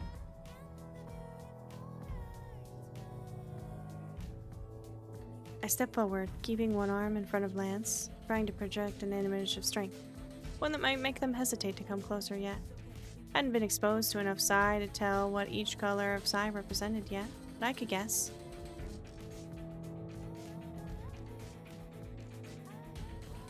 Oh yeah, Gurgi, that's where Phoenix is from, isn't it?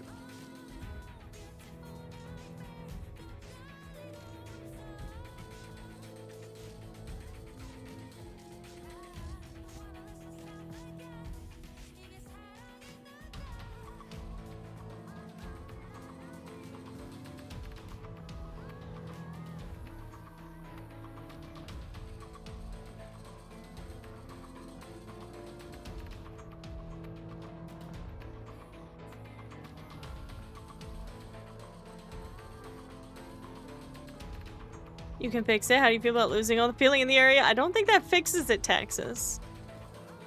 Unless they moved you while you were asleep. Can you imagine waking up in an entire different country? He's Belgian, spent his youth between Belgium and England. I see.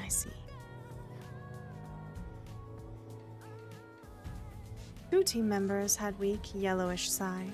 Maybe infantry? Based on the strength compared to the other 3, that seemed likely. You've done that? It was on a cruise? I think that's different. I think knowing you're gonna wake up in a different country is different than just waking up in one without knowing ahead of time. The one called Xavier had a distinct burnt orange, and another had a similar shade. There was vibrant red, feral, and then the night. If I had to guess based on what I knew of rarity, I would say 2 were infantry, 2 rook, 1 bishop, and 1 knight. If you come with us quietly, I could assure neither of you will be hurt.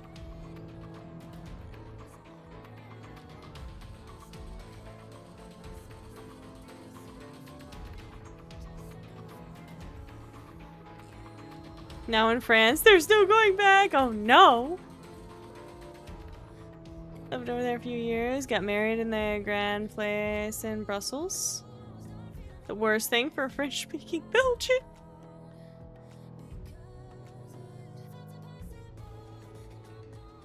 A frown crossed his face as his gaze fell on Lance. You. Is that who I think it is? Lance moved from behind me, giving me a sidelong look I thought was meant to be reassuring. I apologize for my rudeness. Could we forgo the journey of realization? Under the circumstances, I doubt either of us has the stomach to watch it. Yes, I am who you think I am, Xavier. Been a long time. Pretty bussy! Kid, I'm glad you enjoyed that. I fucking cackled so hard. You live in the French side of Belgium? Still, you got a female pyro. Congrats, Gurgi. Congrats. Love and Brussels sprouts freely. Brussels sprouts.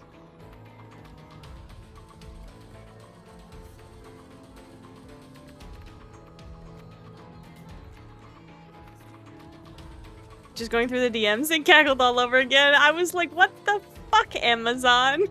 Ah, yes, Fruity Bussy. That's my favorite. Thank you.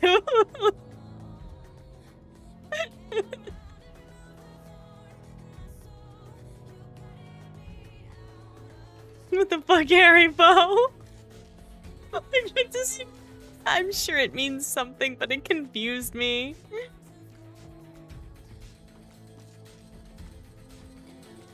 Xavier gave us a cocky grin, tipping his head to the side. He made a motion with his hand and the team fanned out, but kept their distance. I tensed as one of the infantry came very close to one of the restraint traps. Think you were alive all this time, Demos Fianchetto?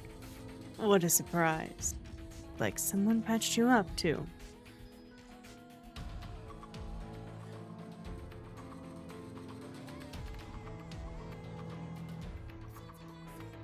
There are some kind people out here in the wastes. I see you already screwed with our communications. Well, I did cut off your system access as soon as you arrived. I guess that should have been expected. Won't be a problem once we knock you out and take you back. We'll just kill him. Our orders are to bring the queen back. Fianchetto's obsolete. Wouldn't mind dragging his ass back to Nick anyway. Give us some leverage against the bastard father of his.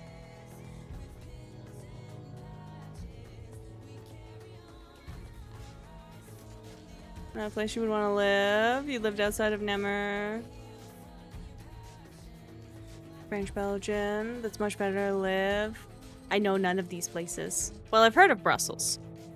That's it. I could sense it. They were about to get serious.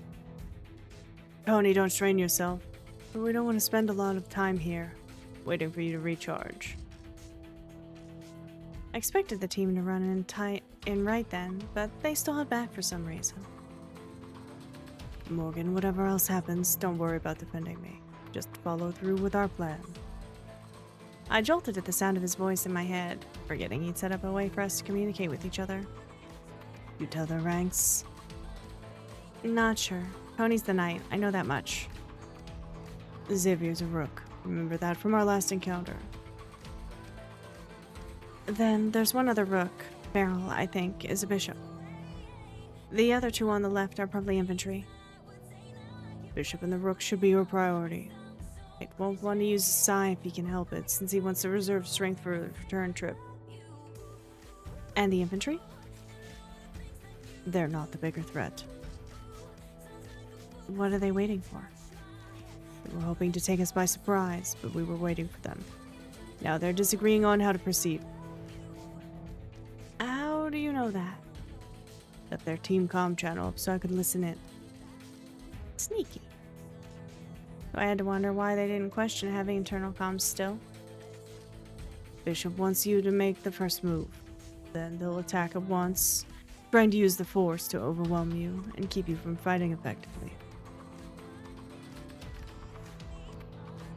A nice part. Why you can get married at the Grand Place. Nice.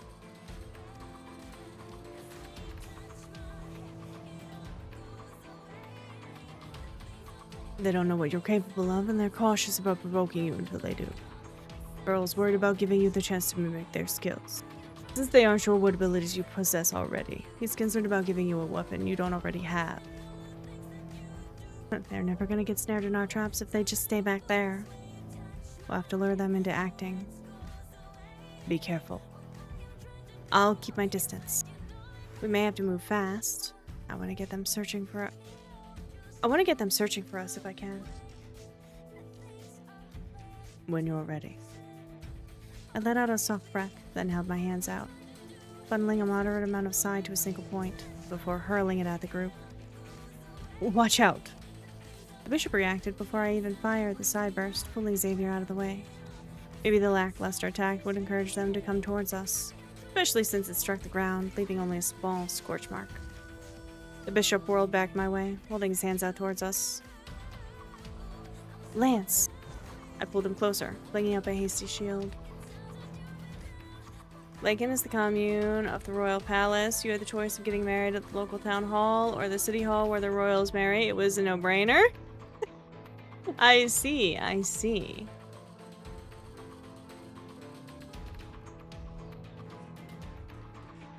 His cyburst wasn't any stronger than mine, smacking into the shield without doing much damage. I'd only just learned to do cybursts and wasn't interested in hurting anyone. And I doubted they wanted to damage their prize if they didn't have to. But we were just playing at this point. In response, I lowered the shield and swept my arm out, releasing another low-damage attack Lance had taught me. This time, I aimed at the second rook, who was standing right in front of the pool. It hit, and he went reeling back into the water with a splash. Enough of this. One of the infantry, the one right next to the grid of traps, stepped forward. No, too soon. We needed the bishop to move first. But it was too late. The infantry gathered up their psi and stepped right into the restraint trap. It activated, interacting with their psi to send a painful jolt through their body. The guy let out a scream and hit the ground hard, and slamming into the dirt. They have psychic traps set up for us. They were expecting us. Trying to lure us into a minefield? Clever. Xavier grabbed one of the other infantry by the back of the collar and shoved him towards us. Disarm them, as many as you can. What is he? The man didn't even question the order. I saw the sudden expansion of his psi through the entire area in front of us. No! The expansion of the man's psi was near instantaneous. Almost every mind bomb I'd painstakingly set up triggered at once. He didn't even scream before he hit the ground. They sacrificed him like he was nothing. I could only hope he survived.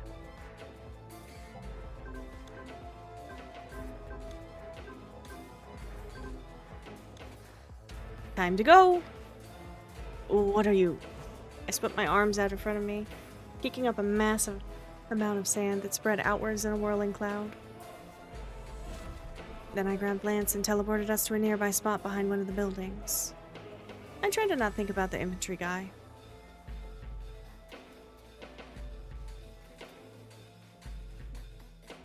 Xavier just threw away a teammate, just like that.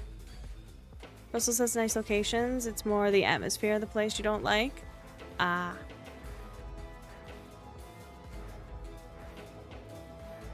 The mind bombs weren't all that powerful on their own, but dealing with the recoil of all of them at once. And now our plans were ruined. There were still other traps, but with half of them gone, Lance and I pressed ourselves against the back of the building. They won't see where we've gone. There are still a few mind bombs left. With luck, when they look for us, they'll trigger a couple of the remaining ones. Good thinking. A short scream sounded above the wind. One down. But it wasn't enough. I shut my eyes and opened up a communication link. Jack, we need you here now. Magnus, it's time. I love this part because they're both like, huh? As they both go to the other faction and pull them in. Wait, what? Why would you contact them like that? We said it would be a last resort. You contacted Crimson just now. But how? Was an encrypted network involved? We're going to have a discussion about you mimicking my techniques later, Morgan. Your capacity for learning is almost frightening. What did you... The tingling sensation started at the base of my spine. Danger. I threw a shield around us, right before something smashed into it hard. A psi burst. They found us. Not like there were many options. I grabbed him and moved us to another place, but the sand I'd been whipping around was starting to dissipate. Too many things at once. Teleporting, shield, dust storm, I couldn't maintain it all. Tried to keep us close to the buildings so we couldn't be surrounded. My mistake was keeping the shielded area too big. The sensation of danger came a second too late. Before I could react, the night, burning bright blue beneath his eye, was inside the shielded area with us. Oh.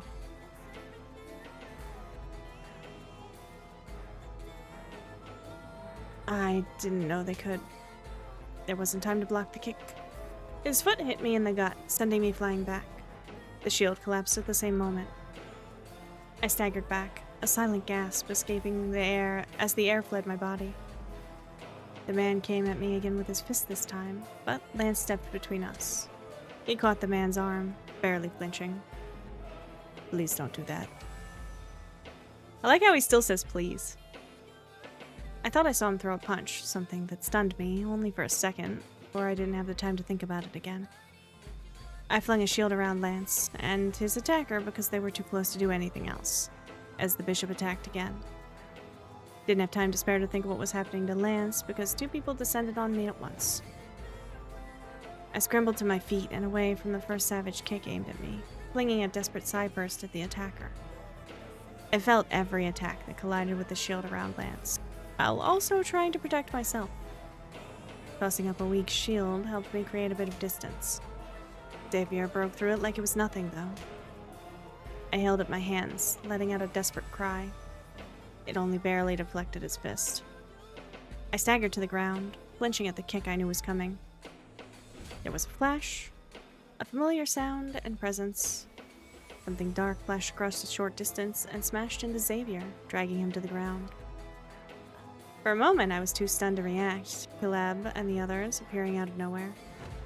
A woman I didn't recognize, but who was in an endgame uniform, launched herself at one of the Nyx agents.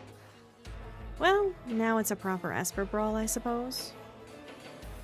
Then my attention snapped back to the other person coming towards me. They didn't make it. There was a familiar whine of a sonic weapon. A shot struck him in the shoulder and he staggered to the side. I scrambled to standing, realizing another group had arrived.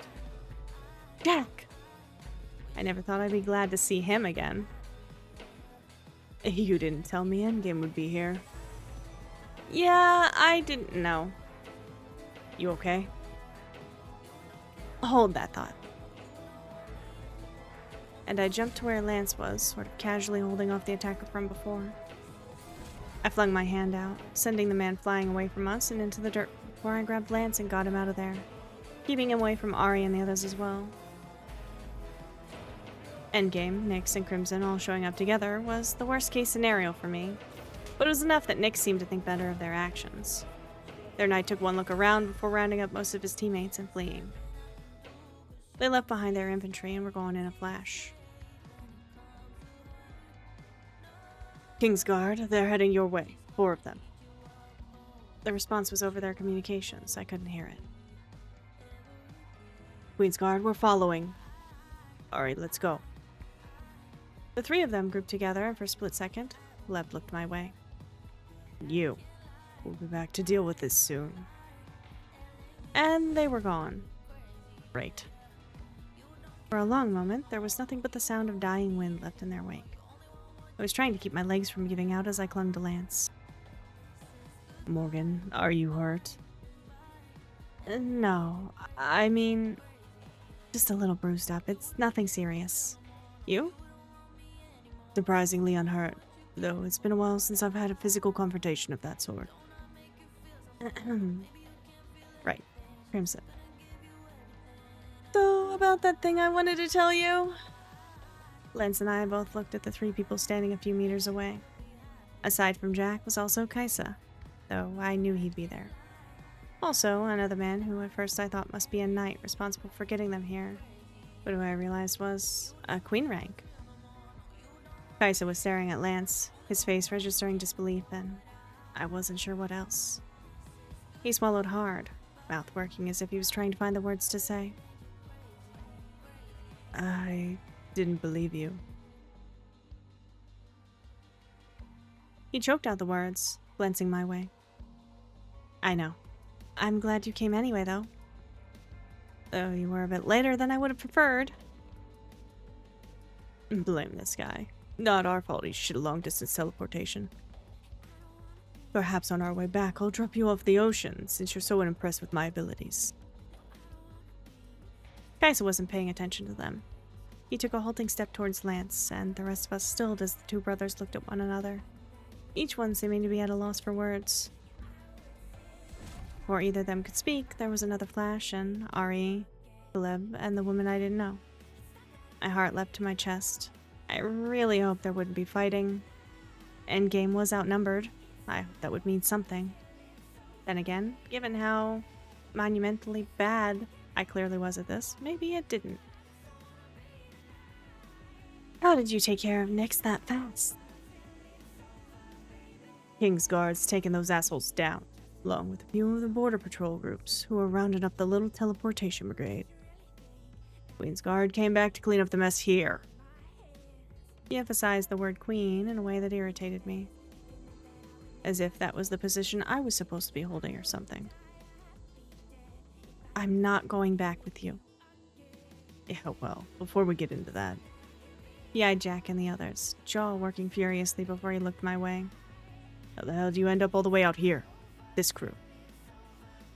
Oh, there was something about running for my life and teleporting in a panic. I'm sure you understand. Why the hell's Crimson here?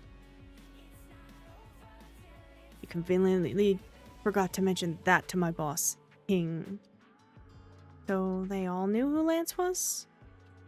I apologize. I'm afraid I wasn't aware of it. I did try to tell you. We were interrupted. I'm also a little curious how you managed it. Well, I wish I told you before you contacted Endgame.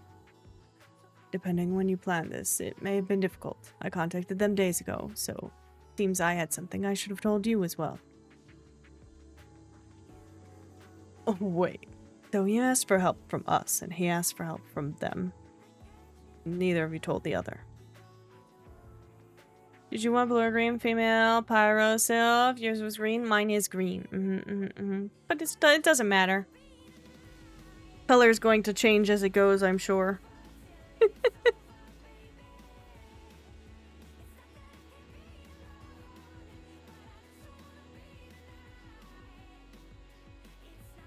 It's complicated. I wanted help from somebody I could trust not to drag me off against my will. I believed I could negotiate with your boss without involving Morgan, though I knew she wouldn't approve of me using myself as collateral. You! And Crimson was your pick there, Leon? Well, yeah. Between you and them, they're the only ones that didn't try to kidnap me. More or less. Apprehending rogue espers is part of our job. What we did was for your own safety. That turned out well, didn't it? Would have if you didn't throw a damn building on our heads. These are too many male voices for my voice to keep up with, and I apologize, chat.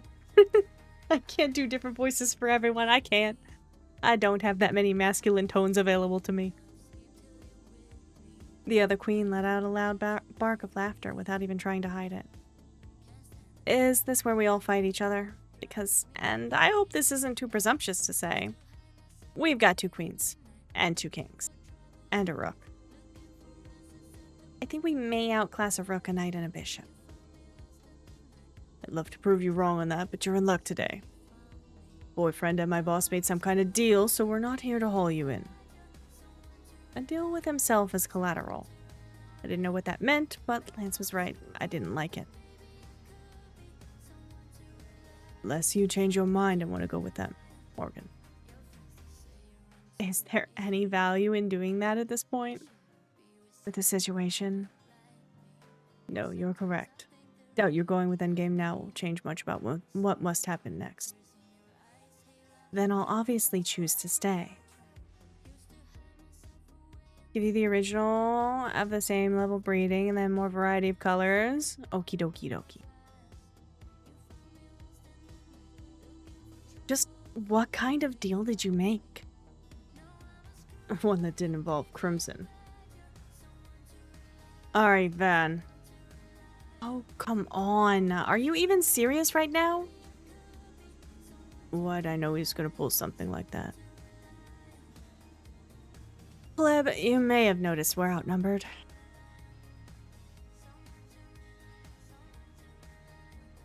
Morgan and King will stay out of it if they don't want their deal with Magnus voided.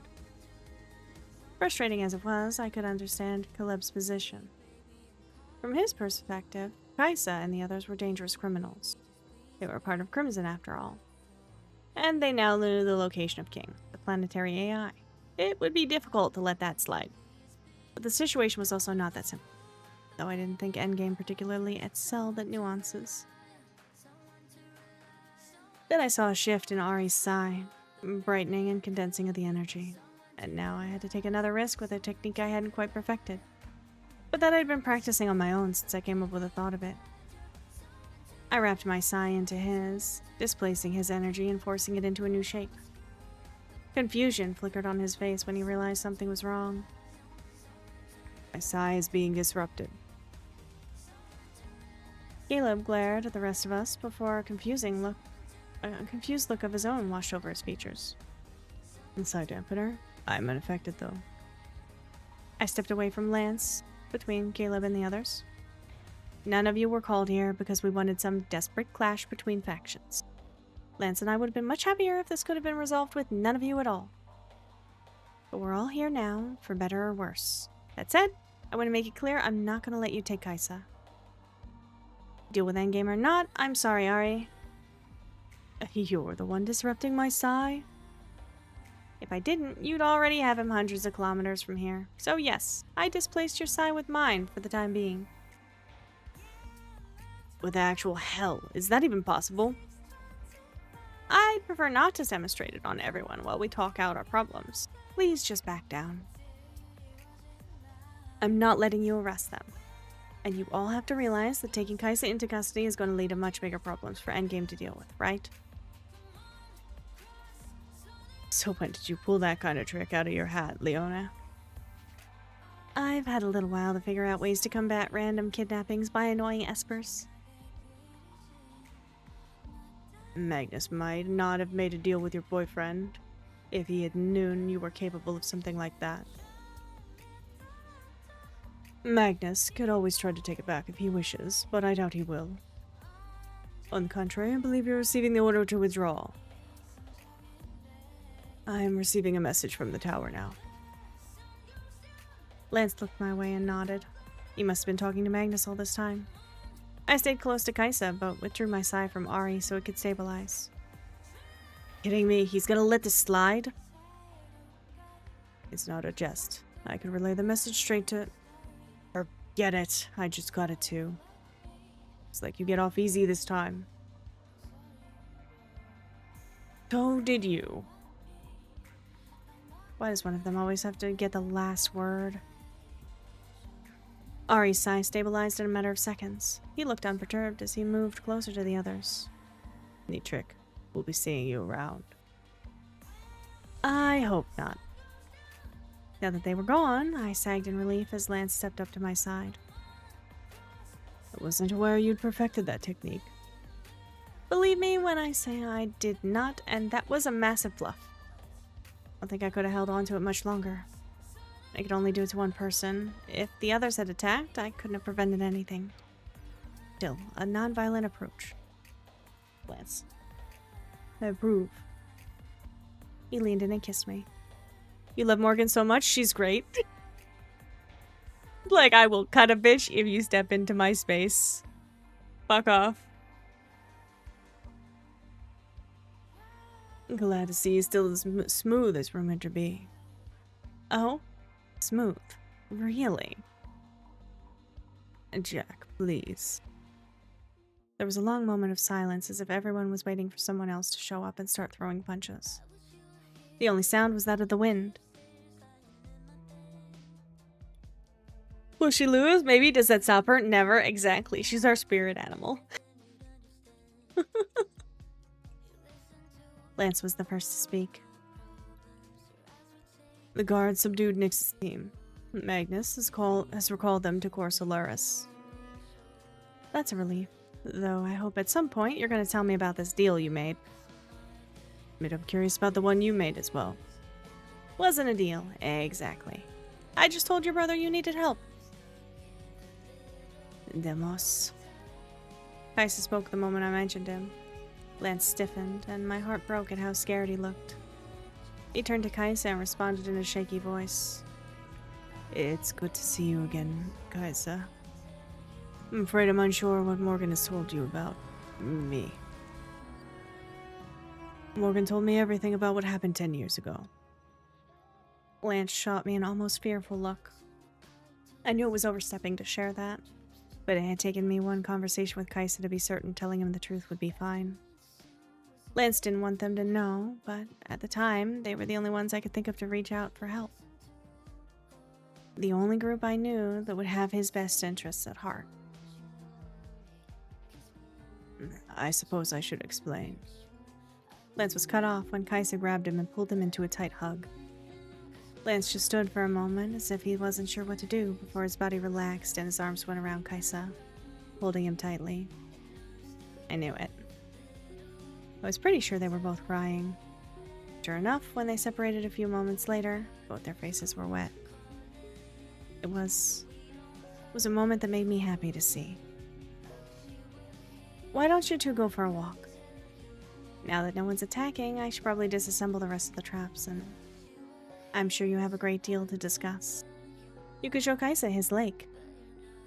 My lake? I think a walk is a good idea. We do have a lot to talk about, a lot to catch up on. Morgan, will you be all right? We'll be fine. Go, walk, talk, catch up. Kaisa looked back at me, and then briefly abandoned Lance and came to my side. He took me by the shoulders and pressed a brief kiss to each cheek. Thank you, Miss Leona. Thank you. It's Morgan, and thank you for coming to help us. For believing me enough to do that. Of course I would. The two of them started away from us side by side, walking slowly in the direction of the lake that Lance had named after his little brother. I could see his hands moving as they spoke, but their voices were too quiet for us to hear what they were saying. I don't mean to interrupt this touching moment, but my head is about to split in half. Oh, sorry, I didn't realize. Why don't you come inside? I don't know if there's much I can do to help, but there's space for you to rest at the very least. And there's tea, food, vodka. No. Figures. He shot me a crooked grin as he passed me by. Thanks, newbie queen. I guess you did okay with all this. Belly is so much nicer to us in this route than he is in, like, the other two.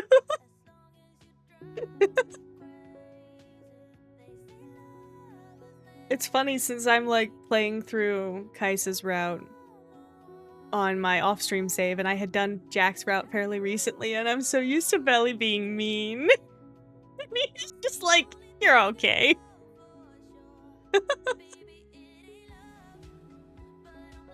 So this is where you ended up after you stole my damn car? A little while later, Jack and I were sitting outside by the pool, while Belly rested inside. Kaisa and Lance were still talking by the lake, walking on the shore, their figures silhouetted by the setting sun. Eventually, there were several other unpleasant stops along the way. Yeah, we heard about the wreck. I'm sorry about that. For stealing your car and then getting it blown up. Don't be. It wasn't my car anyway. I knew it! He laughed and stretched his legs out, looking up at the orange sky. Can't believe you had the guts to contact Crimson for help like that. You imagine how shocked I was to hear from you out of nowhere? I can imagine, but I didn't contact Crimson. I contacted Lance's brother. Yeah, I guess it's not quite the same thing. I wonder what happens now. Depends on whatever that deal is that Demos Lance made with Endgame. Man, I can't believe he's still alive. Garrus is gonna flip his shit when he hears. Their father? Kaisa didn't tell him before he came? Hell no. If Garrus knew Demois was alive, he'd be here himself with a damn army. And then things would go to hell real fast. He sounds interesting. Well, no need to worry about any of that for now. Oh, good morning, Play. How goes? Thank you for the fish.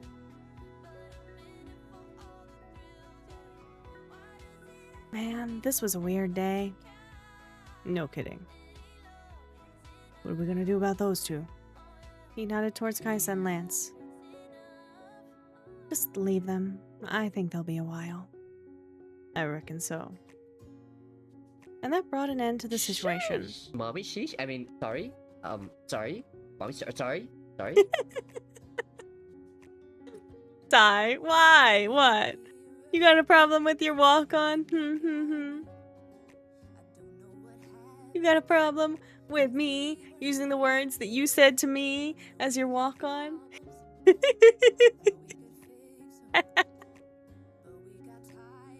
Absolutely. Wow. Absolutely not. Oh, hey, look, it's this clip again. Hey, Kate. Look at Maid play. 君、バカじゃないの? 俺はお前なんか好きじゃないよ。でも、大好きだよ。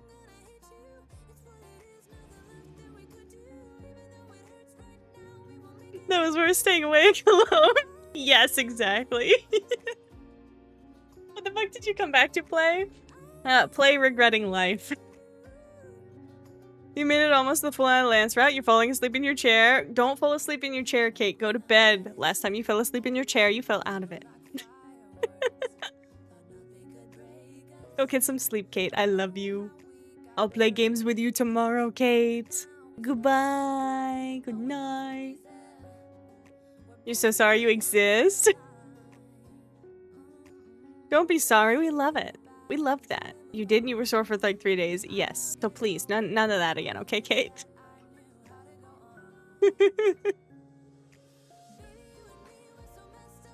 Play, we like that clip. We love hearing play clips. Arc tomorrow, love you too. Arc tomorrow, yes.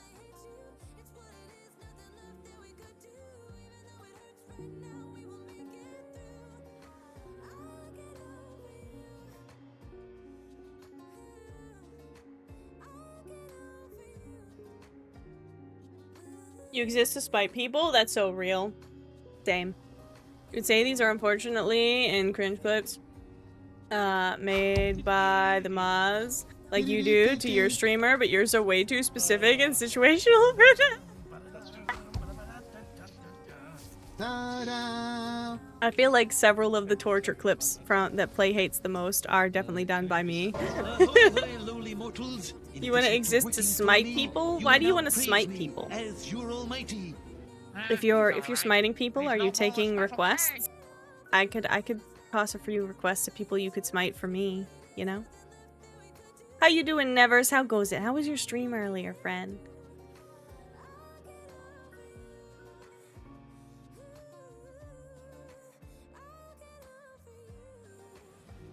We have notes. This good play doesn't have you for a mod. It'd never live it down. I mean, I think that would be fun though. You know? Get even more fun cringe clips of play. 555 smite it up 999.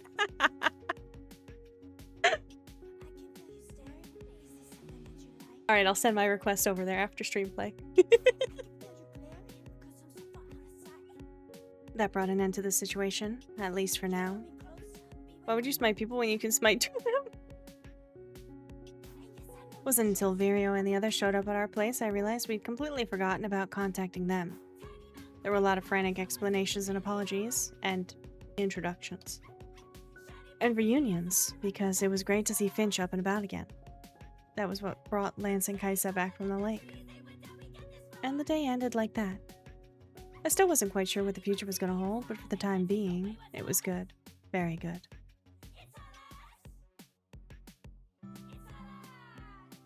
We got to our ending chapter, guys.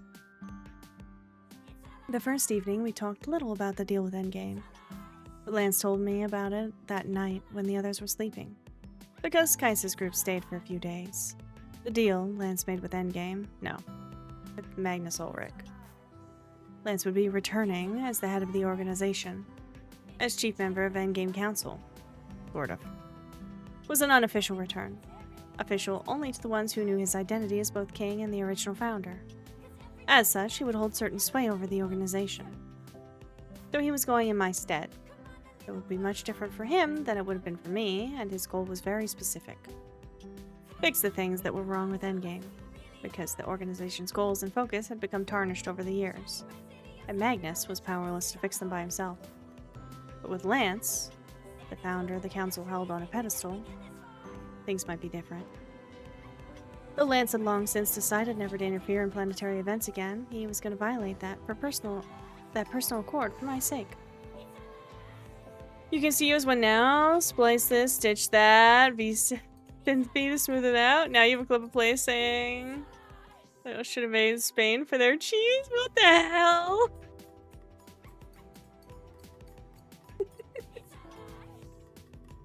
You'd go all waffles on it.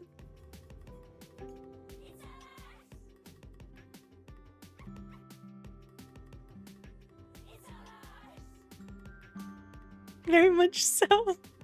Never forget the Kimiko X Sylphie giant cock splice.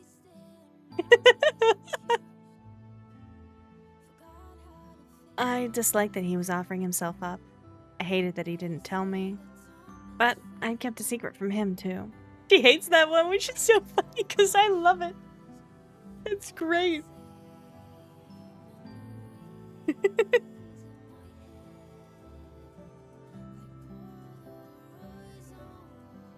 And I could acknowledge Endgame's way of doing things was a problem. The way they attempted to recruit me. The Espers were backed into a corner, stripped of other options. And Lance's involvement wouldn't be like mine. He wouldn't go to Brazil to be sequestered away like Magnus either. That was an immense relief. Lance's identity and involvement wouldn't be known to anyone outside the highest ranks at Endgame either. That wasn't the only part of the deal. Endgame would set up a permanent group nearby to monitor Avalon. Ostensibly. Probably to monitor us. They destroyed all record of Lance's location, but they wanted to make sure no one else came poking around. Secrets had a way of getting out, and Endgame wanted to be sure if this one did, next time they'd be nearby to help. He hates half the clips you give him, though. More so because you recorded them. I'm honestly surprised that, like, more of you guys haven't taken clips of me to go give to Woofs. I say enough weird shit. It's only been weaponized like twice.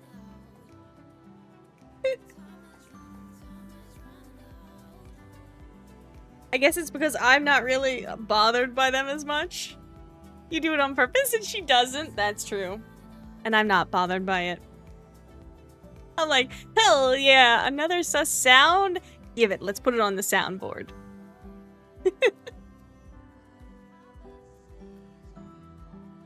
I have the, where is it? Put me in a cage. Go for it. Arf. That's on my soundboard? You get happy when you do it to her, you get bonked. Ah yes, so Taxes is just a brat. Got it.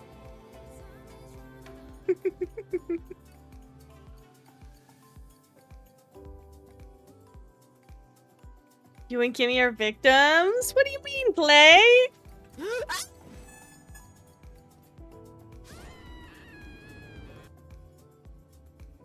I don't know what you mean.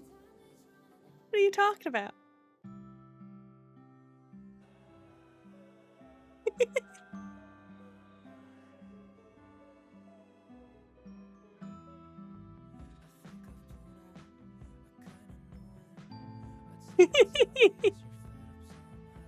It's done out of affection, okay?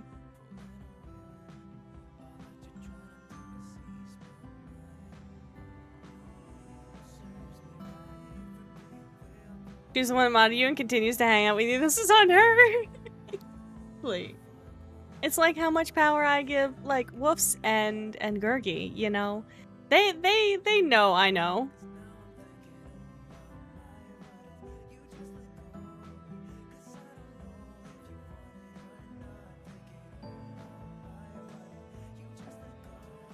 Secrets had a way of getting out, and Endgame wanted to be sure if this one did. Next time they'd be nearby to help. But it required the agreement of the Nomos governments. All in all, Endgame was on good terms with them. They'd been granted permission. Endgame's interest in this area would raise questions from other factions, so the group would be undercover as a Nomos research climatology team. I imagine surveilling this area or anywhere else in the Waste had to be boring, but I suppose that was just part of the job. Most certainly not a brat, if anything. You were the one bonking the brats 90% of the time. Just a chaos gremlin. You do not like the bonks. You don't like the bonks, and yet you go for them anyway, knowing what you're gonna get. Though Lance would stay in the Wastes and participate in Endgame from afar, a trip and brief stay in Brazil might be required at some point. And then additional travel in the future. Kaisa wasn't pleased about any of it when Lance told him. For his part, Magnus wasn't at all happy Kaisa knew about Lance. He'd been so obnoxious when I talked to him about it, I wasn't at all apologetic. But keeping others away from Lance was something of a shared interest for Crimson and Endgame, so that helped smooth out the tensions. As Kaisa said, Lance was a member of their family. Something like him holding the power of the planetary AI was irrelevant. They had no intention of making him a target by allowing that to get out. Crimson was putting efforts to ensuring everything about this place was kept quiet. Something Kaisa was uniquely able to do since he knew his way around Delphine systems much better than Magnus. So there was a truce for the time being. Go into it because you know the payoff is worth the bonk, unlike a brat who gets excited for the bonk.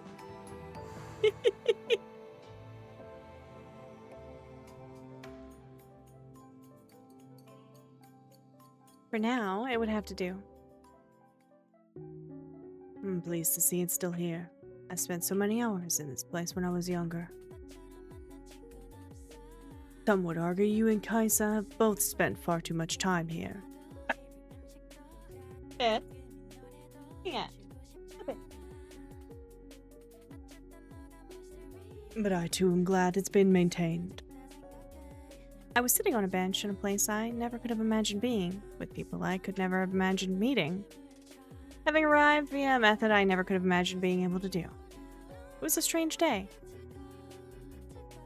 Does the sausage need air jail? I don't know why he borked like that. It was out of nowhere, too. He's good now. He's eating. After the confrontation in the Wastes, Magnus had been pretty clear he didn't want Lance and I in Delphine. We elected to ignore him and visit. After many preparations and a short wait, as short as we thought we could get away with, Lance's family didn't want anyone to know he was there, for obvious reasons. And we didn't want Magnus to know, though I wouldn't be surprised if he figured it out.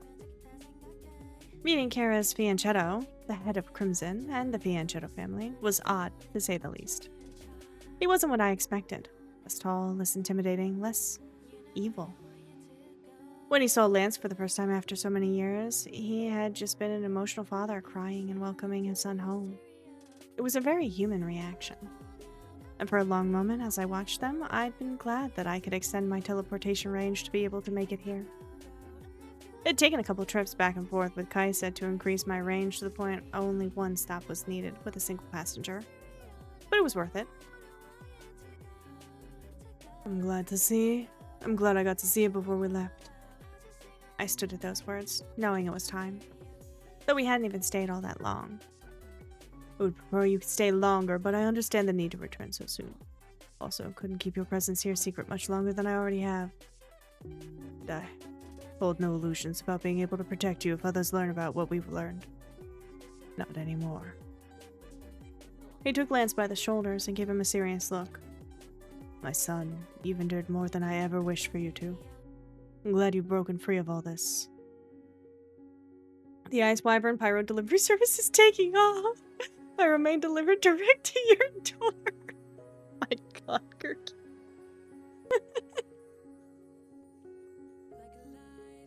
Yarez turned to me this time, taking another long moment to study my face. I couldn't help but wonder what was going on in his head. You are not a member of this family.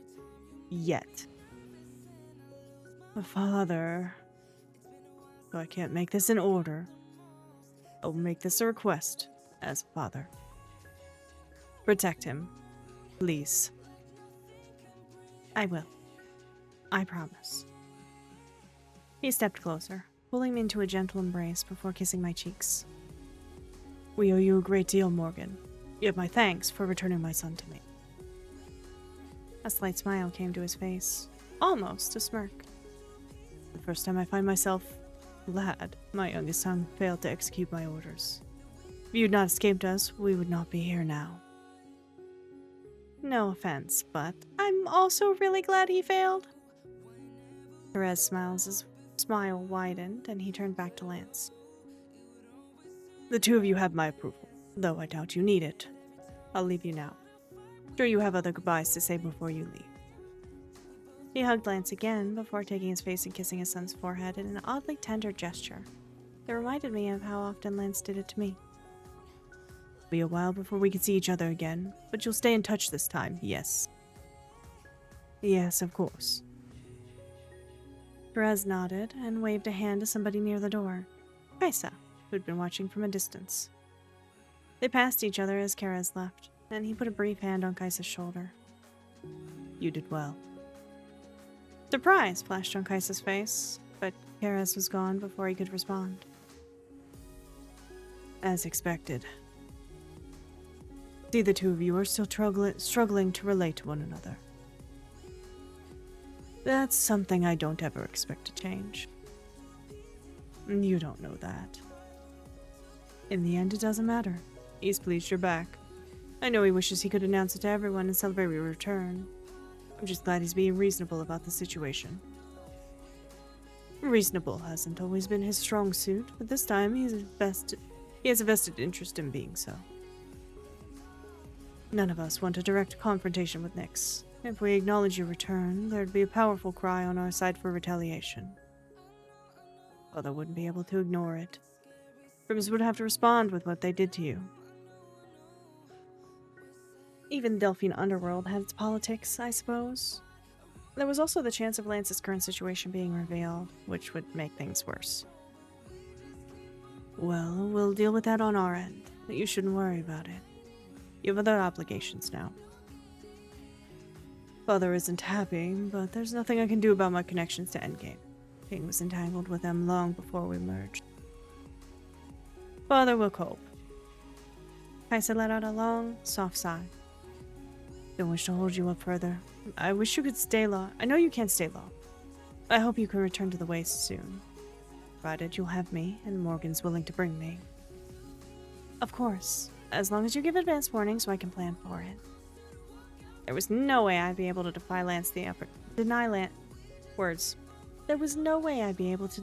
the opportunity to spend time with his brother, though Magnus would complain. There wasn't anything he could do about it. Not that wouldn't jeopardize Endgame's position and the deal he'd made with Lance. Lance and Kaisa said their goodbyes, and a short time later, he and I were returning to the Wastes. I flopped back on the bed with a groan. Tired? A little. It's not too bad. I could manage the teleporting situation, but 2 trips in a single day was a bit much. Lance sat next to me on the bed, lying on his side and propping his head with his elbow. Suppose you'll be going to Virio and the others tomorrow. Well, they think the weather will hold up for a few days more, so they want to get more work done. Since we discovered the cave-in inside the temple, my abilities are now in high demand. Lance laughed as he toyed with the ends of my hair.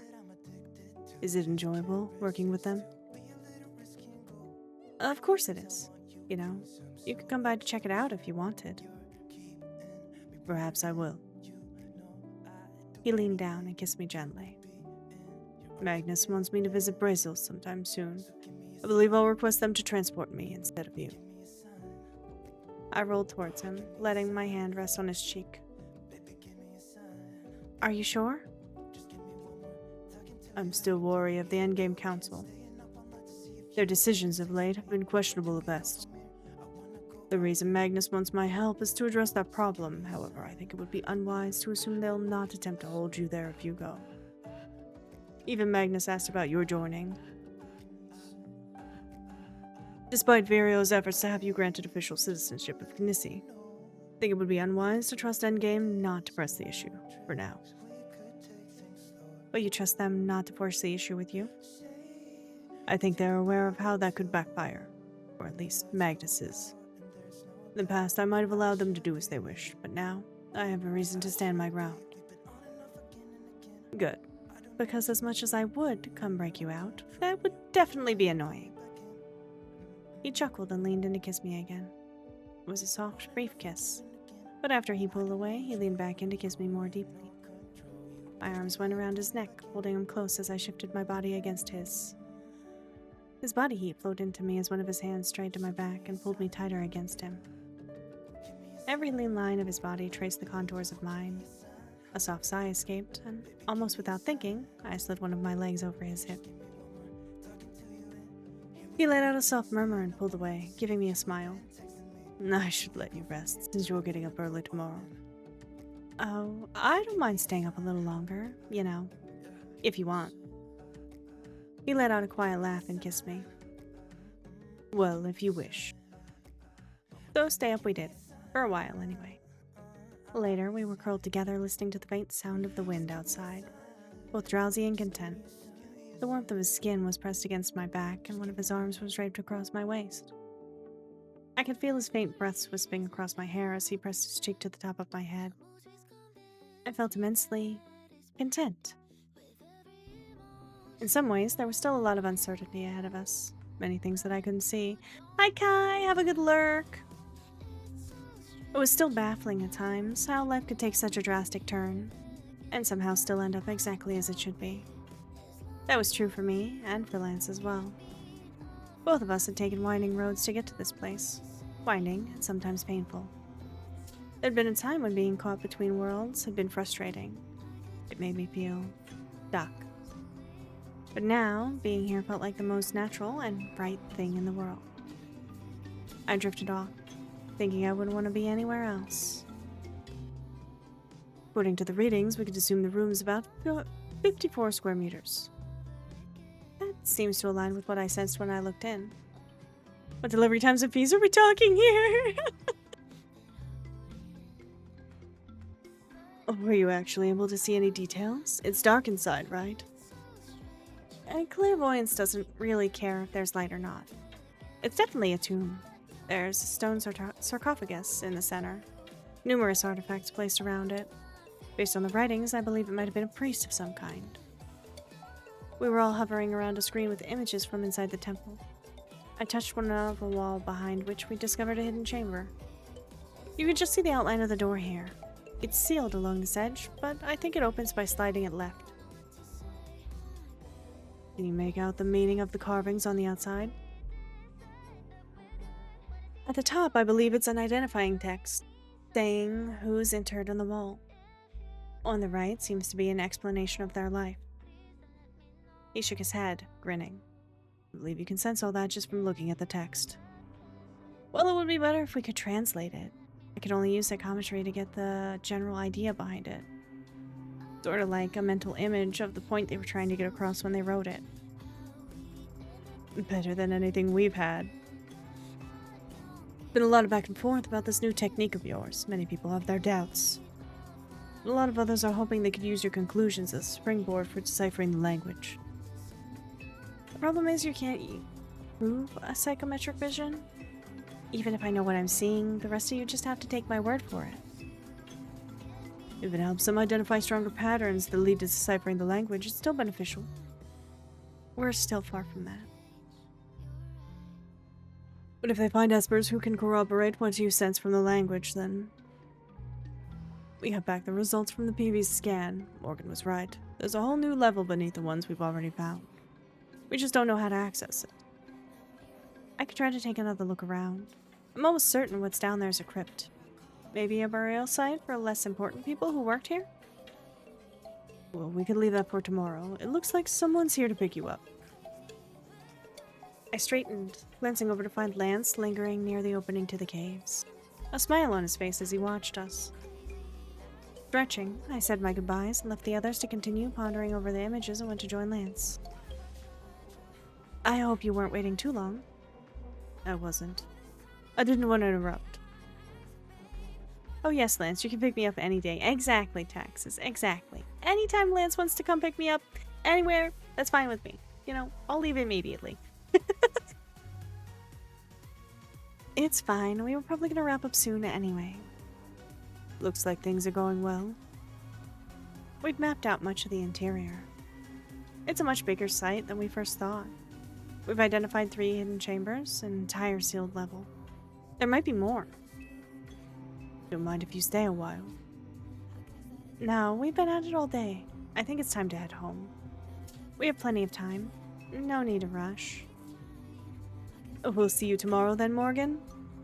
I waved and called back to him to affirm I'd be there. Of course I would. My official assignment to the team was still pending, but with my citizenship to Kinesi finally settled, it was only a matter of time. Then I'd have no excuse to slack off, so I might as well work hard starting from now. As soon as we were out of sight from the others, Lance grinned at me and pulled me close for a kiss. I missed you.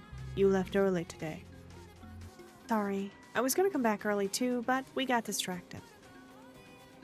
I can see that, but I'm glad you're enjoying it.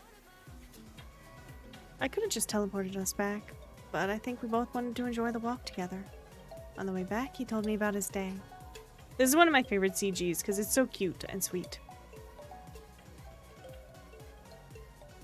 Also, I really like Morgan's outfit in this route.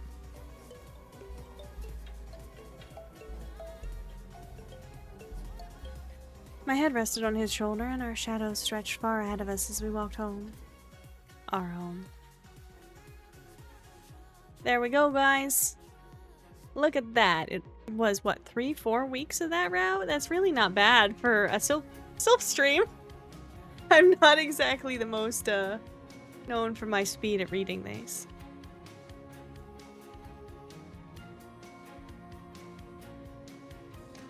Speed ran that, right? Impressive, honestly.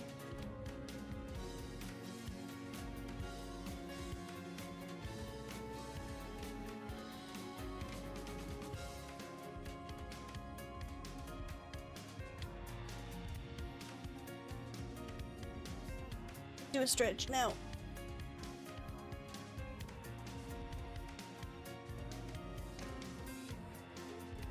And have water because my poor voice is so given out.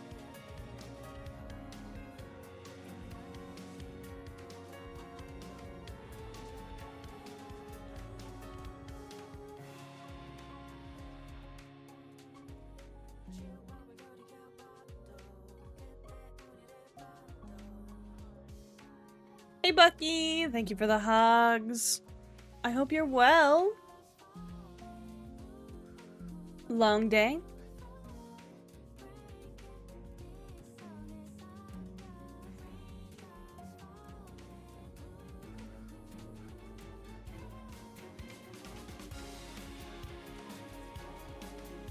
All right, let's see.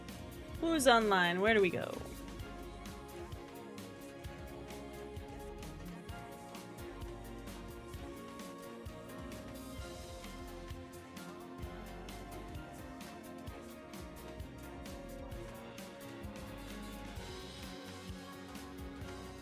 How long has this one been on?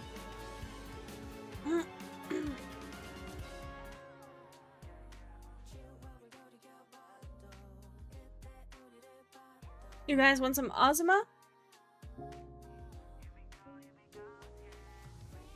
I can go drop you off with one of the newer friends we've made through Guardians of Ozma.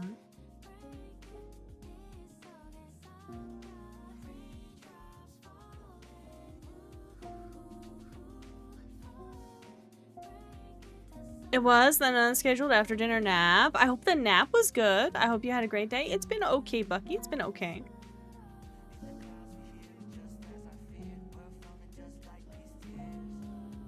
I'm probably gonna make some snacks after stream.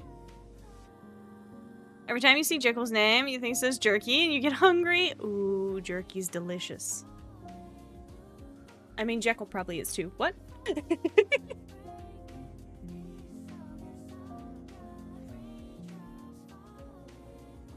Alright, yeah, we're gonna go over here because they just started. It's because you're a snack, damn right you are. Much better than a crab day. This is true, this is true. We finished our route though, which means we are free. And next week, probably next Friday, I may ask around and see if we have anybody who can narrate with me and see if a specific night works for them.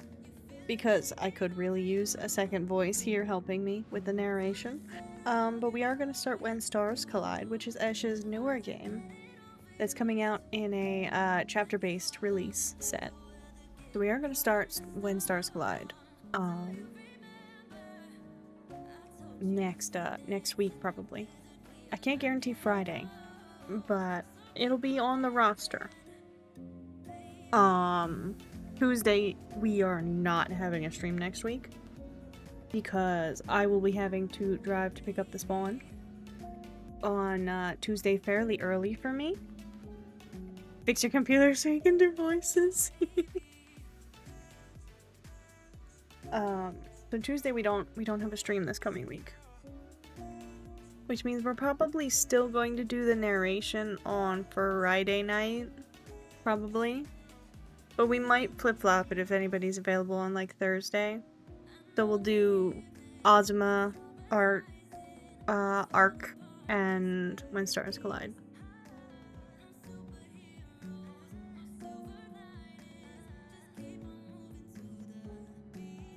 Yeah, you're right. Mythical Huggy does need a hug. Hang on. We got this. I got a button for this on my stream deck specifically so that the entire Stream Avatars crew will hug Bucky.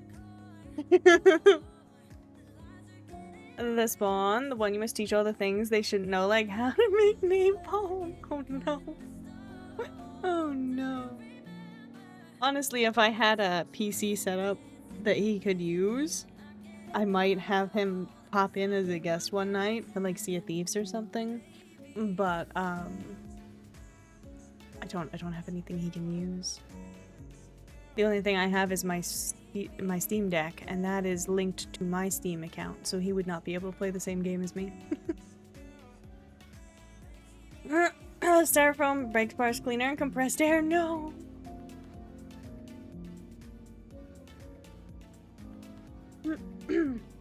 But yeah, my voice is giving out, so even though we're slightly before the usual end time, we are going to be ending here and raiding out. I'm going to take you over one of our new Rune Factory friends. They are still playing Rune Factory Guardians of Ozma. They only started an hour ago, so they'll be around for a while. It's nice and cozy over there. Might have a spare laptop if you want it. Not going to play much beyond basic 2D, but you're not using it. I appreciate you, Taxes. I'm kind of hoping his dad's given him something to play games on, at least, because it would really suck to send a child who has grown up on game systems across the country with no game system for a whole month. You know what I mean? Running away from you? I'm not! My voice is giving out. Honestly, if I could manage to, like, keep going with my voice, I would probably switch to Arc and just yap at you guys. But I have no voice. It's not there, it's gone.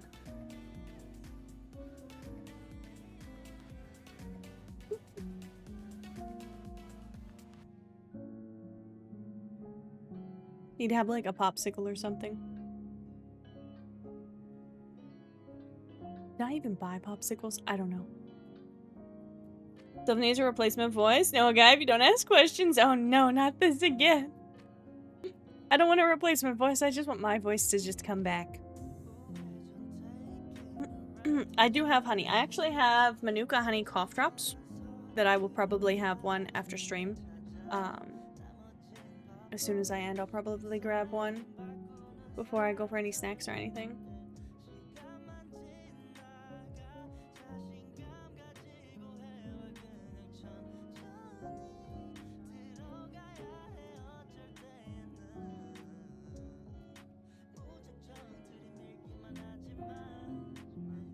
Okay, chat. Raid is up.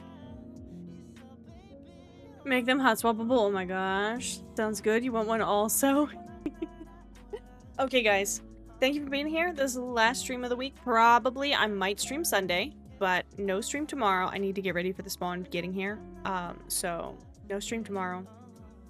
Possible stream Sunday, but don't count on it. Just keep an eye on the Blue Sky and the Discord if you are interested, because if I do decide to stream on Sunday, then that will be where it's notified.